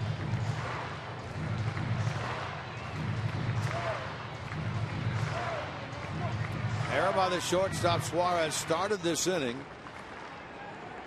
Off a ball hit by Mercer. Rodriguez moved him along with a sac bunt. Roller Ball is slowly hit. The runner's going to have to stay at second. It's going to be a hit by Harrison. Frazier did a good job right there to make sure that that runner didn't get over to third. Well, if Frazier comes in very hard and tries to field this ball, barehands it, and does not get Harrison at first base, the runner ends up at third, 90 feet away. You have no out at second base, or at first base. So you'd have a winning run at third base with only one out. So that was a good play, heady play by Frazier. It does set up here if the Reds can get it. An inning-ending double play ball off the bat of Polanco. Although when you look at the numbers in terms of hitting into a double play, this guy is tough to double up. To the right side. There's one. That's all they get. In the National League, Polanco, second only to Charlie Blackmon of the Rockies, toughest to double up.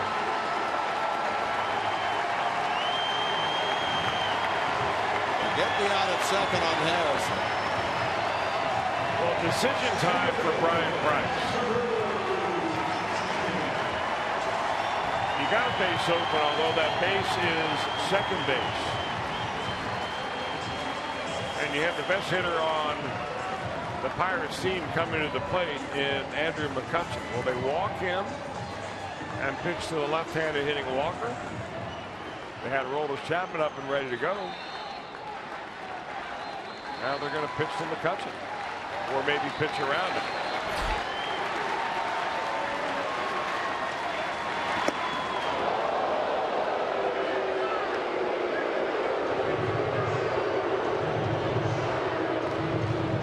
McCutchen is a .400 hitter with runners in scoring position. Now, you suggest the possibility of Chapman against Walker. Turn Walker around and bat it from the right side. A much worse hitter from the right side than he is from the left side.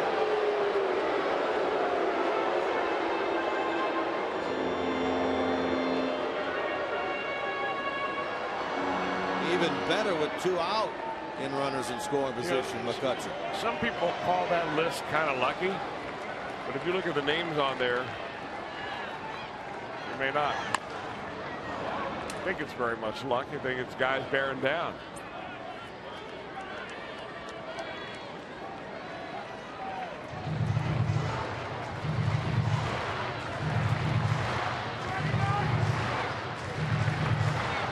Pitcher spot is due up first in the 10th inning for the Reds if they get that far.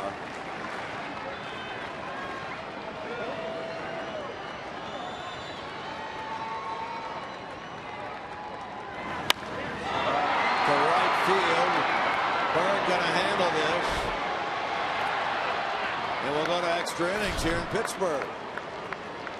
Just shy of an hour's delay at the start of the game, but we have played through 9, tied 4-4.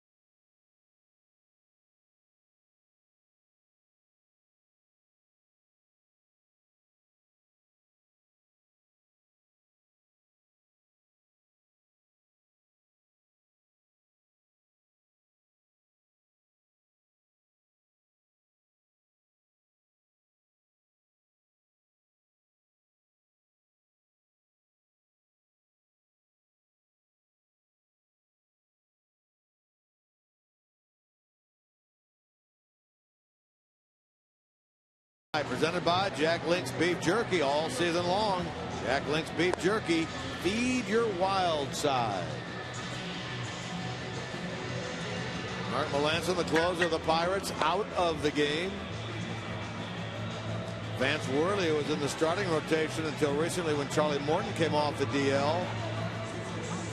Relegated to the bullpen. He comes on. Benches of these two managers getting a little bit thin. Reds survived the bottom of the ninth inning. One of the better clutch hitters, if not one of the best in the game, and Andrew McCutchen flying out to right. So extra innings we go. Bruce will lead it off as a pinch hitter. Reds are 3-5 in extra frames. The Pirates 2-6. Bruce bats for Matthews. They didn't start this game due to the numbers that he has put up lifetime against Burnett. 3 out of 31. Off the bench here to bat against Worley. Bruce at 241 on the season with a dozen home runs, 38 batted in. Last night a couple of hits, 2 for 5. In the series, 4 out of 10. Swinging a hot bat. He has a 7-game hitting streak. Just trying to get on to start the 10th inning.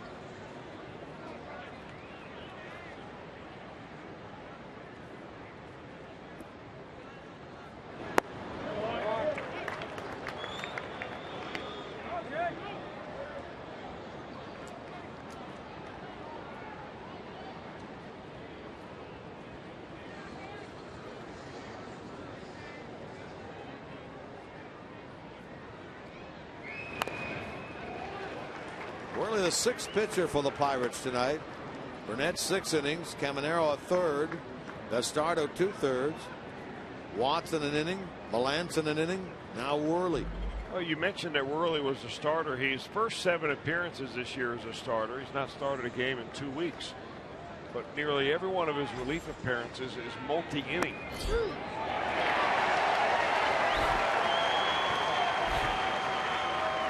Jay was thinking, I waited around all night for a call like that.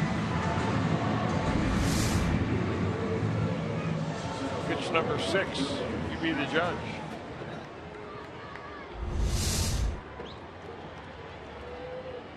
It's 11 strikeouts for Pirate pitching tonight.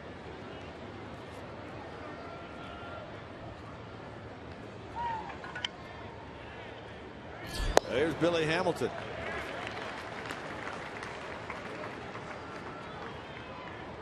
Billy had a base hit back in the 2nd. Stole a base, later scored on the triple by Phillips. Lied out his next 2 times up, struck out his last time. It was 1 for 4. Worley with a bit of a fashion statement with that hat, the way he has it going there tonight. That flat bill. Just the way it came out of the box. Yep.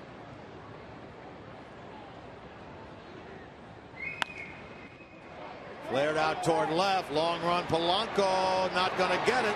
That's a base hit for Hamilton. Wild throw toward second. Almost got away. Well, you hope for one of 2 things there. One that maybe it bounces away from Polanco. Hamilton can move down to second, or maybe that throw gets away, but neither occurs.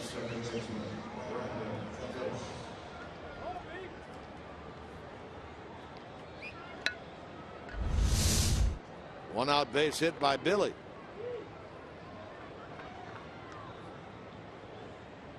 Now Phillips. Big part of the Reds order. Phillips, Votto, Frazier, Bird. See if they can produce one here in the top of the 10th. Tied 4-4.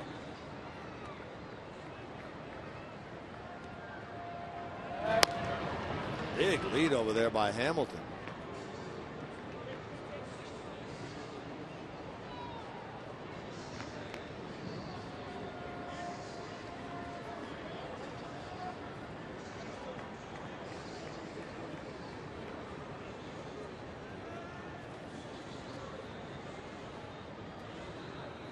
Billy's going. Now he stops between first and second, slips and falls, and the Pirates have him in a rundown, and they will get him at second base.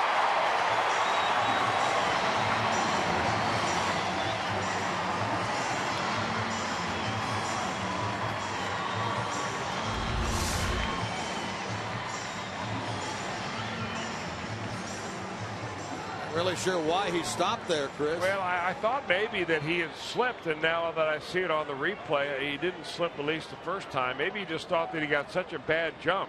He did slip, actually, coming out of his stance. But he took so many steps on his way to second base, he got himself into no man's land, and Reds run into an out on the base paths. Boy, that's costly. Phillips foul ball, 1 strike.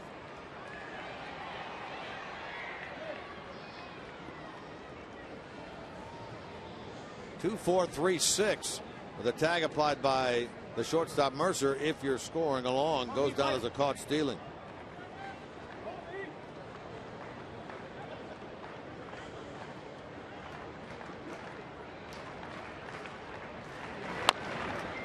Over the mound toward the second base bag. Mercer to Rodriguez, and the inning is over.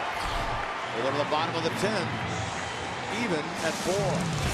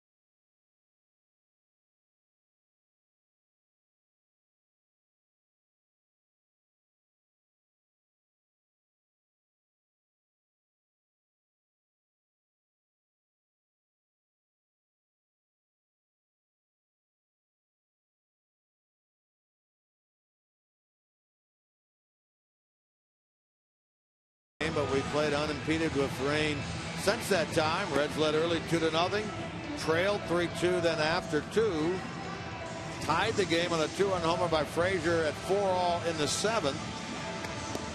Left 2 on in the 7th, left 2 on in the 9th. Pirates had the winning run at 3rd in the bottom of the 9th. McCutchen flied out. Now Carlos Contreras comes on as the 5th Reds pitcher in this game.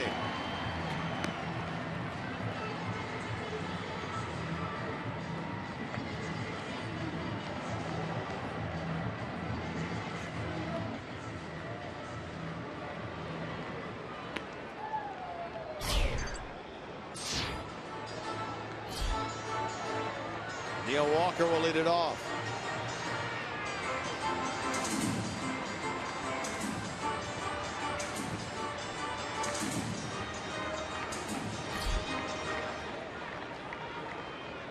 Walker, Gong, and then the pitcher's spot.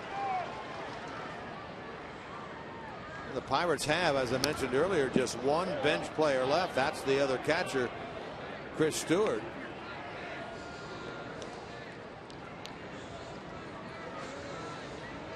Well, as Chris alluded to earlier, Worley been a starter most of this year. Probably is in there for 2 or 3 if it goes that long.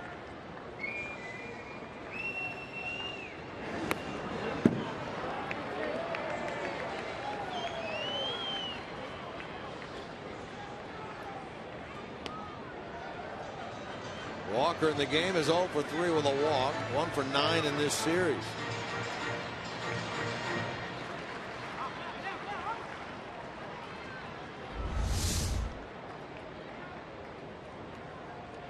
Brian Payne, you being a little bit of a pitching coach right there, telling Contreras you're getting too excited here and flying open on me.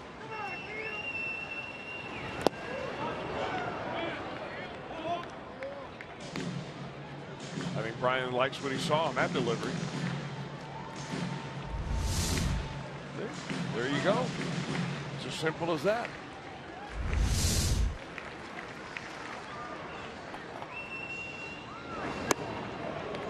Contreras for the Reds this year, 6 games and a 1.42 ERA.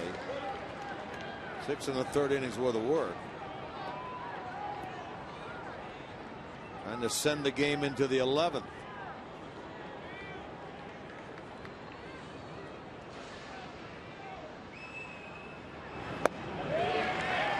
And a walk to start the bottom of the 10th. Well, the Pirates put the leadoff man on in the 9th inning. Put the leadoff man on in the 8th inning. But in neither frame were they able to score. Now they put the leadoff man on here in the 10th. Well, the Pirates have received 4 bases on balls in this ball game, and each one of them have been to the leadoff hitter of the inning. Back in the 2nd, the 6th, again in the 8th, and now in the 10th. You're playing with fire there.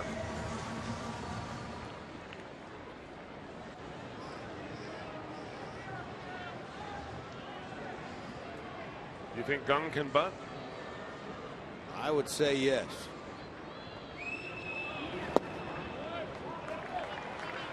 There's 2 hits tonight. A couple of 2-out singles for him.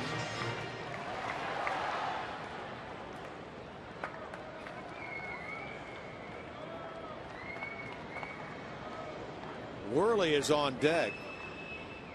As you suspected, he'll stay into the game, so Gung will be swinging away here. Now at 2-0, we see Jeff Pico emerge from the dugout for the first time tonight. Well, this is what George Graham would like to say, the checkup from the neck up. Tried to just settle Contreras down a little bit. He walked the leadoff hitter. He's missed now twice in a row to the batter at the plate. And he's getting the nod of approval there from Brian Pena.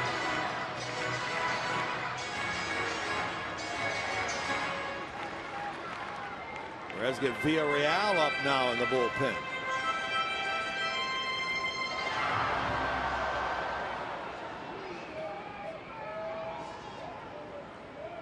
Leadoff walk to Walker.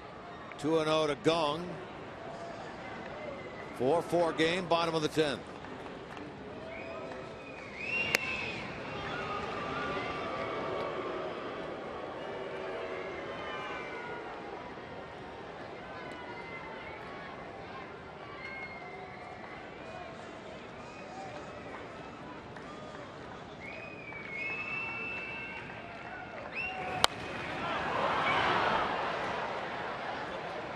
Auto chasing, but not going to get that ball.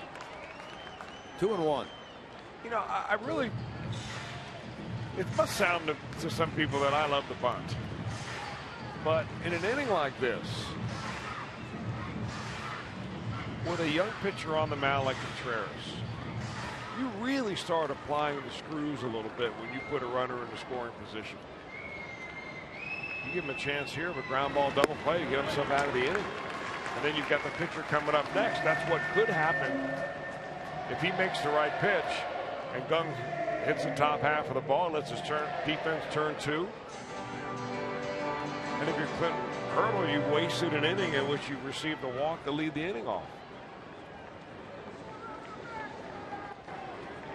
I know he's got the pitcher in the on deck circle. It's probably why he's letting him hit away.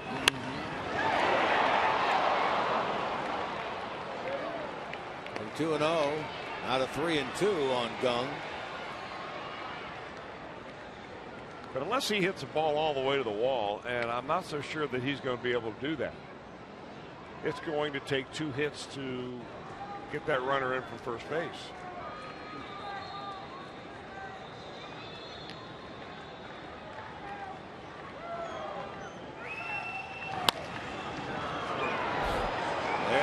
at second. Safe at first.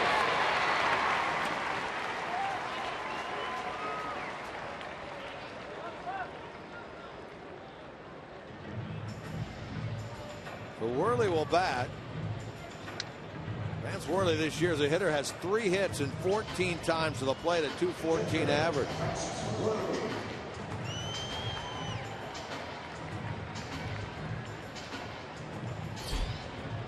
Worley bats for himself. Again, just the one bench player left, the other catcher for the Pirates.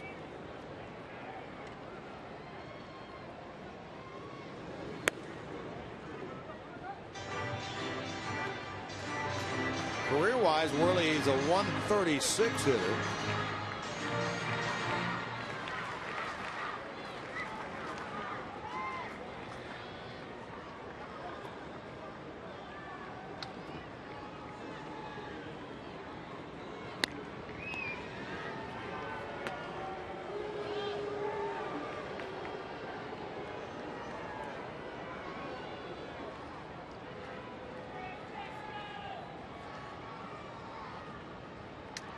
Cervelli on deck.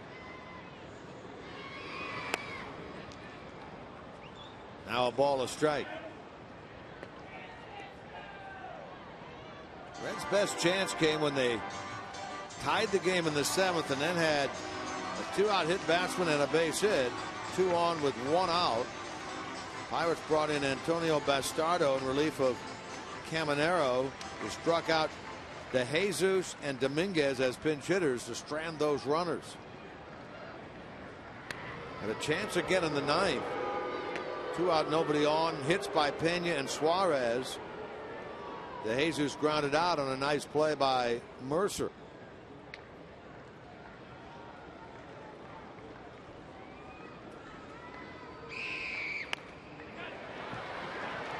Votto's going to throw to second. They get an out.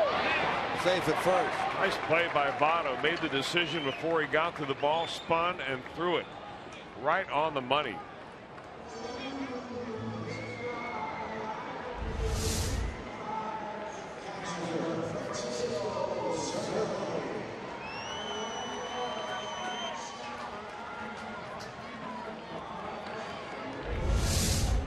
Here comes Clint Hurdle out of the dugout. He's going to the home plate umpire, Chris Conroy.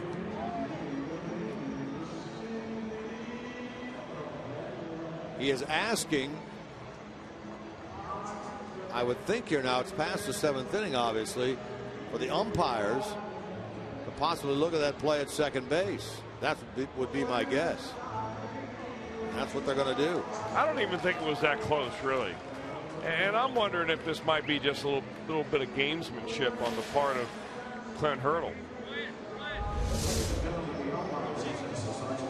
Ryan Price comes out and wants to know, is this a challenge or is this an umpire review? Maybe they're wondering if Suarez pulled his foot too soon. But, you know, the guy that is hurt the most in this whole challenge delay is the pitcher on the mound. Sure. Stands out there, waits around, isn't sure whether he should throw some pitches. If he throws pitches, the batters in the on-deck circle get to watch him even more. I mean, there's no benefit at all for the pitcher.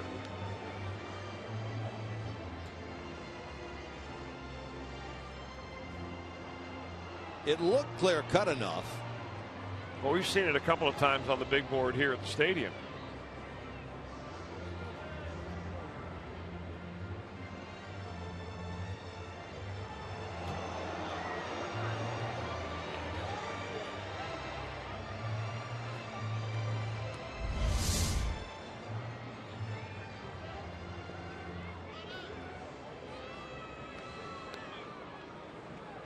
Remember, you can't challenge the neighborhood play out at second base. You can only challenge it if the throw takes the fielder off the bag, and that's what he was looking to see if that was the case. His throw was slightly wide. Cervelli with 2 out. I gotta like the way, from a Reds fan standpoint, I gotta like the way the Hurdle has managed this inning. Because the Reds have been able to keep a runner at first base the entire inning after Contreras leads the inning off with a leadoff walk. He's never had a runner in scoring position. They elected not to bunt Gunn. Tried to bunt Worley, but bunted into a force out. I mean, you could have bunted Gunn and then bunted Worley and had a man at third with 2 outs instead of a man at first and 2 outs. Not a bad idea. And you're a wild pitch away from winning a ball game. You're putting the pressure on the young pitcher. Got a young kid on the mound. Runner leading off third base. It looks awfully easy from up here. And you'd still have this man, Cervelli, at the plate.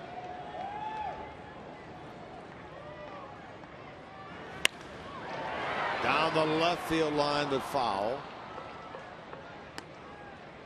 Of course, what they're hoping for was that Gunn was going to come up with something big.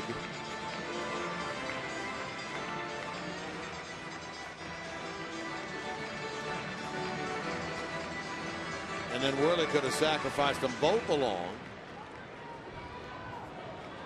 And then it had a couple of chances with a winning run at third base.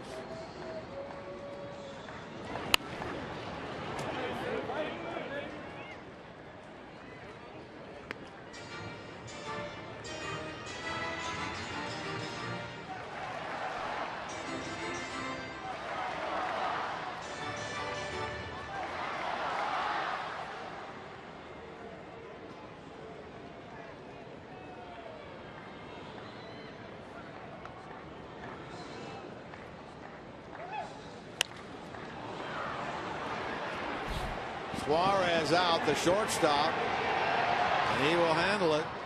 So Contreras works around the leadoff walk, and we play on to the 11th inning here at PNC Park.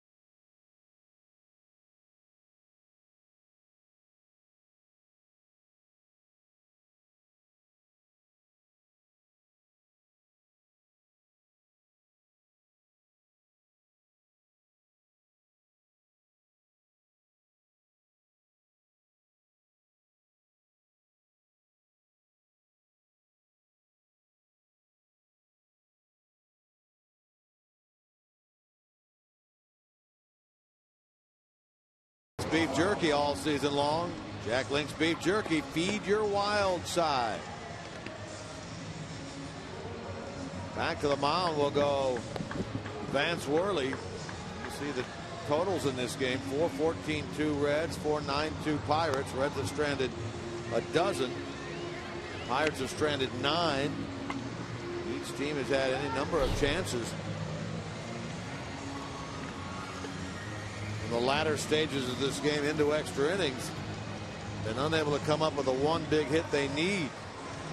This would seem like it would be the best chance for the Reds right here with Votto, Frazier, Bird due up against the right-hander Worley.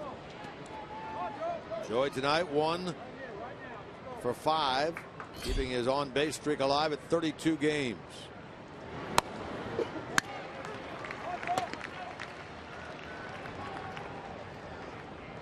Worley worked around a 1-out single by Hamilton in the 10th inning.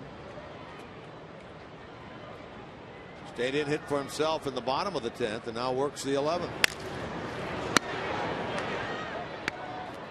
Go ahead, come on. Come on.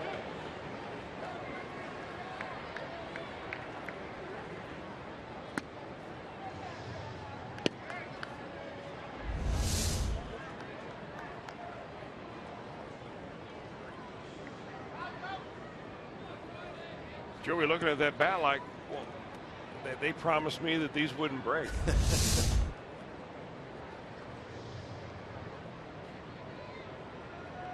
They're going to tape that baby together. I'm taking it back. Get that authenticated. First thing in the AM.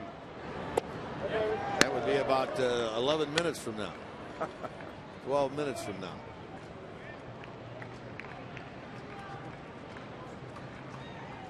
Votto trying to get it started here in the 11th.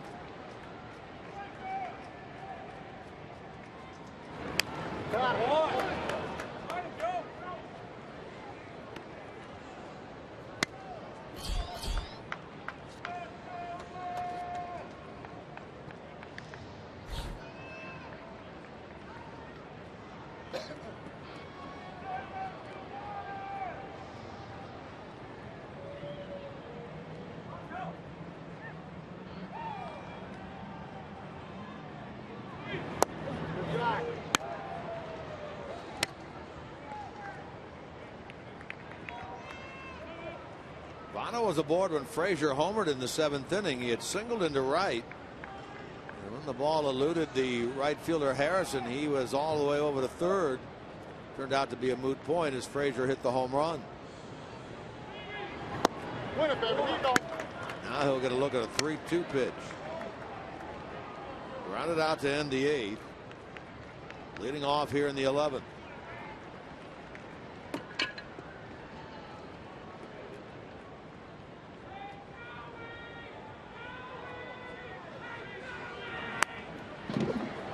How about that stay alive swing right there? It's about exactly what it was.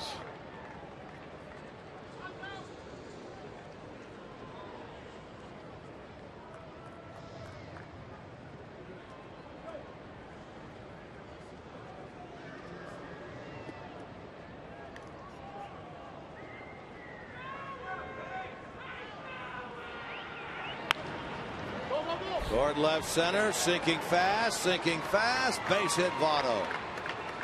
Go ahead, run on to start the 11th inning for Cincinnati. They get their 15th hit. That's a new season high for hits in a game by the Reds. Now the Pirates opened up a little bit more green area between the infield and the outfielders where they were playing because they're protecting against a double right here.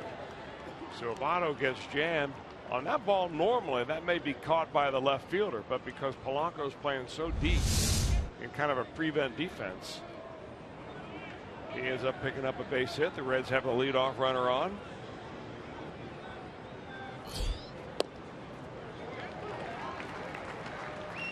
Vincent Frazier homered in the 7th inning. Here's a look at it again. Game against Caminero. 24 on the year for Frazier. Tied this thing at 4-4. Take another one right here. Off the glove of Cervelli. That's going to put Votto in the scoring position. Well, that just can't happen. If you're the Pirates and you see that play, it didn't even look like it was all that far outside. He was set up inside. It went way outside. Yeah, but it was a breaking ball, I think. But they'll call that a wild pitch on Worley. Now they're going to walk Frazier. Reds will have 2 on with nobody out.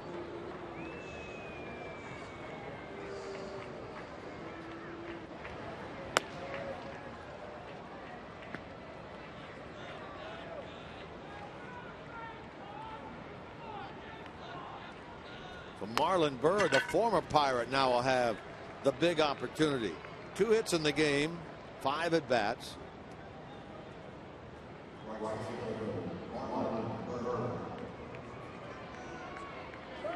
Byrd, Pena, Suarez will have the opportunities to put the Reds back in front for the first time since the top of the 2nd.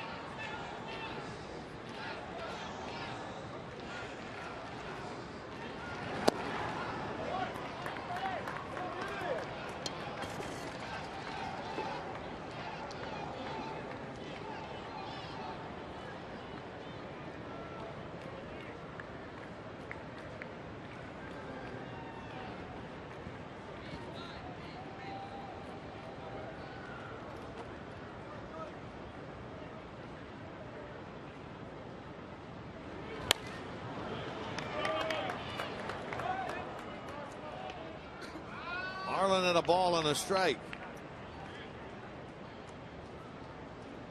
Flied out his last time. That was against Melanson in the 9th inning. Reds had a good chance against the Pirate closer. 2 out, nobody on. A hit by Pena, a hit by Suarez. And DeJesus grounded out on a good play by both Mercer and Rodriguez at first.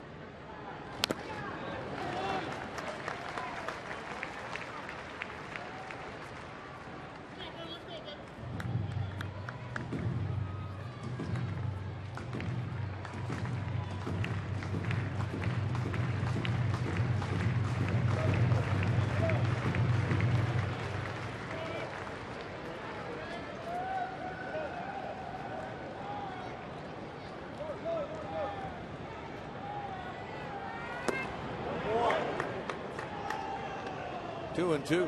Well, Worley just trying to come in there to see if Marlon Byrd would cooperate by rolling over on one. You can see why Worley would be so good at throwing the ball inside to right-handers, because he throws across his body quite a bit. Going to go out of way now. Everything he throws on that side of the plate will be cutting away from the right-hander, because he's got his hips closed when he pitches. Pena on deck. A full count, not a Bird. Votto carrying the go-ahead run out at second. Got Bird, tying him up inside.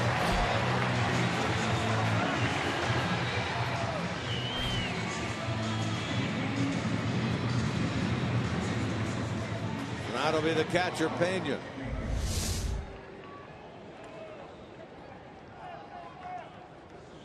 That was pitch number 6. As you look at it on that box tracks, way inside, and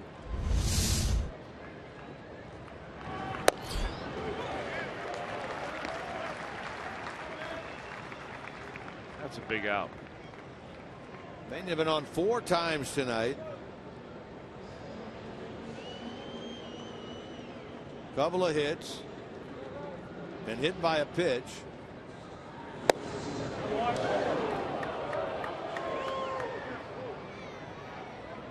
A long night behind the plate. Clint Hurdle, he's been disappointed all night with the strike zone of Chris Conroy, hasn't he?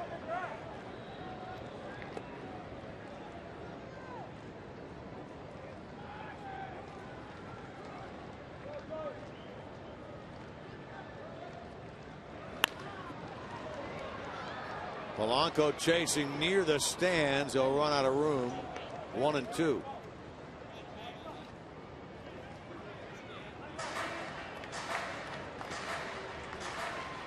Well, the Mets played an afternoon game today in Milwaukee. Mets won that game 2-0. They probably landed in New York at about the time the Reds game started. That's who the Reds play tomorrow. The Reds will probably get into New York some 8 hours or so, maybe longer, after the Mets landed.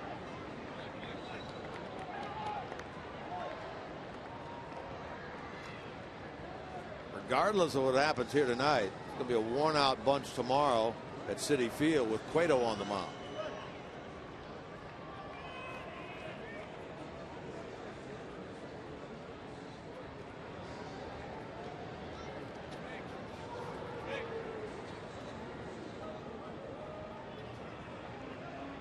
Leadoff base hit by Votto to left center.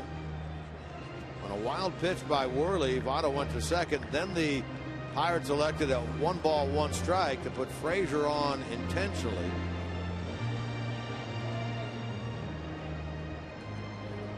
Bird with a big chance. He struck out on a 3-2 pitch.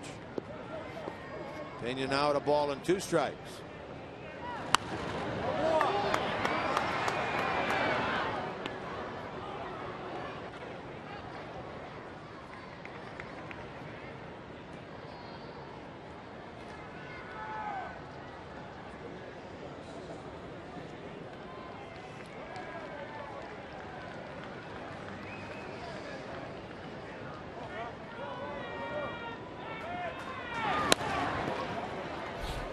Mercer, they get an out at second. Not at first. Throw pulled Rodriguez off the bag. Votto does move up to third, and so now the Reds have a big chance here with Eugenio Suarez coming up. Go ahead, run 90 feet away.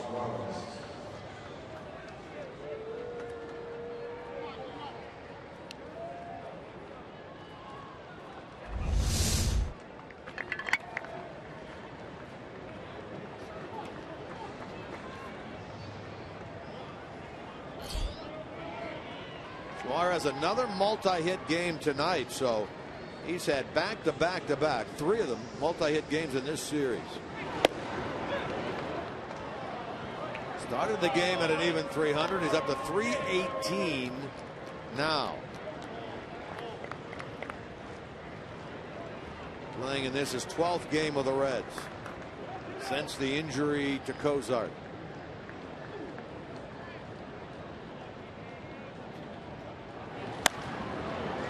Hits it hard, but fouled on the right field line.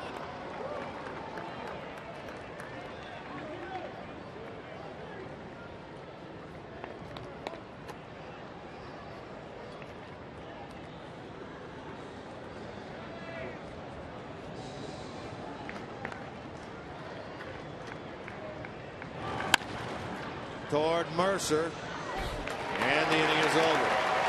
Pirates come up in the bottom of the 11th. Still even at 4.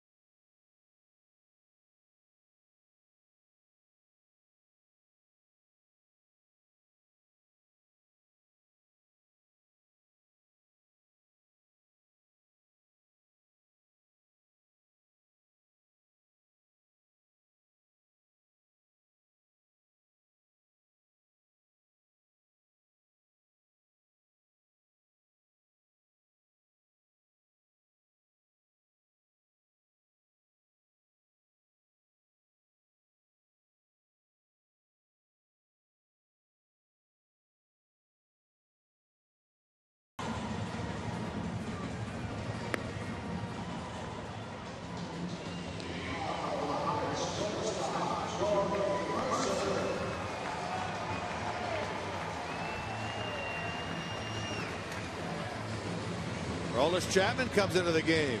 Been away a couple of days on paternity leave, and here he is back working in the bottom of the 11th inning. And normally this is the situation with Aroldis Chapman. The Brian Price so far this year has used him really only in save situations when extra innings on the road.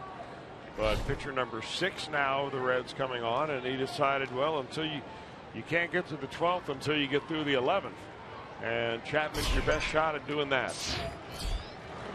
He gets Mercer to lead it off. Then the 9th spot in Rodriguez, and then the top of the order in Harrison.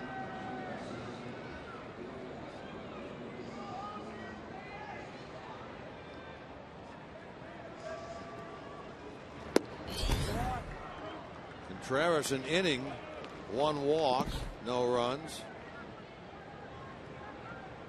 Now it's Chapman.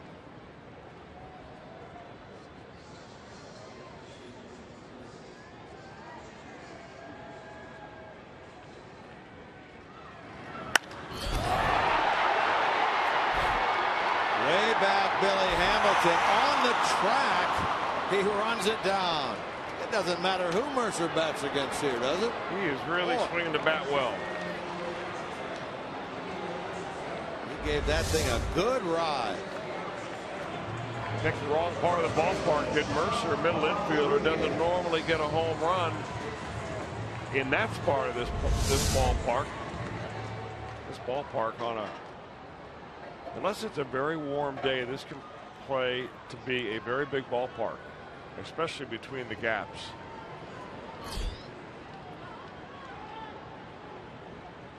So 1 out for Sean Rodriguez. He gets it in the air. Here comes Billy Hamilton. 2 out.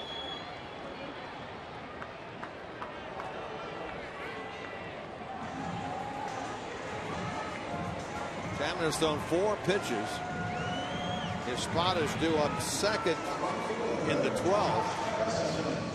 Reds bench has just Tucker Barnhart, like the Pirate bench has just its backup catcher Chris Stewart.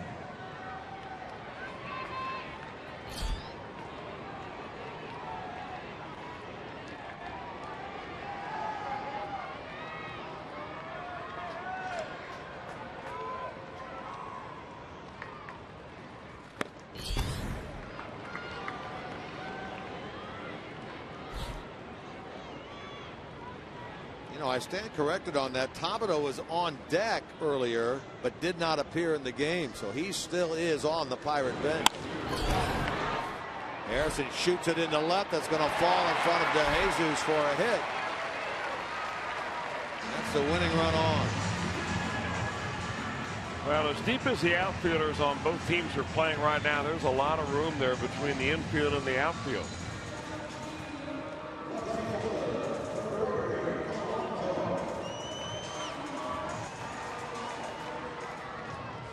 It'll be a lefty-lefty matchup. Chapman against Polanco.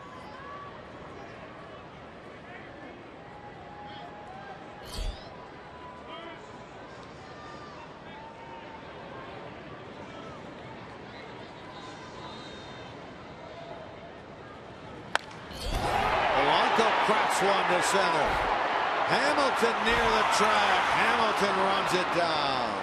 2 hard hit balls against Aroldis Chapman in the bottom of the 11th inning, but Hamilton up to the task, sending us to the 11th.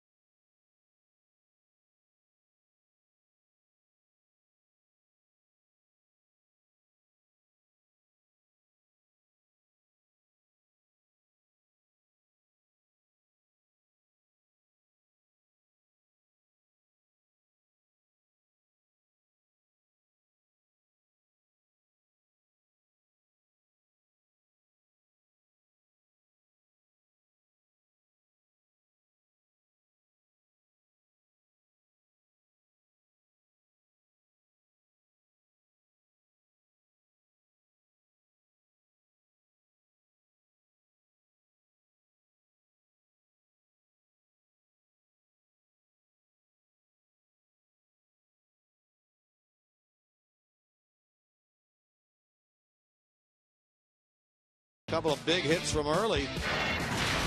Pirates in the bottom of the second inning. This is the starting pitcher way back when, A.J. Burnett, a career 113 hitter, singling in Cervelli and Mercer.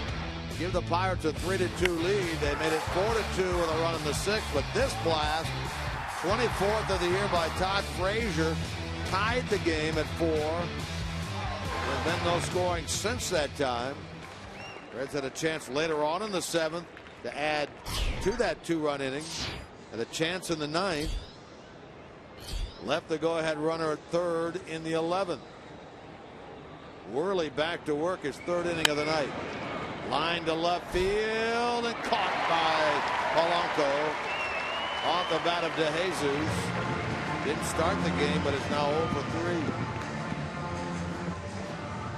And now Leake will bat for Chapman.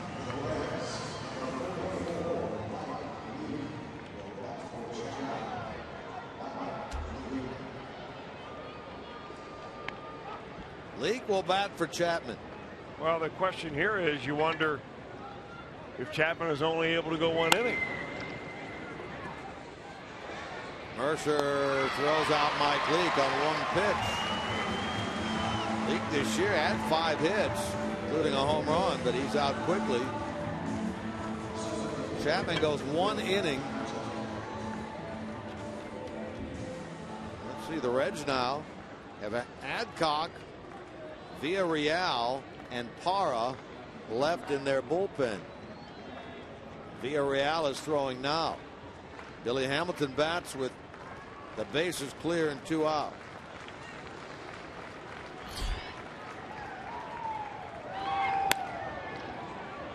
Mercer has the chance and throws out Hamilton. So the Reds go quickly and quietly in the top of the 12th.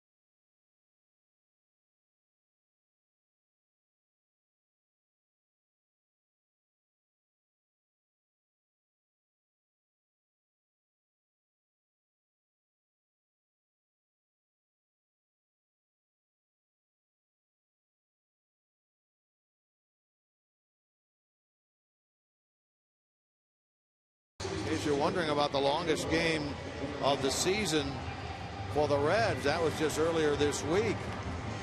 So let's see, a week ago they went 13 at Detroit, won at 8-4 in the grand slam in the bottom of the 13th by Frazier.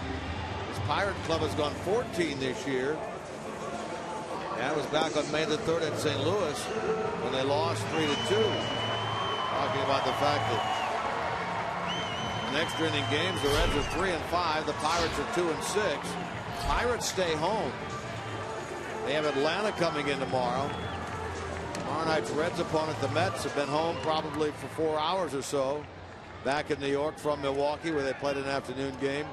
The Reds, they continue to battle on here in Pittsburgh. 4-4, bottom of the 12th.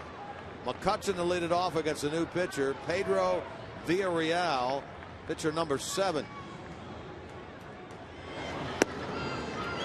Way way back when Anthony DeSclafani started this game.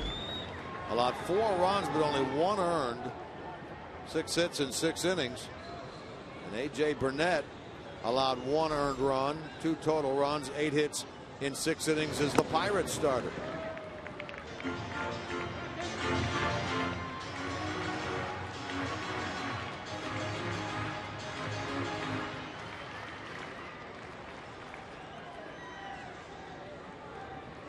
McCutchen 0 for 3 with a pair of walks in this game.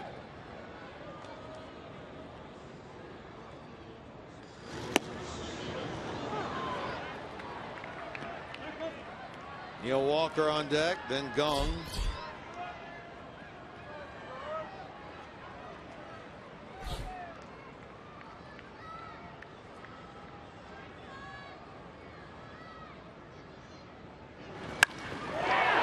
McCutchen cracks this ball pretty well.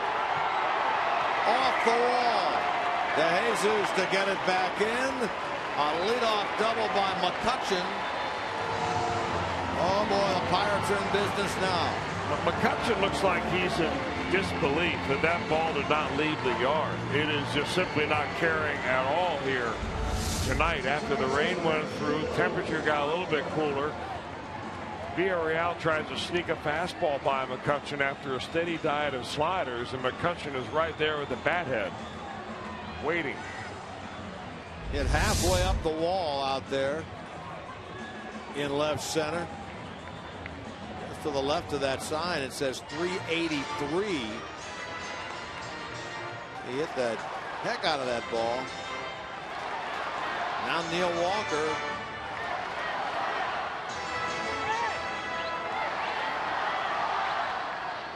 Neil in this game 0 for 3 with a pair of walks of his own. Reds, of course, will put him on to bring up Gung with a double play scenario then in order.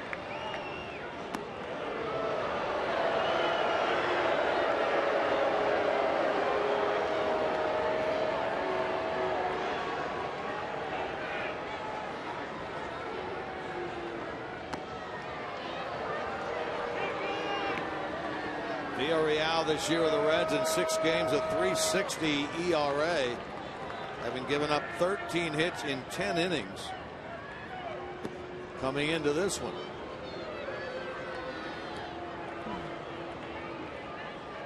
Louisville this year 1-0, 19 games down there with a 3.81.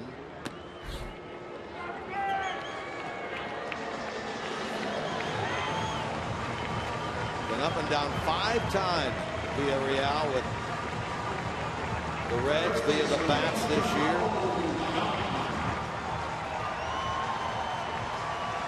Now it's Jung-Ho Kang.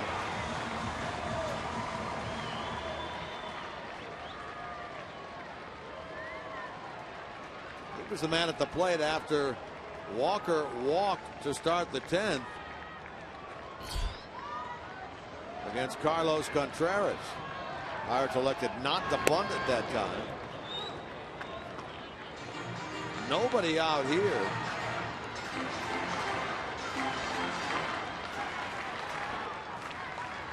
And Tabata on deck. Remember, Tabata was in the on deck circle earlier, but then did not bat. So still alive for the Pirates. Right into the glove of Votto, who will put the tag right there on Walker, and that's a double play. Wow. Hit it hard, Gung did.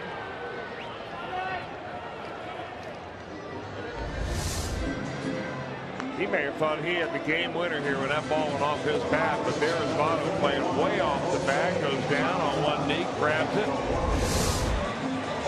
Not good base running by Walker right there.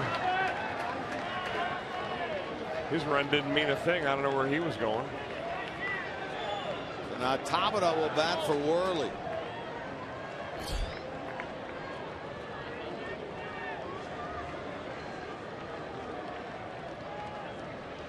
Worley pitched 3 innings.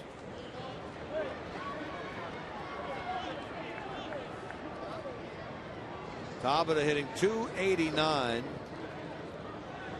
4 for 16 off the Pirate bench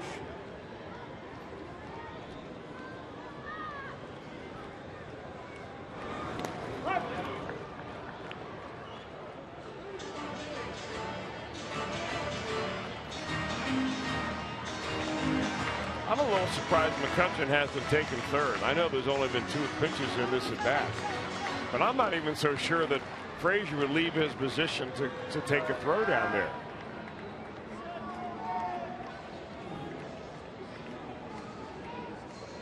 I mean, he could get a bigger lead. He could go halfway to third base. There's nobody even thinking about holding him on. You throw a ball to the backstop and it'll get him to third base. You throw a ball to the backstop with a man at third, you get him home. McCutchen stays put out there. A leadoff double.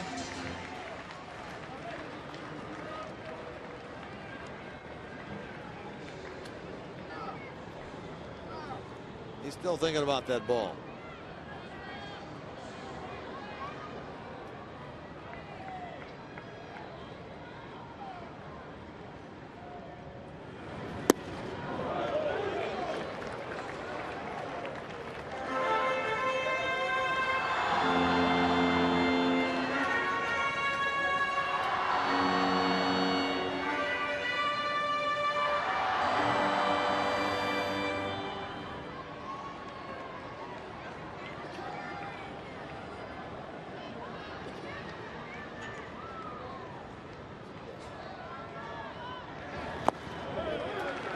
Two.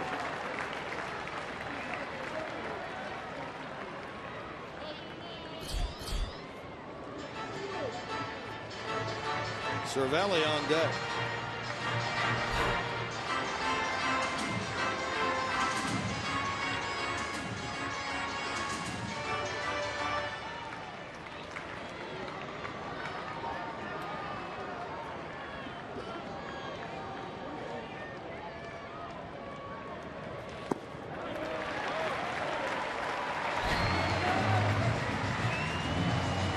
Second walk of the inning. The other was an intentional pass.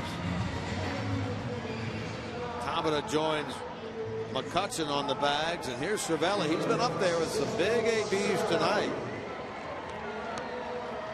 Bounced into a double play in the 4th. Had an RBI single in the 6th inning that made it 4-2 at the time. Line to right on a ball that looked like it might be a hit that would give the Pirates a lead in the bottom of the 8th. Run down by Bird.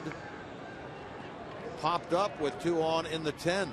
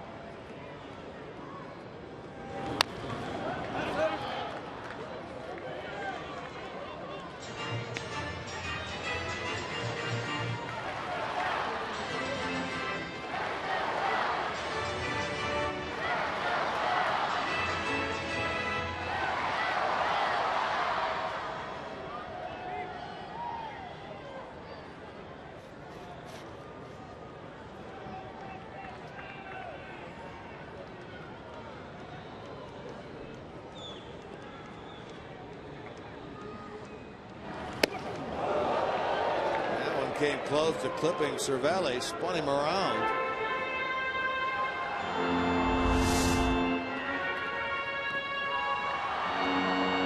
He has an elbow guard on, not one of those big ones like Pena wears. The soft elbow pad we see a lot of guys wear.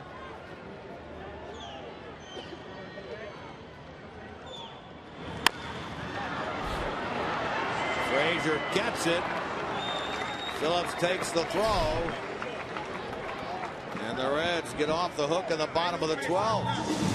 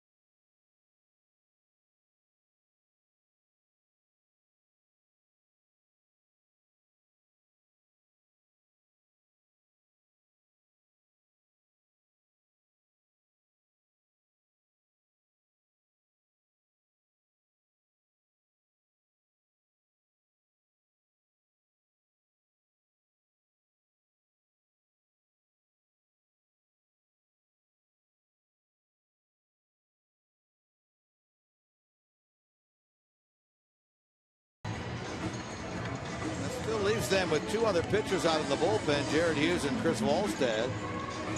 Scahill got the victory here Tuesday night with 2/3 of an inning's worth of work.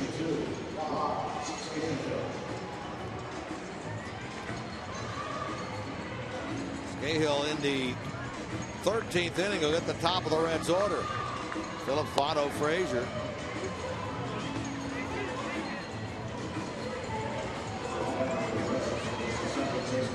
Reds about hit this Pirates team 15-11. No scoring since the Frazier home run in the 7th inning.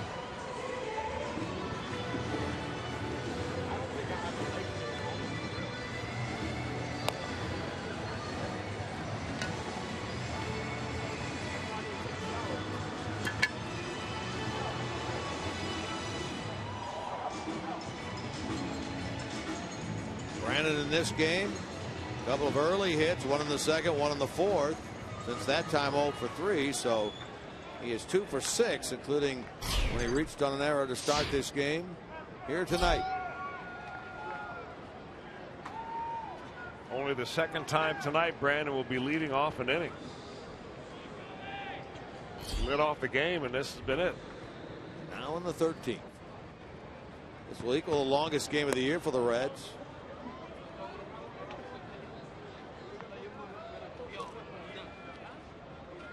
Cahill against Phillips. Ball 1.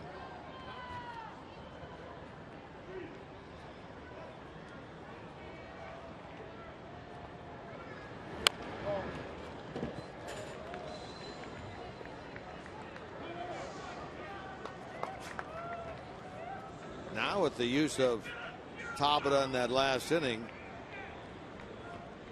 now the Pirates have just Chris Stewart, their backup catcher, left on the bench. And the Reds have just their backup catcher, Tucker Barnhart.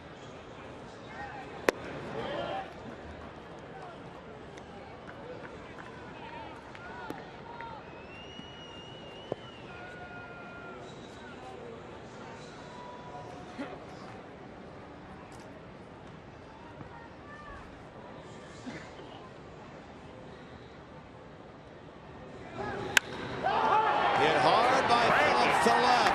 Back it goes. Disappearing into the seats. Brandon Phillips, his 4th of the year. And the Reds jump back in front in the 13th. 5-4 on a line drive home run by BP.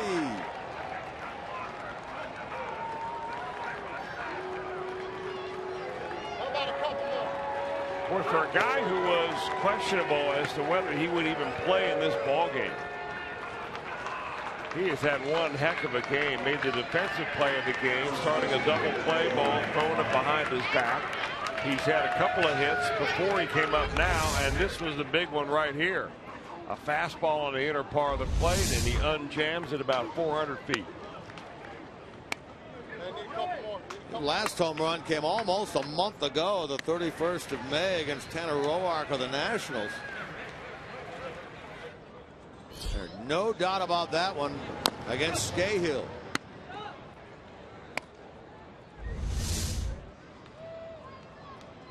He pulled this one, of course, more than McCutchen did. It got out. McCutchen stayed in the park. Second home run of the night for the Reds. Frazier's in the 7th, tied it. Phillips here in the 13th has given the Reds the lead. Only the second home run ball given up by Scahill this year. Bunt. And they get Votto at first. Against the shift. Didn't quite get it hard enough to get it by the pitcher. So 1 out for Frazier.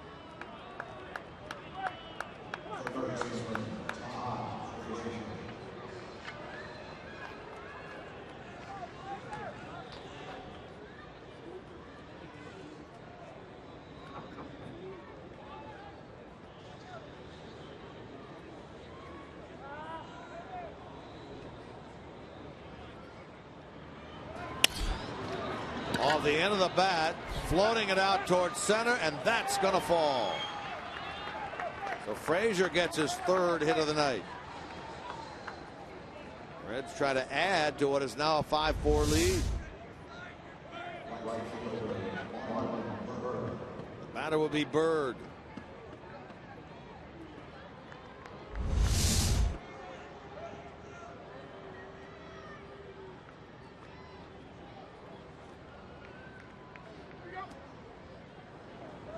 Two hits tonight, his last one coming back in the 5th inning.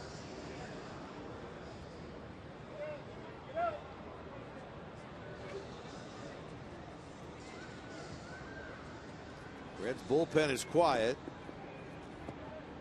And Manny Parra and Nate Adcock still left out there. Pirates in the 13th will have the 8-hitter Mercer, a right-hander, the 9-hitter Sean Rodriguez, right-hander. Top of the order, Josh Harrison, right-hander.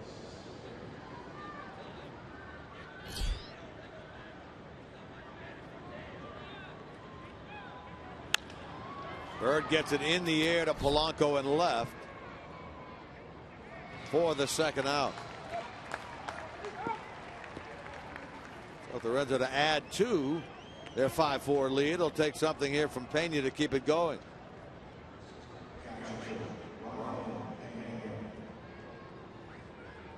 Pena a multi-hit game. Last one coming in the 9th, a base hit with 2 out against Melanson.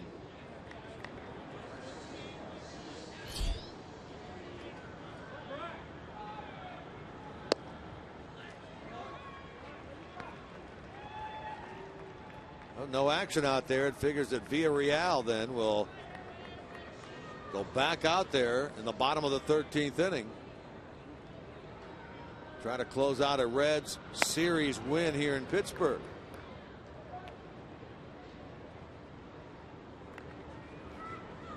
Pirates have been stingy on the home run balls this year. We talked about it at the top of the series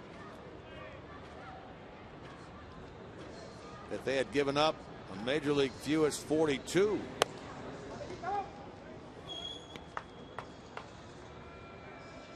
Big blow in the 1st inning last night was a home run by Bird.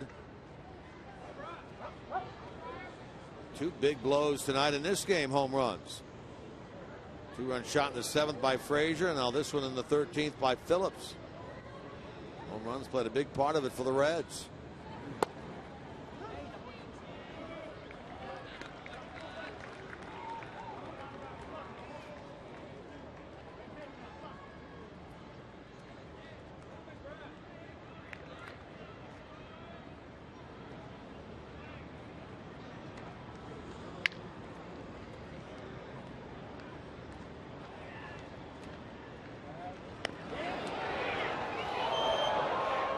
You see Frazier getting that walking lead down there. He does that a lot. Momentum going one way. He has to change direction quickly and get back. He darn near got picked off there. Well, if you're going the wrong direction and if you can time your throw as a pitcher, you can make it awfully close. Which that one was. But the problem is it's very difficult for a right-hander to really see that guy taking a lead off over there. I mean, we see it very easily. We see the pitcher, we see the fielder and the runner and so on. He doesn't quite do that as much with left-handers on the mound, but you can get away with it with a lot of right-handers who have a difficult, you know, unless they've got really good peripheral vision. That's not an easy thing to see unless you really turn to look.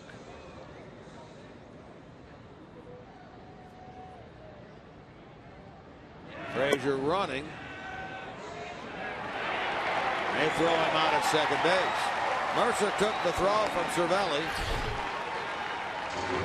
Frazier gone, but Brandon Phillips led off the 13th with his 4th home run of the year. The Reds are trying to protect that in the bottom of the 13th with Villarreal back to the hill.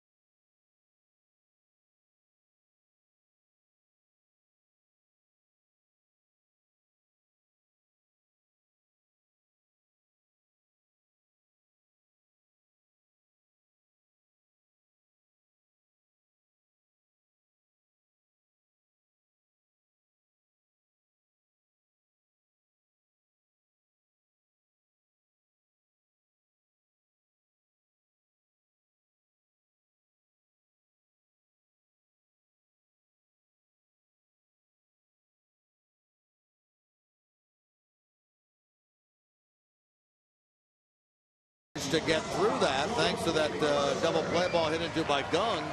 See what he can do here. Well, hopefully he'll have an easier time of it now that he's been given a 1-run lead by Brandon Phillips. Long ball. 17 hits tonight, most for the Reds since 2014, more than a year ago.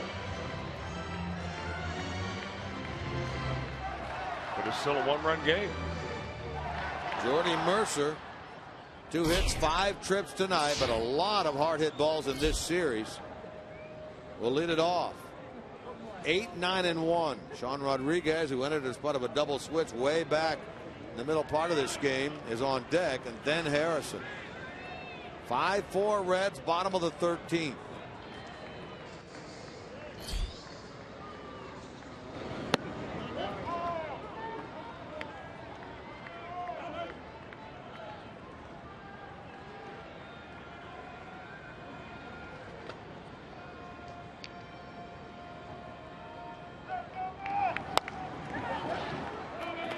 That check swing, and now Villarreal had 2 strikes.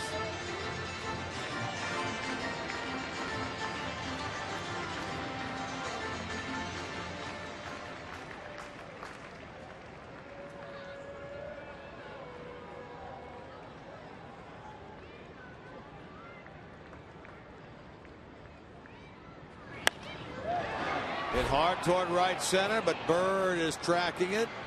Marlin makes the catch. The leadoff man retired here in the bottom of the 13th. That'll be Sean Rodriguez. This guy has the power. He had a dozen home runs a year ago with Tampa. He could tie this game. He's 0 for 2 at a sacrifice bunt in the 9th inning.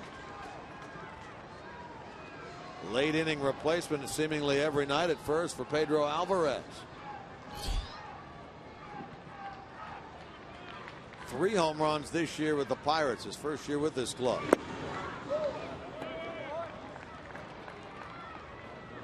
Josh Harrison on deck.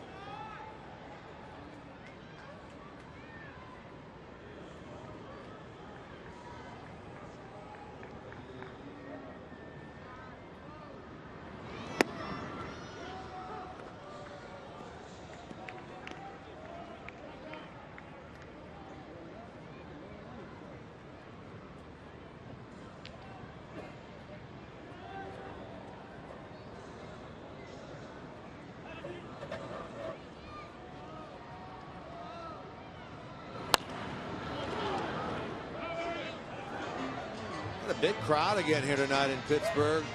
Over 35,015. Most of them long since departed. They had a sellout last night. They'll get a chance to come out here to the ballpark this weekend as they host the Atlanta Braves. Got him on strikes. That is the first strikeout for Reds relief pitching tonight. And that includes a game in which Aroldis Chapman pitched an entire inning. Viscapani had 5 punch-outs in the 6 innings that he pitched. And the Reds now 1 out away from nailing this one down. This would be a well-deserved win if you can get this out.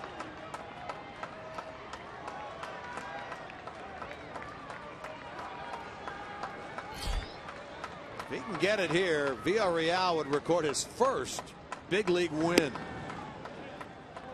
0-5 lifetime. When 0-1 with the Reds in 2013. 0-2 last year. 0-2 this year. So this young man zeroing in on what he hopes will be his first big league win. Ball and a strike to Harrison. He had a 2-out single in the 11th inning. And an infield hit back in the 9th. 2 for 6. Phillips' home run gave the Reds the lead. Villarreal trying to close it out. In the air to right and Bird. Reds win. A long night of baseball here at PNC Park in Pittsburgh. 13 innings worth. Reds take the series 2-1.